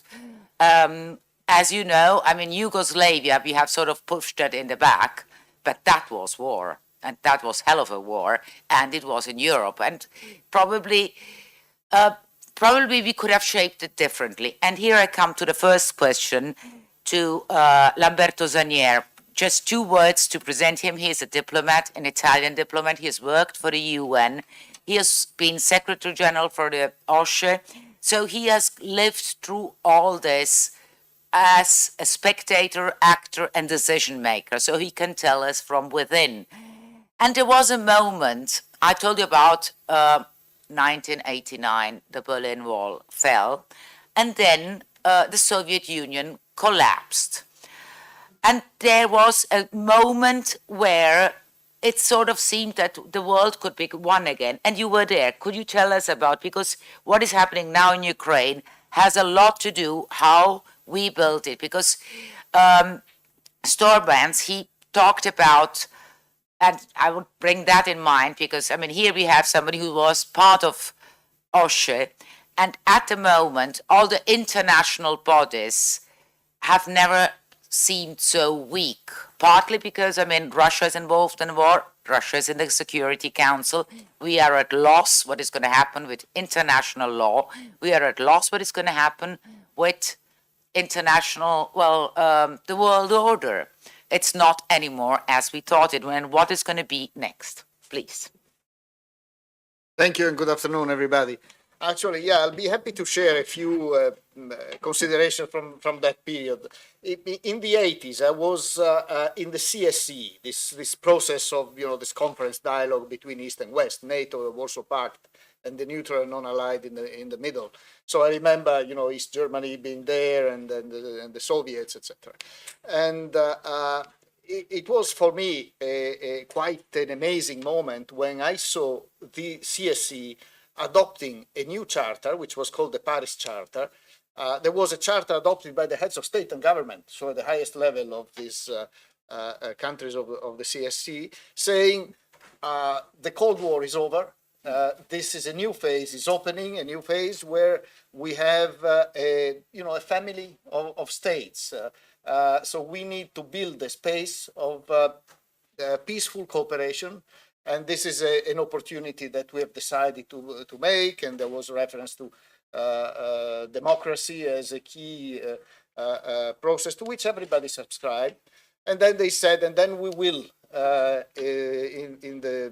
we will strengthen the organization to have a stronger framework for this cooperation. Then I moved on and I moved into NATO, and I spent 6 years in NATO. And I remember that the Russians came there. At this point, the Soviet Union, it announced in NATO its own dissolution. And then the Russians came there and they started saying, well, let's start thinking where we go from here. Our vision is that objective would be to look at ways for us to cooperate with NATO. And then we'll see how far this cooperation. That was wonderful. I mean, the world was peaceful, sounded really good. And in fact, but they were sort of also putting some conditions. They were saying, well, you tell us NATO is a defensive alliance. Defensive against whom? So perhaps we should also think a little bit that what do we do with the tools we have? And they had some suggestions. They said, NATO could be for us an interesting space for cooperation in the field of defense. It could be a tool to support UN peacekeeping. So we can together maybe discuss how we can proceed in this direction together. And in fact, a working group was set up inside NATO on cooperation with peacekeeping, and there were Russians coming every month, coming and sitting at a high level in this group, which adopted after 3 years a document based on the then Agenda for Peace of Boutros-Ghali. So looking very much at the UN, outlining the key principles for NATO's engagement in peacekeeping. But then, of course, NATO, the war in the former Yugoslavia had started, and NATO started having its own internal debate, how to intervene out of area was the kind of the debate. But then also the Americans started developing what was then called the Clinton doctrine or whatever, and the idea was strengthening this principle of democratic transformation of countries based on the notion that democracies are peaceful by definition. So exporting democracy but enforcing it with arms. Well, NATO can help whenever these things become difficult. That was a bit the idea. But then the second thing was that also NATO should itself become a space for peaceful cooperation. And so the idea of enlargement of NATO started coming up, but in a different way. So Russia is not really ready for that. So we move in a different direction. We start expanding NATO to consolidate a space of democratic development in Europe, which is not against Russia, but of course would not involve Russia. So Russia at this moment found itself on the back foot because they saw NATO moving towards it with a different narrative than, not aggressive. And also trying to reassure Russia that this there would be no redeployment of forces in the territory of new countries, this kind of thing. But the Russians started looking at this with a certain concern. Then, of course, the Yugoslavia crisis had an impact politically. The Kosovo crisis was a major issue. And now we'll jump back to the OSCE, which in the meantime, the CSE had become the OSCE. The Russians wanted a really strong organization in Europe. They would have wanted a kind of a regional UN. They wanted a charter for the OSCE. They failed on all these points. They only managed to change the name. Even the countries, the OSCE is the only international organization that has no member states, because they didn't even manage to agree to rename the participating states of the conference into member states. And so it was only a partial transformation. But if you look back, in the 90s, there were a string of ministerial meetings and summits, and at each of them, there were agreed documents, political statements agreed by the ministers. The last one of these was in 2002. After 2002, no matter how strong and how much any chairmanship of the OSCE invested in the organization and tried to get a political statement, they always failed. So since 2002, you will not find any agreed political statement, with the exception of very wishy-washy thing in Astana in 2010. But otherwise, at that point, we had gone separate ways. So that was the beginning of the, how can I say, the watershed and the beginning of the cleavage in Europe. So when we look at the crisis in the relations with Russia, in fact, this should not be seen as a new development, but it's something that has very deep roots. They go back to the choices of the 90s. So you told us about, I mean, how it built up, because in 30 years, we came from a point where the Russians were discussing with NATO to the point where now Medvedev talks about Satan, meaning the West, meaning us. So it is a long way in 30 years. And I wanted to ask you, you know, and you have been for work many times to Ukraine, and you saw it build up. Now, before, I think somebody, talked about that the Russians, especially in the last 10, 15 years, for them it was essential to have a buffer zone, and Ukraine was for them one of the buffer zones, and well, Georgia as well, and they would put their foot down military if the West would move too close. But did you see this kind of confrontation coming, building up, and how? Because, I mean, there is something very, yes, there is an aggressor, and Russia, of course, is the aggressor. I mean, first it took over Crimea. I was there, I remember, suddenly we had this little green man, and then after some months they had also a flag, but that came only afterwards. Now, did you see that coming? But in a war, it takes two to war, like to tango. So did you see this building up? Yeah. Well, first of all, Russia, I would say from day one, tried to regain some kind of control over the former Soviet space. Now, Russia never really fully digested the end of the Soviet Union and being confined to having a role that would only be, regional at best. So they took initiatives, the creation of the CIS, the CSTO, this sort of more military arrangement with a number of neighbors of theirs, all former Soviet countries. And so that was there. But we were warned by, as we were in NATO in the 90s, that if the nationalists were to prevail in Moscow, then the Russia policy on creating its own sphere of influence would become much more visible, much stronger. And so in NATO there was a concern to try to create mechanisms that would leave open doors for dialogue with Russia. But in fact, these mechanisms were, fig leaves in a way. And the Russians themselves were never really entirely happy with that. NATO at the time tried also to play a role in trying to demilitarize or to remove as much as possible potential risks from the Soviet space by facilitating, I was myself involved in some of this process, withdrawal of nuclear weapons from Ukraine, for instance.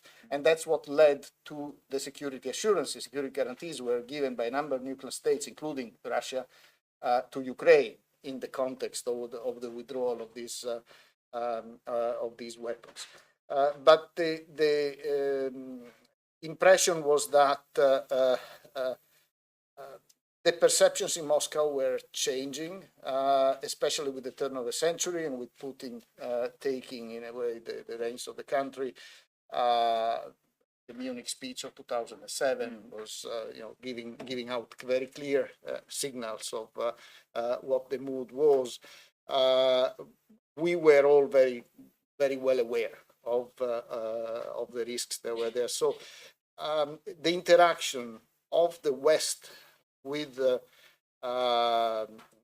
former Soviet countries outside Russia was a very, how can I say, an issue to be handled with great caution in a way. In Ukraine, there was fertile ground for cooperation, but in Ukraine there were a number of complicating factors that emerged from the beginning. One of them was Sevastopol and Crimea, so the Russian military presence in Crimea. And whenever in Ukraine we had governments that were looking westwards and they started talking about moving towards the European Union, or in general towards the Euro-Atlantic institutions, the Russians grew very nervous. And Crimea was a focal point of attention because of that. So when at some point after Maidan there was a more clear reference to a possibility that Ukraine might join NATO, I was not surprised to see that suddenly Crimea became Russia, and the Russians established full control over the space that was, always rented to them by former presidents on a long-term basis.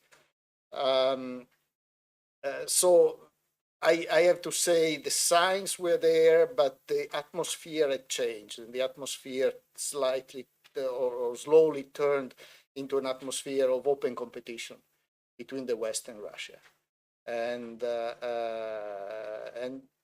in a way the label was always that of supporting forces that were in favor of democratic transformation of the governments. So that's something that, from the OSCE perspective, we saw very clearly, and we saw very clearly also the role of countries, including the role of the European Union, that always tried to reach out. But within the European Unions, we also saw the differences and the way in which countries engage. In some cases, crossing red lines in a way that were irritating the Russians. Now, I wanted to ask you, since I suppose we have got many students that are listening. You're a diplomat, and now, what most of us journalists beriddles us is, how do we bring Russians and Ukrainians to a table? I'm not talking about a peace process, but I'm talking about a simple ceasefire, which seems very far removed. Because, as we heard, the world by the UNG has been asked to choose sides. So is that making it more difficult to find a peace space, a country that can host Russians and Ukrainians where they can talk, which, of course, having asked the whole world to choose a side makes it more difficult. On what grounds? And can we talk about a possible ceasefire or peace dialogues? Because there is, of course, a difference in that. Is it going to be Crimea, South Korea and North Korea, or is it going to be Kosovo, or what? Very difficult. We heard also in the previous panel reference to the fact that now everybody is aligned. So you are either with or against one side or the other, and this makes it almost impossible to find someone who can say I'm here, come, let's talk. But this is only half of the problem. The other half of the problem is the players themselves, because you will, if even you manage to convince them to come to the table, you will find delegations that will sit there but will not really talk to each other, because they don't have much to tell each other. They want completely different objectives, and they believe that these objectives can only be achieved on the battlefield. So you would need how can I say, a very pragmatic approach. You need to find channels and people you can talk to, which is extremely difficult in this moment. People that can also make a difference. So my own view is that the best thing you can do is, on the one hand, try to identify an agenda of concrete issues on which you can work. That's what the UN are doing with the grain deal and this kind of things, exchanging of prisoners, maybe the atomic agency and the Zaporizhia nuclear plant. So there are a number of things you can try to work on from an international perspective. And once you start that kind of dialogue, you can try to put slowly other things on the agenda. But even talking about freezing the conflict will not be acceptable for anybody, as far as I can tell, because everybody has to say this was a success for us. So in fact, the best scenario that I can see is that this happens by default. That the sides are, getting tired, exhausted, and all that, and then that means bluntly. May I be blunt? I'm a journalist. Too many deaths. I mean, they don't have any more people in Ukraine, and they can't manage all the dead bodies in Moscow. You don't even necessarily negotiate a ceasefire, but de facto, by moving the attention to other things, you let the situation as much as possible cool down on the ground, and maybe talking to them separately, you try to convince them to do that, pending a resolution, and still referring to key principles of, like territorial integrity and this kind of thing, without which the Ukrainians would never accept to even start engaging. I don't think there is the space for a formal negotiation at this moment. There is no mood and there is no political will. And this is existential. So, Putin is saying that, but if Putin is seen as losing, that would be a big problem for him, and the same is for Zelensky. So you can't put any of the two in a corner, in a way, and this is why a formal negotiation that risks to do that would not really lead anywhere, and would probably not even start. Well, that's not very optimistic, is it? No. Well, how does that leave the UN? Does it leave it? I mean, because this is the first time, I mean, the UN and even international law is really at stake.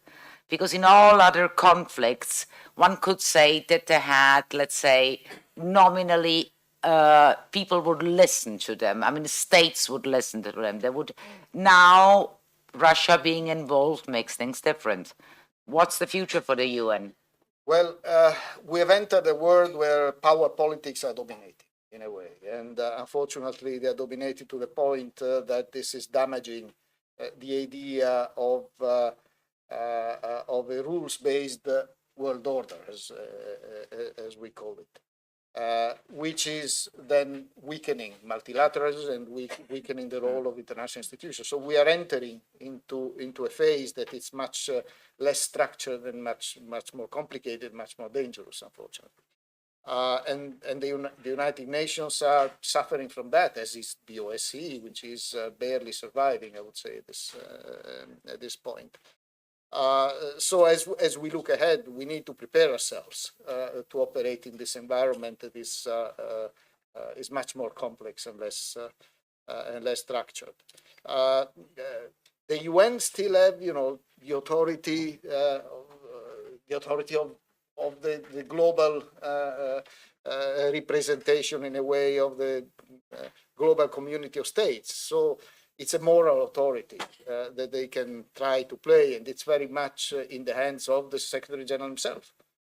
But as we have seen when he visited the region, when he was in Kiev, he had Russian missiles coming in. So it was a great welcome. That was that was quite a signal as well. In terms of respect for the role of the institution from a country who is a permanent member of the Security Council. So this is the environment in which also the UN are operating. One where the kind of respect that we would expect to see is not really entirely there.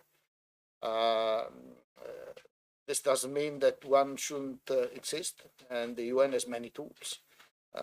So this agenda we're mentioning earlier of negotiations maybe on with more realistic objectives to find an angle to start is probably the best way for them. But one should be modest in a way in terms of expectations, in my view, at this moment.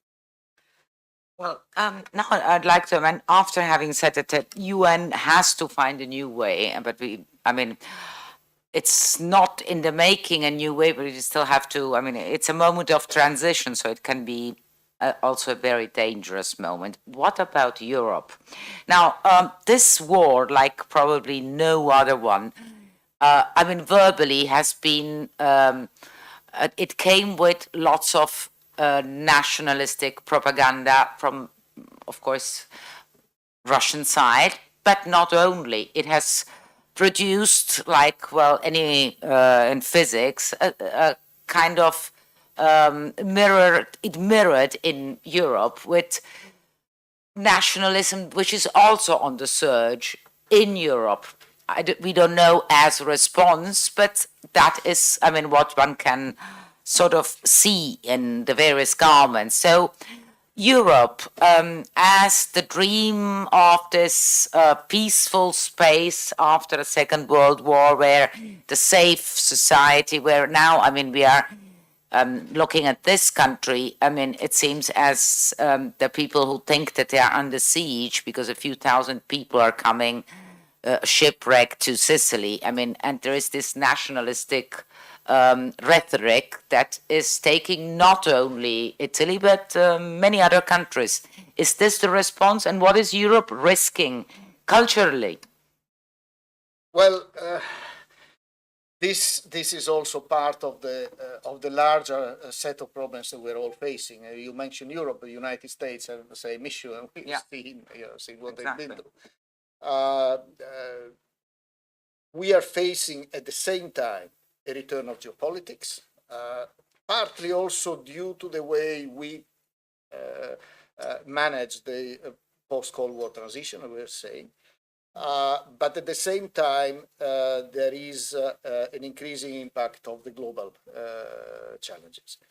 From climate change to when we talk about migration, sometimes I even wonder. I was attending the UN summit for the OSCE on migration, and at the time when we migration and the refugees, actually, when then the compacts were launched. And sometimes I've been wondering whether migration is really the right term, because in fact it's mass movements of population determined by a combination of factors, including climate change, including conflict, including violation of human rights, but including demography, and which is something that I think it came up in the meeting earlier, and I'm fully in favor of stronger role of young people and the youth in addressing these things, because these will be their issues down the line. But the response very often has been a response, how can I say, a protective response by populations in our countries, which led to policies and to choices then that were reflecting composition of governments and the policies of governments that were going in the direction of more nationalism, and policies that won't help us then address some of the root causes of these problems, and turn the debate on the issue of how do we handle this today and tomorrow, as opposed to the larger picture. And this has an impact because it influences also the debate within institutions, and within the European Union we see how things are going and how complicated it is getting. So unfortunately, the internal divisions in the European Union are becoming increasingly visible, and this is weakening the role of the Union. And I've seen the European Union in action or not in action in the case of Ukraine, and I was taken aback, I have to say, a number of times. Why? What did you see?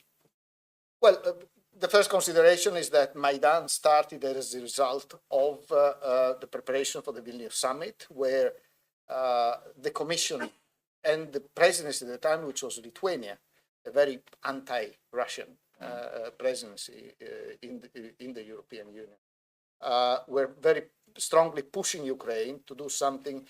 Ukraine had the chairmanship of the OSCE in 2013, so I was in Kiev very often, and I met with Yanukovych a number of times, and I was working with his ministers. And they were telling me, we made a strategic decision, we want to move towards the European Union. But, we have an issue in our relationship with Russia. We depend on Russian gas. Our industry is very closely integrated with the Russian industry as the result of the Soviet Union, etc. And we need to reform, so we need the time, and we need solutions that should be ad hoc of some kind. We cannot simply jump from where we are into being, a new member of the DCFTA, the various mechanisms. But we need some kind of transitional element, which was flatly denied to them. In Brussels, they were saying there are no tools and we have no mandate to even do this, so they need to sign first and then we'll see what we can do. But of course, this was not enough for Yanukovych himself. He had Putin on his neck increasingly as Vilnius approached. So in the end, he had to withdraw and said, I cannot sign, I'm not ready to do it. And then Maidan started. And then you see from there. But my feeling was that in Brussels, there wasn't, this was handled by the Commission. It was a technocratic response to a highly political problem. And I didn't see really a debate, a strong and in-depth political debate in the European Union on how do we handle this issue with Ukraine, because it may have an impact, etc. So the EU was surprised when they saw this. And the second surprise I had is that I went to Brussels a couple of months later, after the beginning of Maidan, in end of January, beginning of February 2014. And I was telling them I'm worried about the stability, internal stability of Ukraine, because Maidan is something that is in a way representing the strong views in one part of the country, but not everywhere. So there are increasing divisions in the Ukrainian society. There was talk about the status of the Russian language, so the Russian-speaking parts of the country were feeling that Kiev was very distant from them.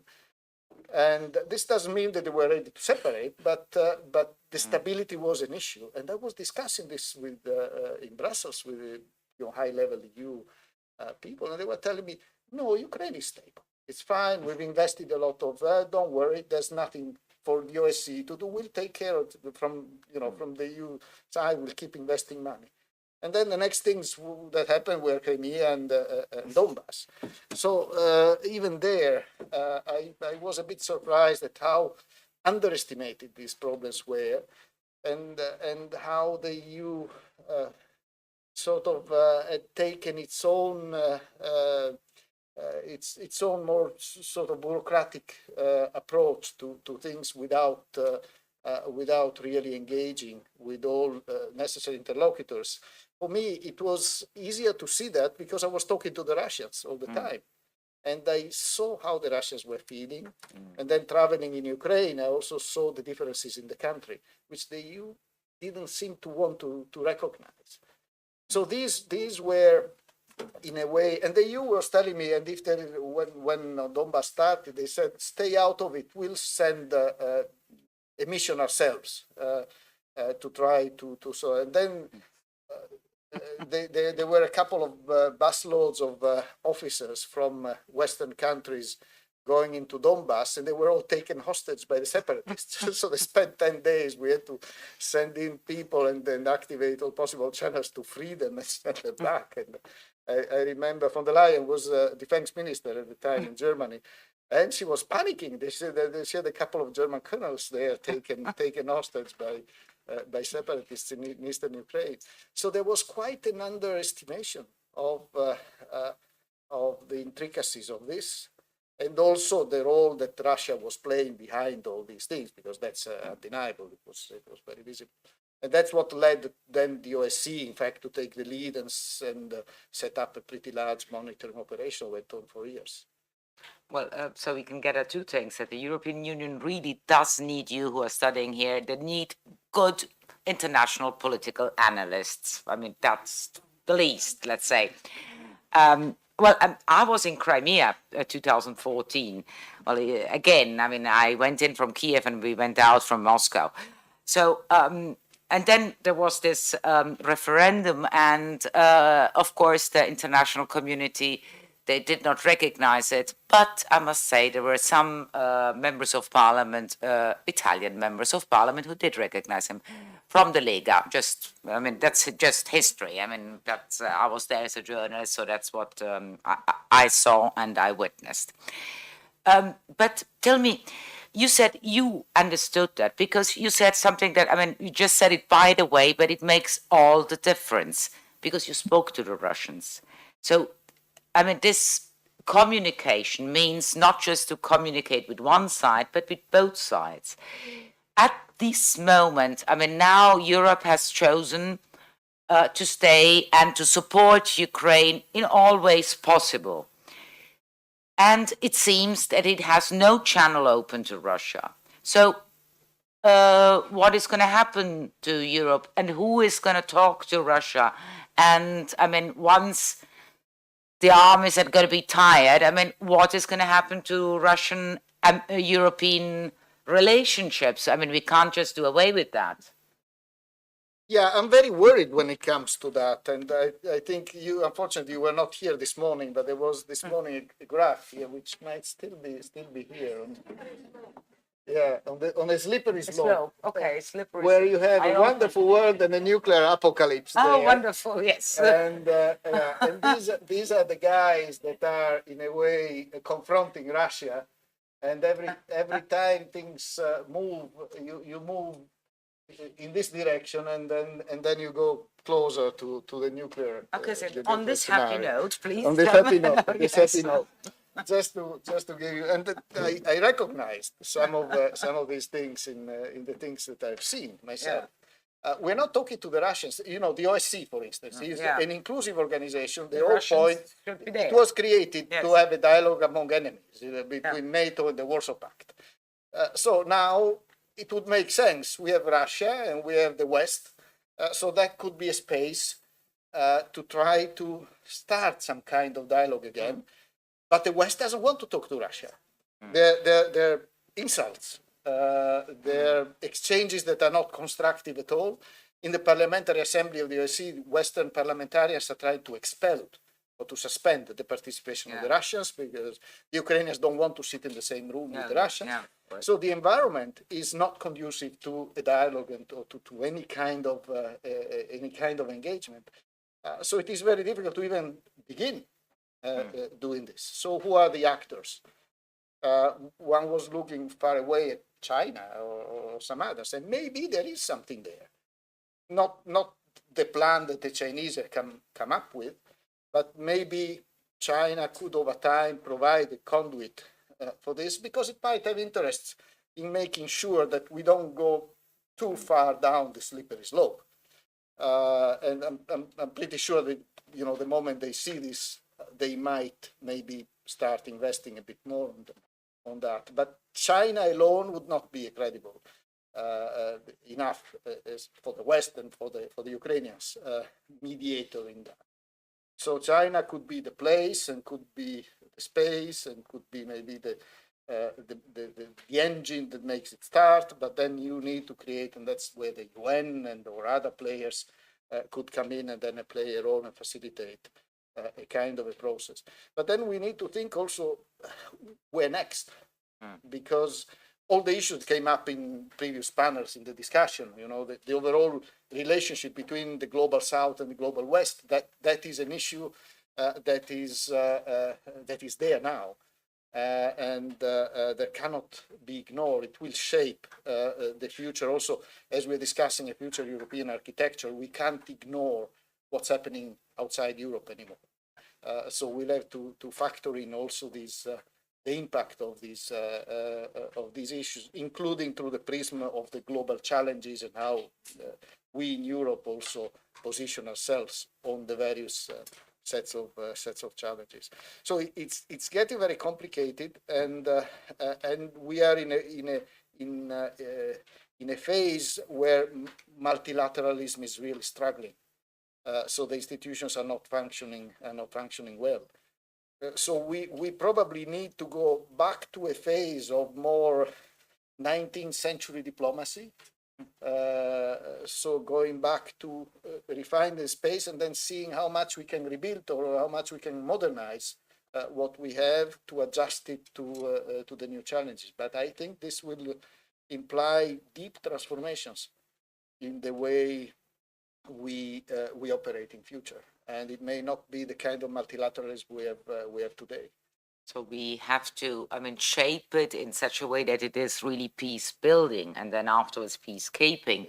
And at the previous panel, somebody also pointed out, I think it was Serge, that, we are used to thinking of the West opposed versus everybody else. Now, I think we have to start rethinking that for demographical, cultural, and whatever reasons. Now, in the next 20 years, most of the population will not be living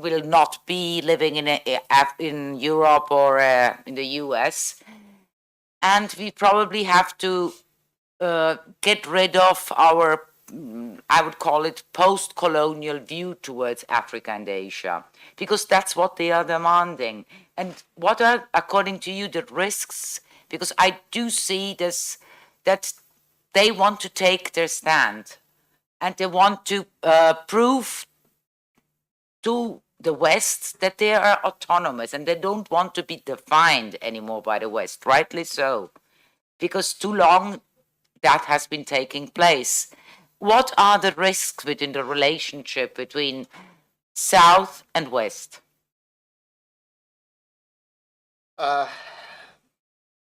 This is extremely complex because there are many factors in play. Getting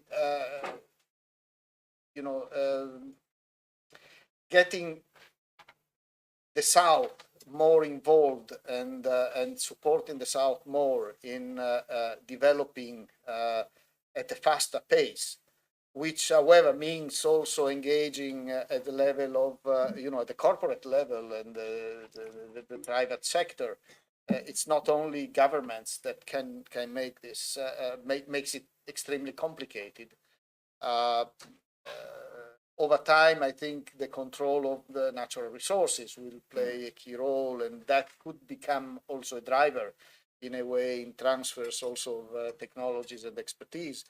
So some of these things may happen out of their own dynamics, and not necessarily because they are driven as a result of a planned policy. Another element that we need to take into account is how deeply and how fast our societies are changing. And sometimes I joke with my wife is British, and she says, she goes back to her place and she says, well, this used to be a very local neighborhood. Now you have 3 mosques and whatever else. And I say, well, you remember Star Wars? There's an episode called The Empire Strikes Back. So, so this is what you're seeing. Yeah. But it's, you know, globalization also in our societies, and this over time, and you know, Rishi Sunak and the leaderships in our countries change, and with that also an understanding of relations and how to reshape relations with countries with which we had a kind of a post-colonial relationship needs to evolve. This might make it easier, perhaps. So that's also another factor at play. But certainly there will be at some point a kind of a confrontation, the way in which we are going. So we'll have to see also the UN, you know, the impact of this on dynamics in the United Nations, beginning at the political level. When we see, and there was a reference to counting heads on when you go in the direction of dividing so deeply the international community, this is a lose-lose. It's an acceleration of this kind of confrontation that you may wish to avoid instead. So it also requires a strong leadership, I think, at this moment, as in every moment of transformation in history. And this is what I'm not entirely seeing happen. On this happy note, if you have some questions, because as they tell me, time is up, and please, I don't know. Yes, they'll be with you.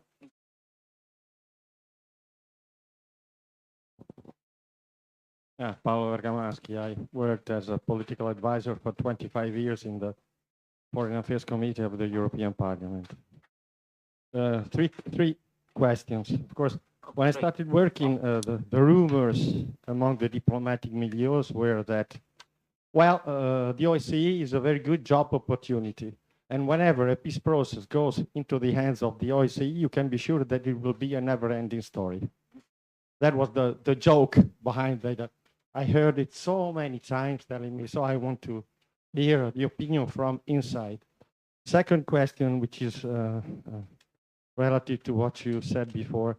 Do you see the potential of the OSCE as such in the future security architecture as strong as it used to be at the beginning, when the spirit of Helsinki seemed to breathe all over Europe, or we have to start it all over again? Third question, it's about what is your evaluation of the special monitoring mission of the OSCE special monitoring mission in the Donbass, and why it failed? Fourth question, sorry. There's another one, fourth one. You have been for 3 years a special envoy for Kosovo. I met you there many times. And you came also to the Foreign Affairs Committee in the European Parliament. What is your evaluation of the Ohrid agreement? Positive, negative, or wait and see? You've got a fifth question now. No. Okay, thank you. You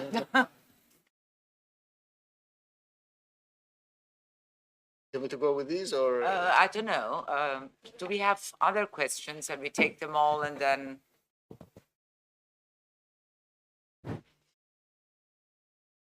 It's working? Okay. Luisa Del Turco, Civilian Defense Research Center, Gender, Peace and Security Expert. Despite the fair gender balance in all panels, nobody raised the issue of the gender approach to peace building. So I would just like to mention at the European level, we have a very strong local, forward-looking and advanced policy to implement the Women, Peace and Security agenda, which was actually the starting point also for the other agenda that was mentioned in the previous panel regarding youth, peace and security, paving the way to the role, to a greater role of the local peace constituencies in the peace processes. So this was actually a missed opportunity for Europe, because in this policy called Strategic Approach to Women, Peace and Security Agenda, we have positive masculinity, conflict analysis, conflict prevention, gender roles included. So it's even stronger and more advanced than the UN original agenda, because it doesn't match necessarily women with peace and men with violence. Another initiative I was really looking with interest was the 2021 OSCE Secretary General initiative regarding networking platform for women leaders, including peace builders and mediators. So if you can tell us something about where we are in this regard, or I just leave it as a comment. Thank you. Okay. There was somebody. Oh, wow. Okay.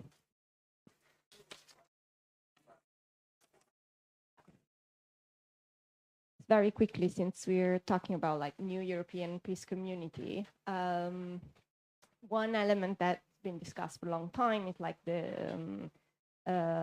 the UN Security Council needs to be somehow restructured. There's people talking about should we get rid of the veto system, but there's also the fact that Europe doesn't really talk with one voice because there's no European seat there. So what do you think about it? It's going to be very difficult to convince France, but there are people that have said France should be giving up its role to the EU, and therefore the EU should be represented in the UN by whoever. So what do you think about that? Not that the UN Security Council is necessarily that system at the moment, but it would be good to have your thoughts on that. You should start answering. There's lots of questions. But you start with the 4 questions about the OSCE. Yeah. Okay, no, I'll run quickly through. The never-ending jobs relates to the frozen conflicts because the OSCE dealt with conflicts that are simply unsolvable. And you know, the last one being the Donbass one, where we had this very large operation.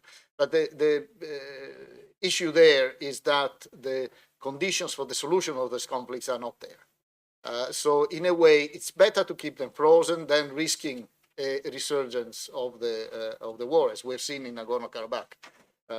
In a way, there are, you know, even the conflict there that didn't really resolve anything but caused a lot of pain and a lot of suffering. So in a way, sometimes keeping things blocked until there is, you know, an overall better situation to try to resolve it. But you know, things have not changed over the last 30 years in terms of Transnistria or Abkhazia, South Ossetia. It has been tried, and as you see, it got even worse. And so it's that's that. Potential. Sorry, I'm trying to read my own writing. Potential of the OSCE in future. I'm rather pessimistic there. The rules have been massively violated. There is a narrative behind this violation, and there are justifications, but still there are violations of the rules. And you don't solve a problem by invading another country or even denying the right of another country to exist. The things that we heard, we never thought we would ever hear those things. So that's not an OSCE issue strictly. It's an issue of relations between countries and international relationships. But it has an impact on the OSCE, and sometimes we wonder whether it's there is a need to go back. I'm not saying to the drawing board, but certainly to be more in operating as a conference, as the CSC was in the beginning, as opposed to trying to keep this international organization afloat when there is not necessarily a full justification for that. SMM, my evaluation of SMM was very good. SMM was, it came up in a situation, as I was saying, that we had hostages and all this kind of thing. And I remember discussing with the Russians were against SMM in the beginning. And I told them, are you against it even if there are Russian members in it? And they said, well, would there be Russian members? I said, yes, of course. And they asked me, how many? And I asked them, how much are you contributing to the budget of the organization? 7%? 7%. And they accepted. And they said, but there won't be a Russian contingent. There will be Russian monitors that will sit in multinational patrols with others. So that was, I think, also a good confidence building thing. You had, a Russian, a Portuguese, and an American, and a Dane or an Italian sitting together in the car, doing their own trip the whole day. And the evening they had to agree on a report of what they had seen. So there was no room for, opposing narratives. They really had to come down, and it worked. So for a number of years, the eyes of the international community were there. In some cases, they were denied. There were incidents, and also a group of those monitors was kidnapped by some of the Cossack fighters, in the more or less independent fighters in the area. We struggled to get them freed, but it was not a bad operation, and they managed to keep the intensity of the conflict. They negotiated ceasefire. They facilitated repair of lines, electricity, opening schools. So they played a positive role in a way, in an environment where it was difficult for NGOs, for instance, to intervene. There were not many present on the ground because of the difficulties of the environment. So an organization like the OSCE could play a positive role there. Ohrid agreement, I'm more on the wait and see position. So let's see. I myself, this assembly of municipalities, when I was there, I was always very skeptical about that, because I was looking at Republika Srpska and some how these things work or do not work in other places. So I had doubts. But certainly, on the other hand, the Kosovars were not really open to considering, how can I say, mechanisms that would provide autonomy. For instance, policing, multi-ethnic policing, so that in Serb-inhabited areas you could have Serb policemen still operating in the context of the Kosovo police, etc. So there were mechanisms or possible solutions that the Kosovars rejected over time, and then if you get all those rejections and you come up with a comprehensive plan that changes the structure of things, then there are risks, in my view. So let's wait and see what the next steps are. Gender was key on my agenda when I was Secretary General. 1325, we had lots of events on that, empowering women. One of the things I kept saying, though, is that I can, and we work on women mediators. The Minsk process, for instance, we had Heidi Tagliavini, the first mediator, was a Swiss woman ambassador, and very good, very authoritative. She did a great job in driving these negotiations for quite some time. But there is one issue, and the issue is the need to work with the countries themselves, because there are cultural stereotypes. You put a woman there, and she's surrounded by men, and she doesn't have the authority sometimes because of the mentality of the people who sit with her. So I want to see also negotiating teams that reflect the composition of the international mediation effort. And so you need to work with individual countries also to make sure that they accept, they recognize, and they also, how can I say, respect the role of the mediators, no matter what the gender is.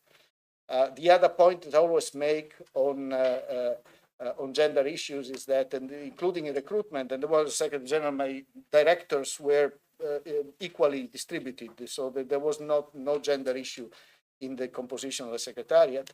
But I always give priority to professionalism. I don't want quotas. I want good people, and if it's, if it comes to gender and the role of women, I want very good women who can demonstrate to everybody that professionally can do the job in a very efficient manner. And to me, that is a very important consideration.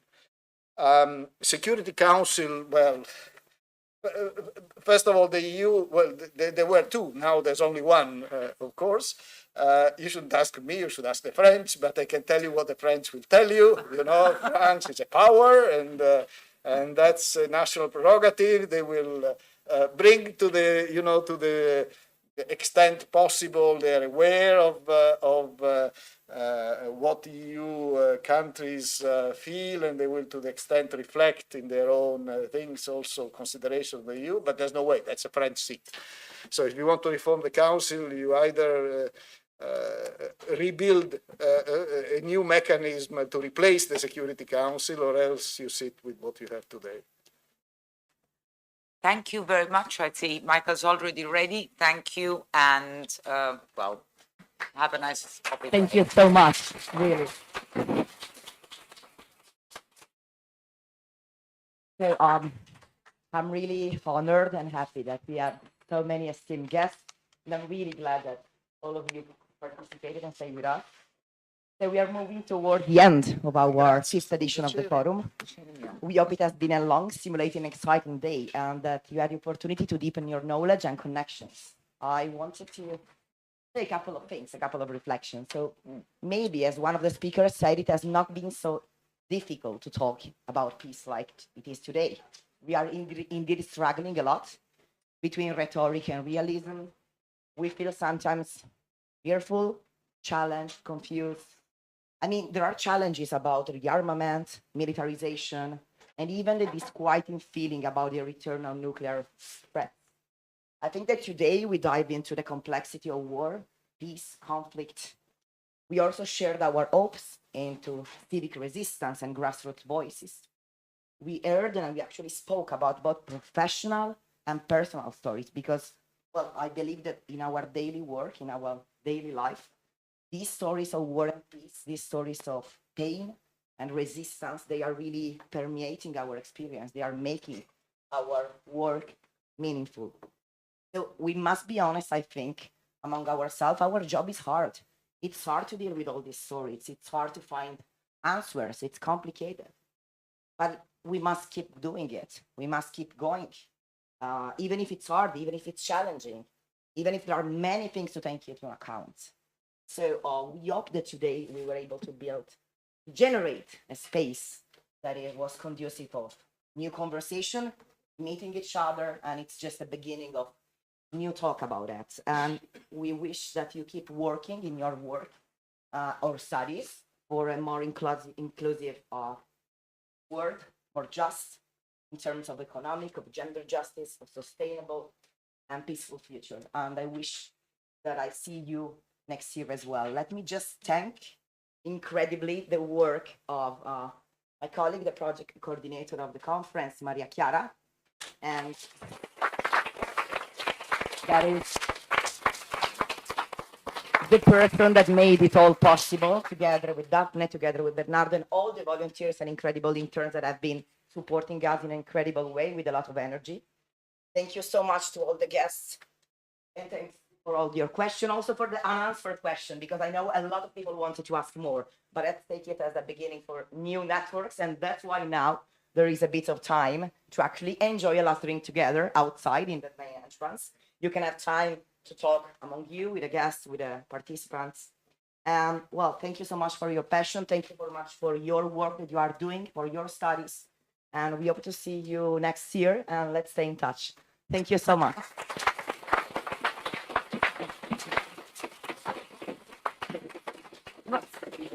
Thank you so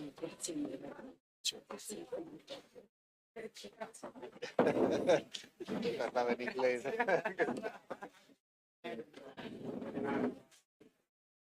much.